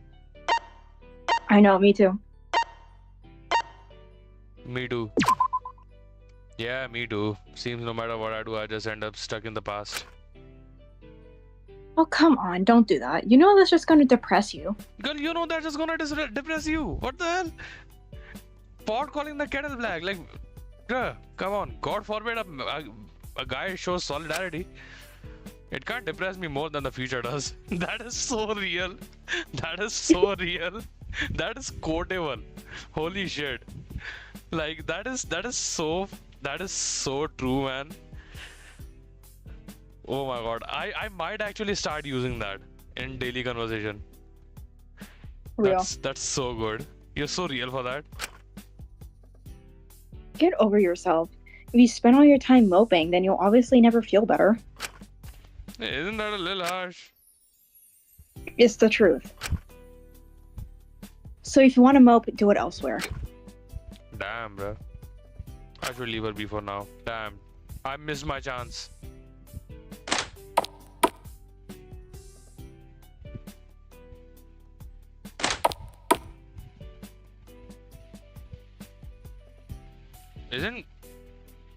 Isn't Asuka supposed to be here? Breaking news: Asuka has Doesn't breached look like them. containment. I feel like that man will just kill me if I try to spend time with him. No one's here. Who else even is left?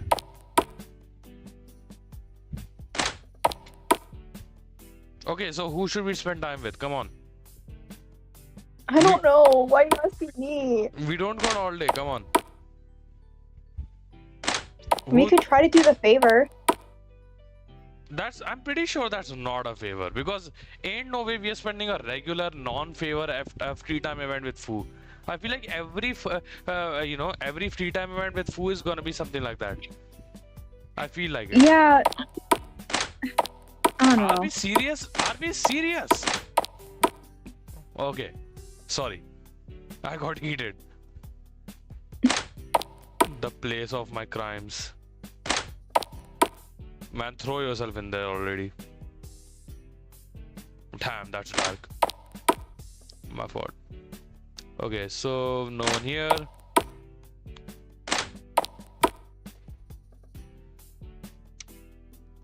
Oh yeah, I'm getting the whip if I talk to her.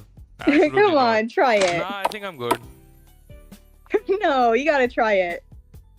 I have sinned. Please forgive me. I deserve punishment. Gazes with judgmental eyes at me. Thou shalt be loved if you comply to the wishes of those not stained. Damn, then I guess it's hopeless for me. I mean, for Shinku, I mean. Rusmini was by Molly's grave in the courtyard. She seemed to be in quiet contemplation. I don't think she'd appreciate me disturbing her in a moment. She looked at you. And even if I felt comfortable with it, I don't think she'd want to talk to me right now. I should leave her be. Yeah. Shinku thinking all Damn. of this, like right next to her. Like right in front of her, actually. Alright, bro. I just love the detail that Dracule's and Mint's graves are like on completely opposite sides of each other. Dracule's grave. Damn, got nothing to say, huh? Nothing to say, huh? Mint's grave. Well, how many options do we have? We have Fu, already messed up Lyra, but we can reload our other save, right? So that's fine. Lyra, Fu, Zeke, Asuka, and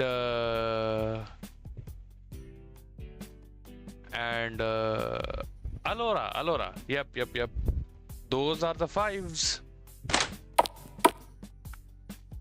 So, who are we spending time with? You know who? And we I should still spend think time that's a favor. with? Oh, still think that. You know what? Yeah. Let's focus on Fu regardless. You know. Okay, so cards. Where can we get cards? Are the cards here? I think it mentioned something about it being in someone's cell. It would be over. But hunger births cruelty. The lack of authority births cruelty. These men are not criminals in that judgment, but this place has made them monsters. My reflection changes too. I love you so monstrously. I love you. But when I leave, you will not love what I've become. I intend to spend some time cleansing myself when I'm freed. So please wait for me. Heaven won't let me enter to see you. Not like this. Damn, bro. Damn. It's like the Wild West out here. Okay, so... Not found it yet, kid.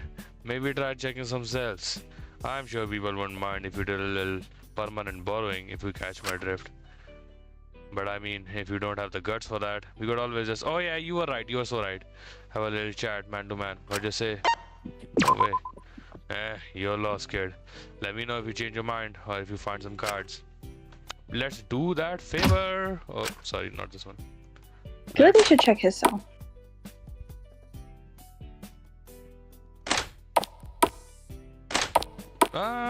Yeah, that's fair. That's fair.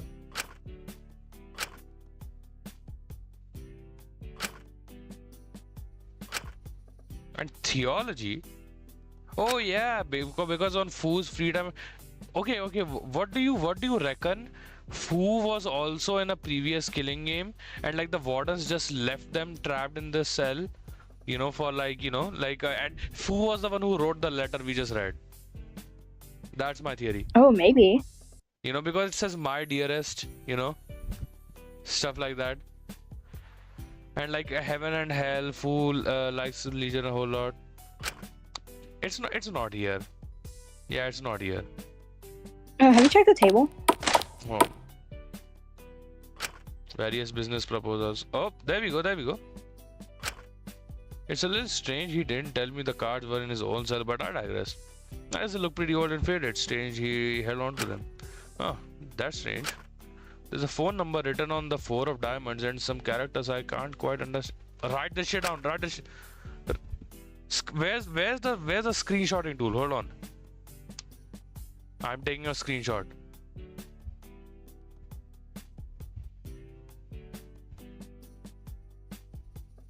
Do you want me to run this through Translate? I mean, we can. We have to. Come on, we have to. Right? Yeah.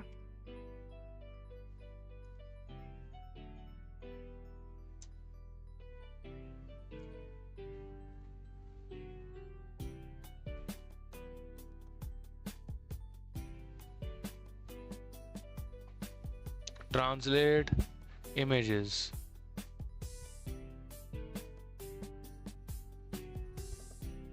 Oh, what the hell? No, like, okay.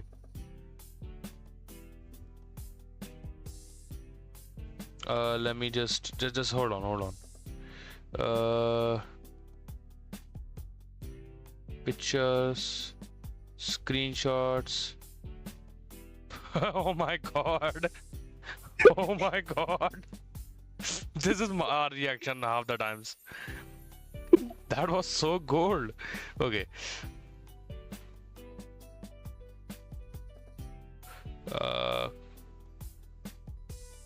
Copy. Browse files. Oops, sorry. Paste from clipboard. Allow. Translating. I'll be with you again. Huh. Okay. I'll be with you again. So I feel like that checks out. yeah, that makes sense. That makes sense. It's relating to. Oh, hold on.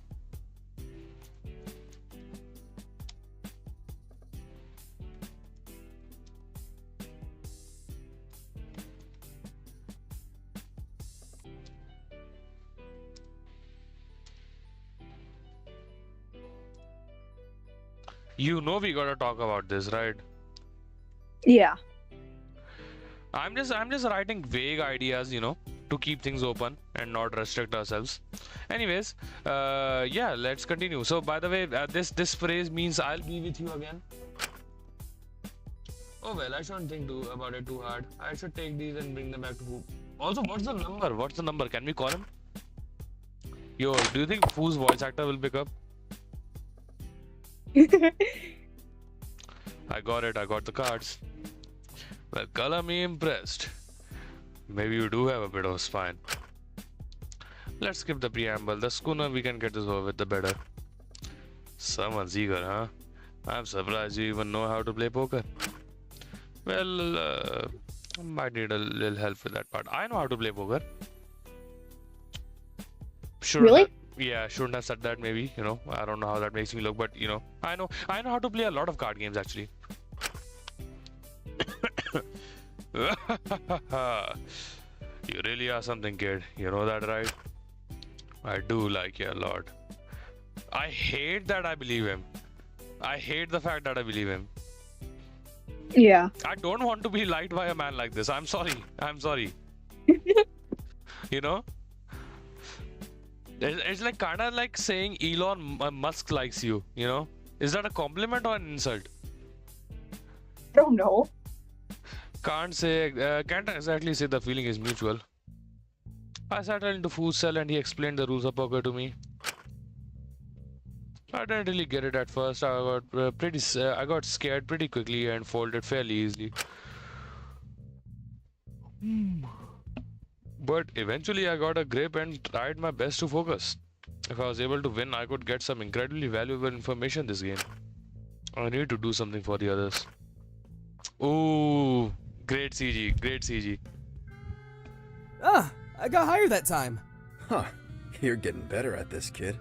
Surprised you didn't fold after I put in that much. Shit.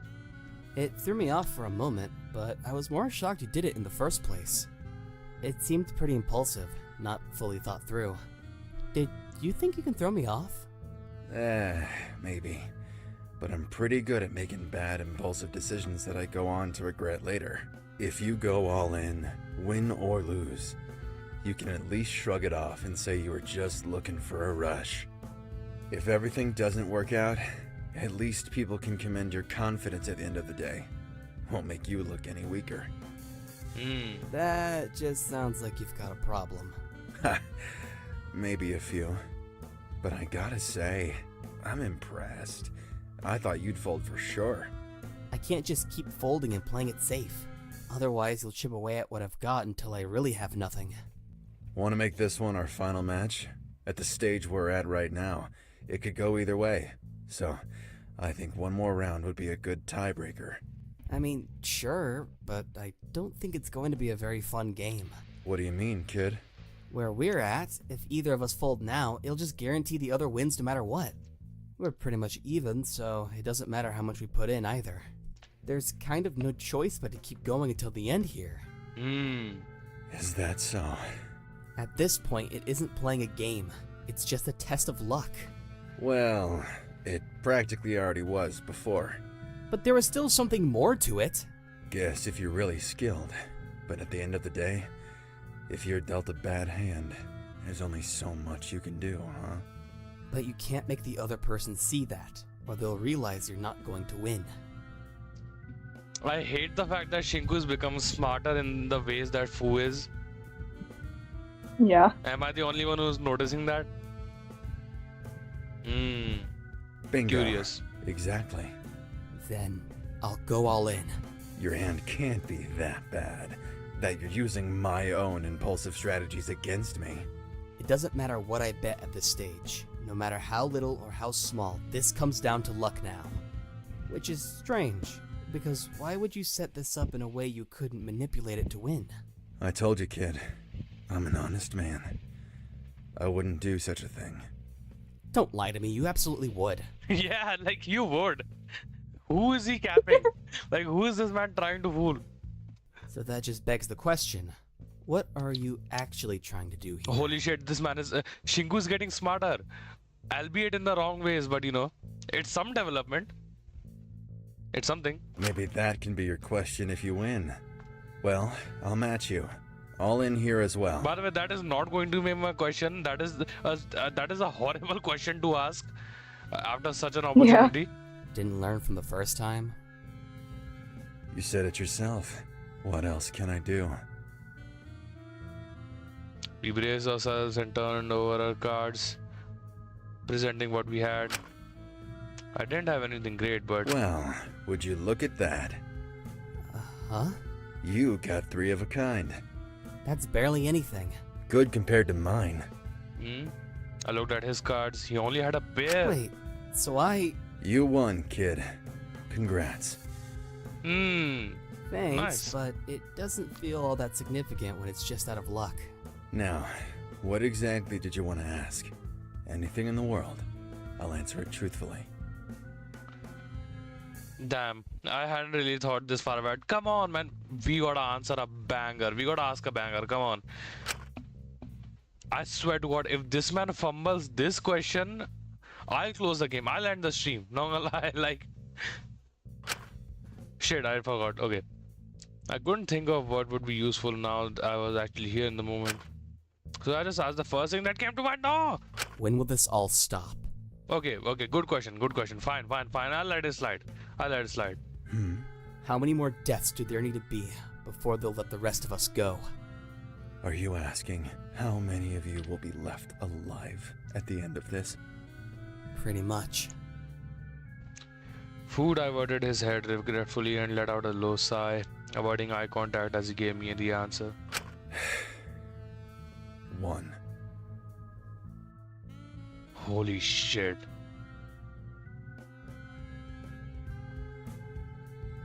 Damn. Well, fuck. Well, we're so fucked. We know who's the MC. Boss, as don't get attached. That's all I'm gonna say. Do not get attached. Do not get attached I'm to afraid- anyone. I'm afraid I'm already low-key attached to, like, All of them. half the people alive. Yeah, that makes sense. That makes sense. Shit. Wait. Hold on. 2 people in a trial. How will they vote? 2 people in a trial, right? In the last trial, Oh. 2 people. How will they vote? I don't know. That's a good question, actually. See, we both know about questions. You know, our entire brand is about questions. Shinku, step aside, man. Only one of you can make it out. Maybe it was horrible to not tell the others what I'd learned that day. But telling them that would have diminished what little hope still lingered between us. That we do. I mean, what can they do, you know? It might lead to more killings, and I couldn't let that happen, no matter what. But it just put into perspective just how much more loss was to come. I was headed off to the showers that evening when I was stopped. Hey, come to the canteen. Mononeko called a meeting. What about? No clue, but it's Mononeko, so I'm just gonna take a guess and say that is bad news. I'm guessing, like, the motive, maybe? Already? But compared to last time, it's... I know, it's insane. But I think they're trying to get the ball rolling faster this time. I just hope it isn't something bad. The last few motives have only really been manageable since Dr. Arrhenius took the lead on managing us all through them. I don't know what we're going to do now. People won't let her do that this time for sure. Well, it's not like we can't take the lead and be sensible ourselves if needed, is it? I suppose not. I follow Lyra into the canteen where everyone else was already gathered and waiting, attention lingering amongst us. We knew what was to come. Shinku, you got the memo?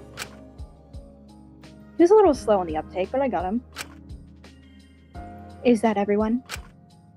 Yes, so It just feels like there's so few of us now. It's strange.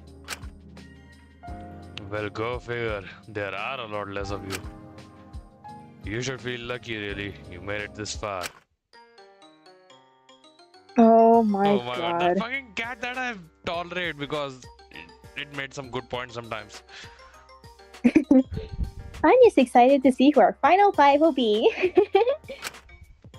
I'd say you're fucking sick, but we figured that out long ago.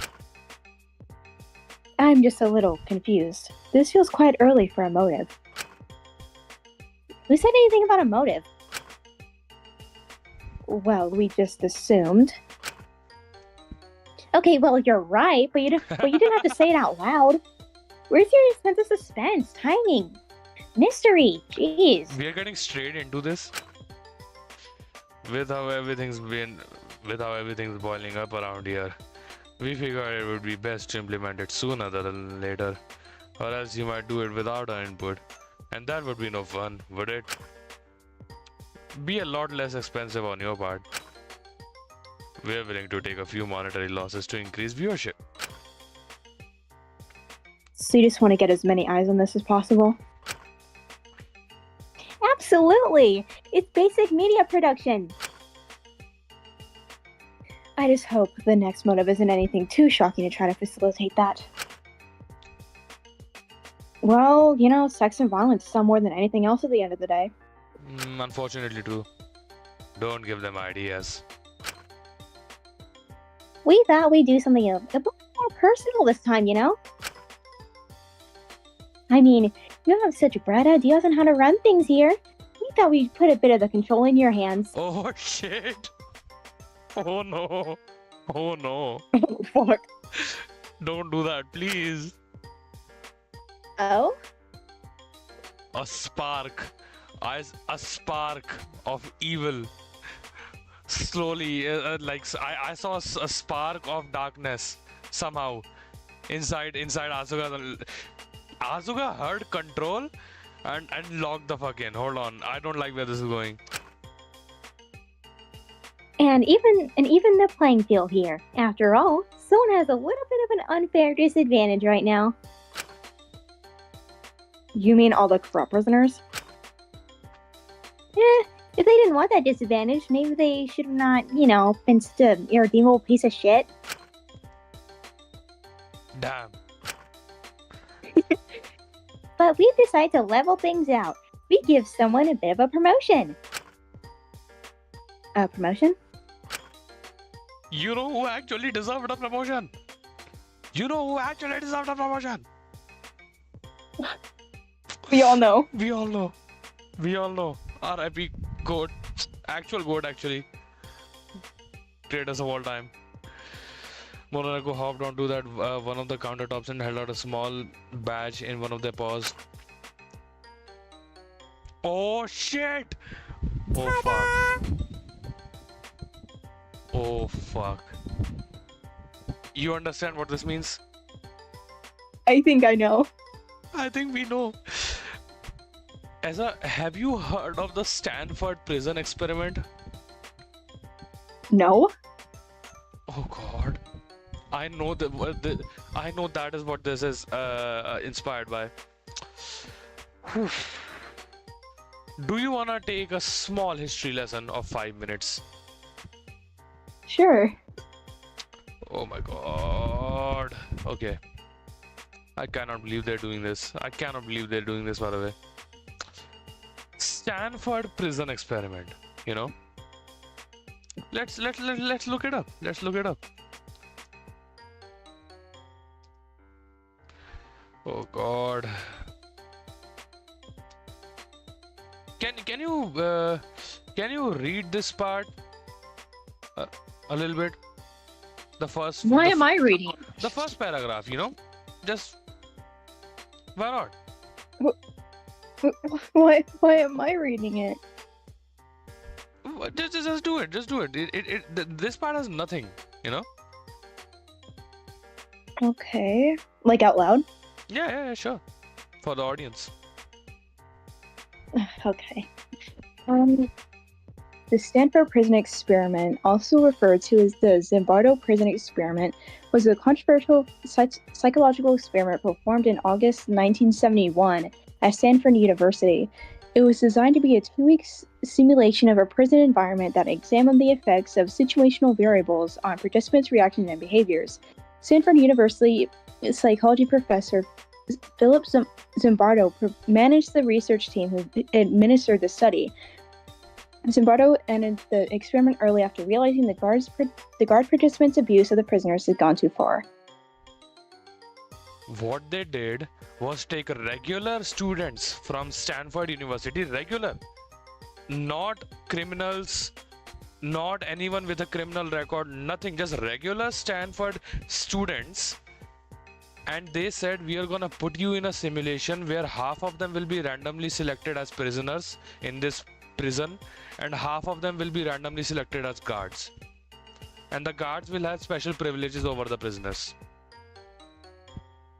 The thing was supposed to run for like hold on, duration, right? I don't remember how long it was supposed to run. Hold on. It was supposed to last for 2 weeks, but was terminated only after 6 days. Principal investigators shut down the study entry due to the alarming escalation of psychological abuse inflicted by the guards on the prisoners, which caused severe emotional distress and breakdowns among participants. Normal people, when they were given power and when they were told that you are not responsible for anything that you do here, we'll take all the responsibility. The guards, who were decided randomly by the way, started on day 3 onwards, started abusing the prisoners, started stripping them, beating them, and like, you know, putting them in like much more compromised situations. And that was only day 3. It escalated so much Oh my in day God. 6 that they could not even last 2 weeks.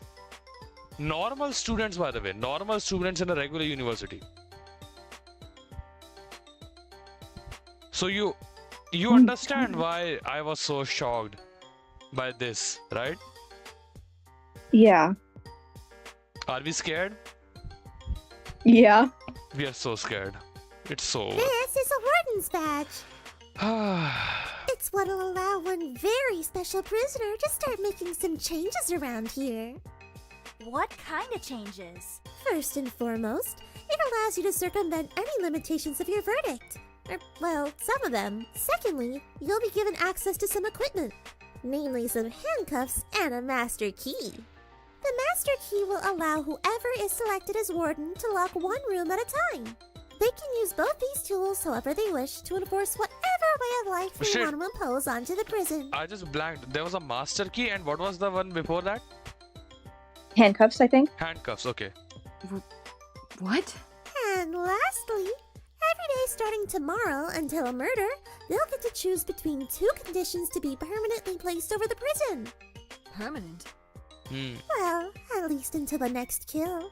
The rest of you can try and plead and reason and advocate for what you want, but ultimately, our stand-in warden will get the final say. This is so interesting and so bad. You understand now why, right? This is Yeah. completely based on the Stanford prison experiment. And who exactly gets to be the stand-in warden amongst us? You're keeping this all dreadfully vague. Again, I want to remind the audience that the Stanford prison experiment is not one of a kind. A lot of experiments are done where regular people, and also a safer version of the Stanford prison experiment that psychologists use in the modern day, right, is literally the experiment that happened in the beginning of the prologue, where you're told to shock someone, and if a person of authority says that you have no responsibility here, right, we'll take all responsibility, then people just give lethal dosage of shocks to the people, even when they hear their screams. That is literally came from the Stanford prison experiment. All right. I remember the prologue. Yeah, good times. Simpler times, Simpler times with the better times. Okay, we'll see. Well, considering recent events means they'll want to take any sort of advantage they can get. Your stand-in warden will be... Holy shit! Can you wanna guess? Who do you think it's gonna be? Okay. Who do you think it's gonna be? I'm thinking.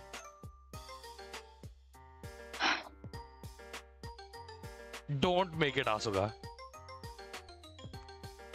I think it would be one of the corrupt prisoners, wouldn't you think? Because it said something about like being able to circumvent the verdicts. Zeke. Oh, don't make it. Let it be Zeke. Oh lord. No. Zeke is worthy. What the hell am I talking about? Alora and so who is corrupt? Alora and Lyra. I feel like they're the only 2 alive corrupt prisoners right now. Yeah. Imagine if it goes to Shinku. I don't think it would be him. Prisoner 06, Oh, Allura shit. Alenius.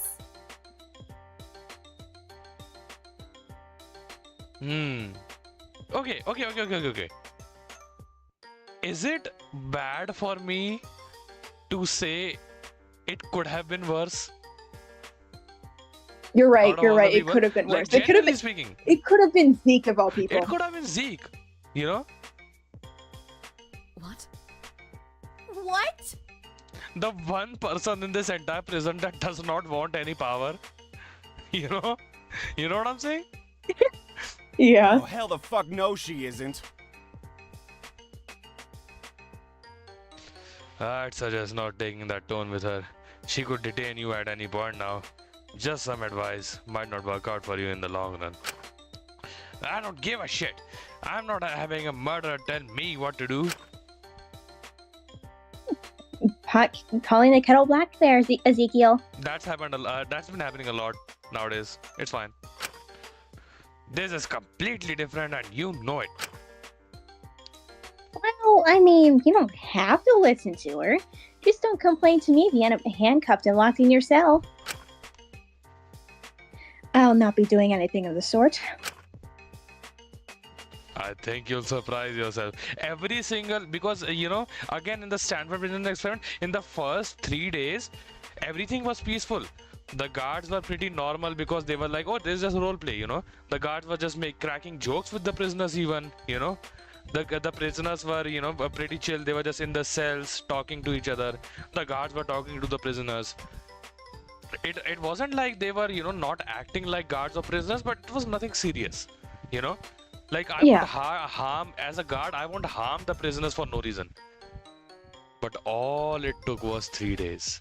All it took was a few days, like 6 days at most, for it to get way too dangerous. I'm just saying. This is bullshit, though. Why is she being rewarded for murdering someone? That makes no sense. I'm not entirely opposed to this, but aren't your viewers going to be upset she can circumvent the verdict they voted for? Actually, good argument. It was so close. Who really cares? You cared enough with me, and I was even closer. Takiko was pretty damn close, too. Blah, blah, blah. I don't know why you bother arguing. It's not gonna change anything. Huh? Hold on. Besides, she always took the lead on the other motives anyways. What's really all that different now?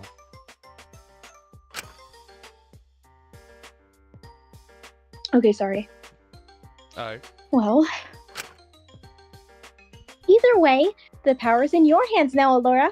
What you decide to do with it is up to you. We'll gather you all here again tomorrow so your wonderful new warden can make her first condition decision. Bet you try to get on her good side before then. Good luck! The cat scurried away and Fu drew back, sitting down and observing our discussion as he took a drink, watching the... Oh my god, it's so... Fu is so insanely Mikado coded as well. Mm-hmm. Like if Shobai took Mikado's place, that's what we get Fu, pretty much. Watching Dr. Linnea slip the warden's badge she'd been clutching into her pocket. Oh, this is such bullshit. I mean, it could be worse. I guess it depends what the conditions are. Rest assured, I will try my best not to abuse this. No, please do. It would be so fun. It would be so funny. Please do. It would be so funny. Please. Please, Alora, boss, you could do the funniest thing ever. You please. You could pull a Kinjo, please. Please pull a Kinjo. Please, Allura, I need this. Yeah. My prisoners are kind of comfortless, They need to be comfortable together. Okay. At the end of the day, our collective survival is my main priority. Oh, shut up. You're just going to use it to save your own skin. Zeke, but respectfully, brochacho, brotato chip. Like, I do not think you should be talking all that smack to her. This just feels unfair. Well, I'm certain she won't use the handcuffs or lock off any rooms. At the end of the day, regardless of what you think of her, I'm sure she understands how much abusing this could could place her own life in jeopardy. I'm more than aware.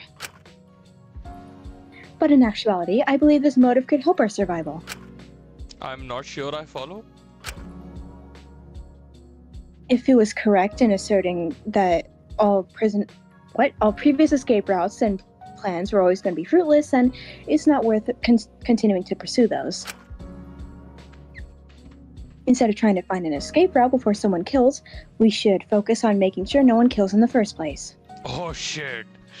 Our wish is coming true. I mean, yeah, duh. And this position grants me all the necessary tools to minimize the chance of someone killing in the first place. If all works out, we should be able to maintain our survival until a rescue party comes. That one friend of mine who told me that their favorite character was Alora, I think I'm starting to get why now. This is a large part of the reason probably. It's been a few months. I don't think anyone's coming to save you dudes. I'd rather wait and see than have anyone else die. And how exactly do you plan on preventing that without going all crazy control freak on us? Please. Please. Okay. Because there's a real fine line here. Too much control and someone's bound to snap on you eventually. That's a risk I'm willing to take. Anyways, guys, let's all get comfortable together. Yeah, exactly. Like that fool rubbing his hands together like, yeah. At the end of the day, I want to prevent any more casualties above all else. If that means further tarnishing my reputation or making controversial choices where necessary, then so be it. I'm not so certain. Well, let me lay down a few ground rules. I do not wish to abuse the power I've been given, but I will if any of the following guidelines are broken. Do you hear yourself?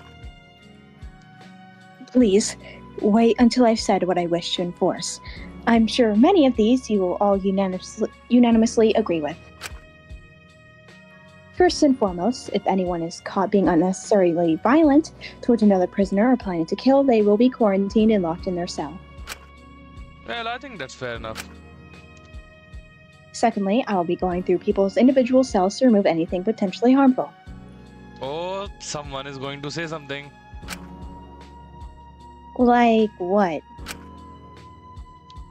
Anything that can be easily used as a weapon. Toxic substances, not counting medication. Unnecessary things, such as hair dye. What? That's bullshit. How the hell is someone gonna kill with a hair dye? Elias, I think you'll live if your roots grow out. Well, I don't personally use hair dye. My hair is naturally black. Boy. Alright, man. Whatever. So you just bleach your eyebrows ginger, or... Fuck you, it's not ginger, it's amber brown. You know what he reminds me of sometimes? Who he reminds me of? Orange. You know, orange. I'm not sure I follow. The flower. Oh yeah. Bruh, come on. Orange. I'm sorry. You know? Was the attack pattern supposed to be that easy? It's not easy, you just did it wrong. Yes, sure, buddy, sure. I really think we have bigger priorities right now. Finally, anyone who actively goes against the group and hinders our survival anyway will be quarantined or face a non-harmful punishment. Is that fair? That's pretty vague. I'm just trying to cover my bases here. I prefer we hammer out what exactly I mean by that now sooner than later, before we agree to it and you end up abusing that later down the line. We can further clarify when we know exactly what the conditions we have to pick from are, right? Alright. Even if you despise me, no, I'm not putting these rules in place for the sake of punishing or hindering anyone's freedoms. I just cannot have another death on my hands. Funny you say that. That's so funny you say that. Also, since I can presumably now touch the showers and kitchens again, I'll provide for Chatelle in terms of food, showering, and supplying her daily dosage. Oh, we're back on this bullshit again. Like it or not, she cannot afford to keep going how she is here. If we're staying here for the long term, I'll gradually reduce her dosage and wean her off of them. It's the safest approach we can take as we decided before. Yeah, whatever, sure. Just don't randomly take them off of me if I break one of your rules or whatever. Lie, you seriously cannot be agreeing to this. Right now I need to be as steady as I can be. I'd really prefer if it wasn't her helping me here, but I need to get off of them. Huh. You said that last time as well. But those withdrawal symptoms, no one can blame you for getting back into regular usage after Alora got corrupt. I really think this is the sort of thing you should sort out after the game. I wasn't aware she fully relapsed after I stopped monitoring her. Well, we didn't have to let everyone know that, but fuck me, I guess. Elias, Chattel, I think it would be for the best if you two stay in separate cells for the foreseeable future. What the hell?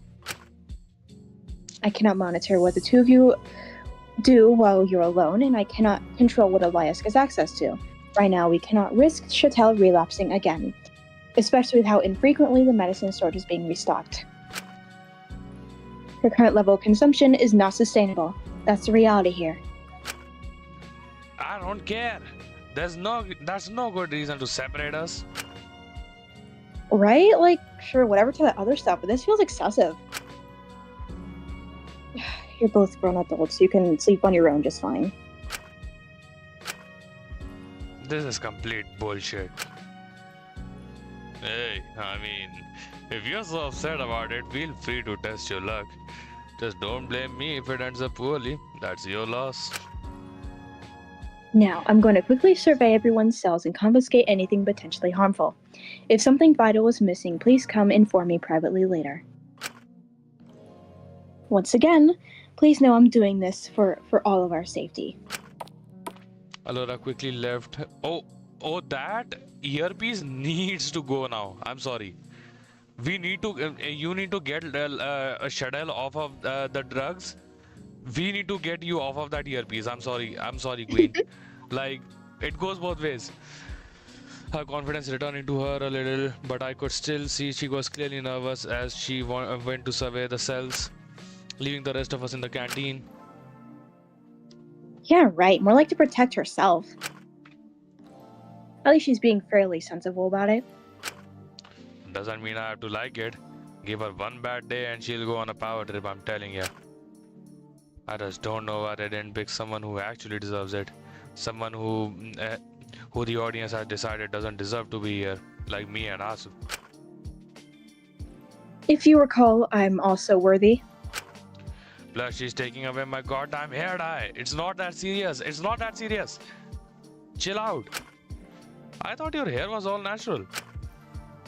Oh shit! I mean, Lai's hair dye. He's so bad at this. He's so insanely bad at this. Girl, you're not fooling anyone. Be so for real. Yeah, exactly. Either way, let's just see how things go for now. It's probably best we all stay together and keep touching base through all this. Yeah, absolutely. The last thing we need right now is to be divided. I'm happy to collaborate, but I'm not exactly all that keen on playing house. Don't worry, no one's gonna invite you anyways. Zeke. Right, yeah, collaboration and friendship and all that shit. Awesome. We should probably get back to the cells. I trust Dr. Linus to not be unreasonable about what she takes, but it might be good to oversee it just in case. Right, yeah, good idea. We'll meet up later, okay? All? Not you, Gramps. Not you, Pop-Up. You know? Old man. I'm old. Hey, come on, I'm not that old. Hold on. I have to mute really quick.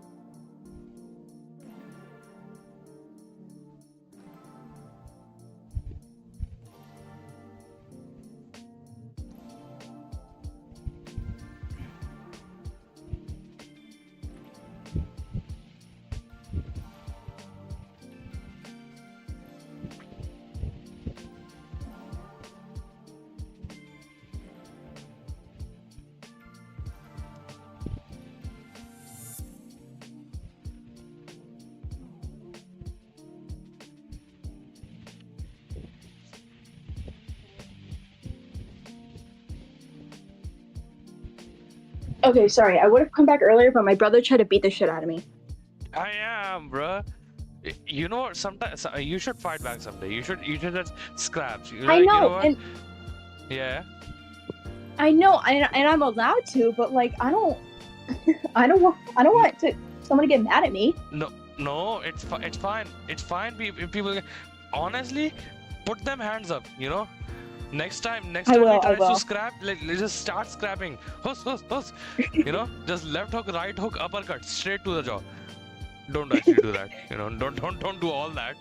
But like, Yeah, I I was know. just getting carried away. But yeah, no hate to your lil bro, I guess. Okay. Anyways, I won't give details now because a certain someone is here, but trust me, I've got my own plan to deal with this motive. We'll be alright no matter what. Even if she does get controlling or paranoid. How much do you want to?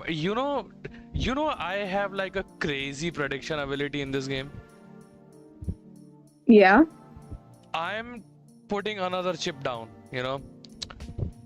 How much are you gonna bet that this chapter will cause a huge divide between Asuka and Alora in terms of like taking the power and basically just the control of the group, for better or for worse. Oh, I'm betting everything into that. I'm all in, baby. Like, always bet on this shit. Because imagine this. People like Asuka keeps showing people and like telling people that slowly, just through subtle hints, that Alora is misusing her powers, and Alora would not. I don't think Alora would be misusing her water powers. That's the thing. I feel like Alora would not be misusing, but like Asuka would still create a divide. Yeah.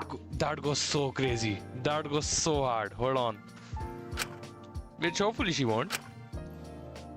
But it's better to be safe rather than sorry. Certainly. We'll catch you later. Take care until then. Lacey, come on. Let's grab a bite and then head back to the cells. Aye, Captain. I don't like how easily they're following him. Just saying. Thank God, get Lyra out of this. Come on. I didn't particularly want to be left alone with Ismini right now. I knew that would be awkward, so I took that as my cue to return to my cell. I checked around and I couldn't find anything particular that was notably missing. Not that I had anything. Ooh, and if you bring like Alora's potential bias towards Shinku into the mix. And if Shinku is caught with something that could be dangerous and hasn't been confiscated, Asuka can use that against Shinku as well. Because Shinku is also the only one who's somewhat wary of Asuka's methods, and Ismini, I guess, to some extent. But like Ismini is flying solo this chapter. I feel like she'll be flying solo a whole lot. So after my checks, I settled down a bit. It seemed I had some free time before I need to sleep. Maybe I could speak to someone.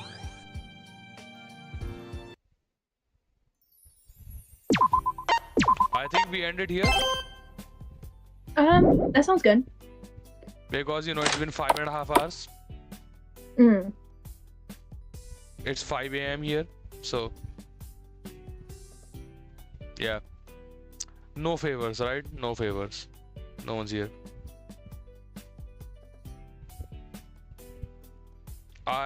Honestly, if I was in this game, I'd be talking to Alora. Like if I was the warden, that warden badge would be talking to me like the Green Goblin mask. You know what I'm saying? It'd like, use me. Come on. But I won't, because I'm a great person. And I've never done anything wrong, ever.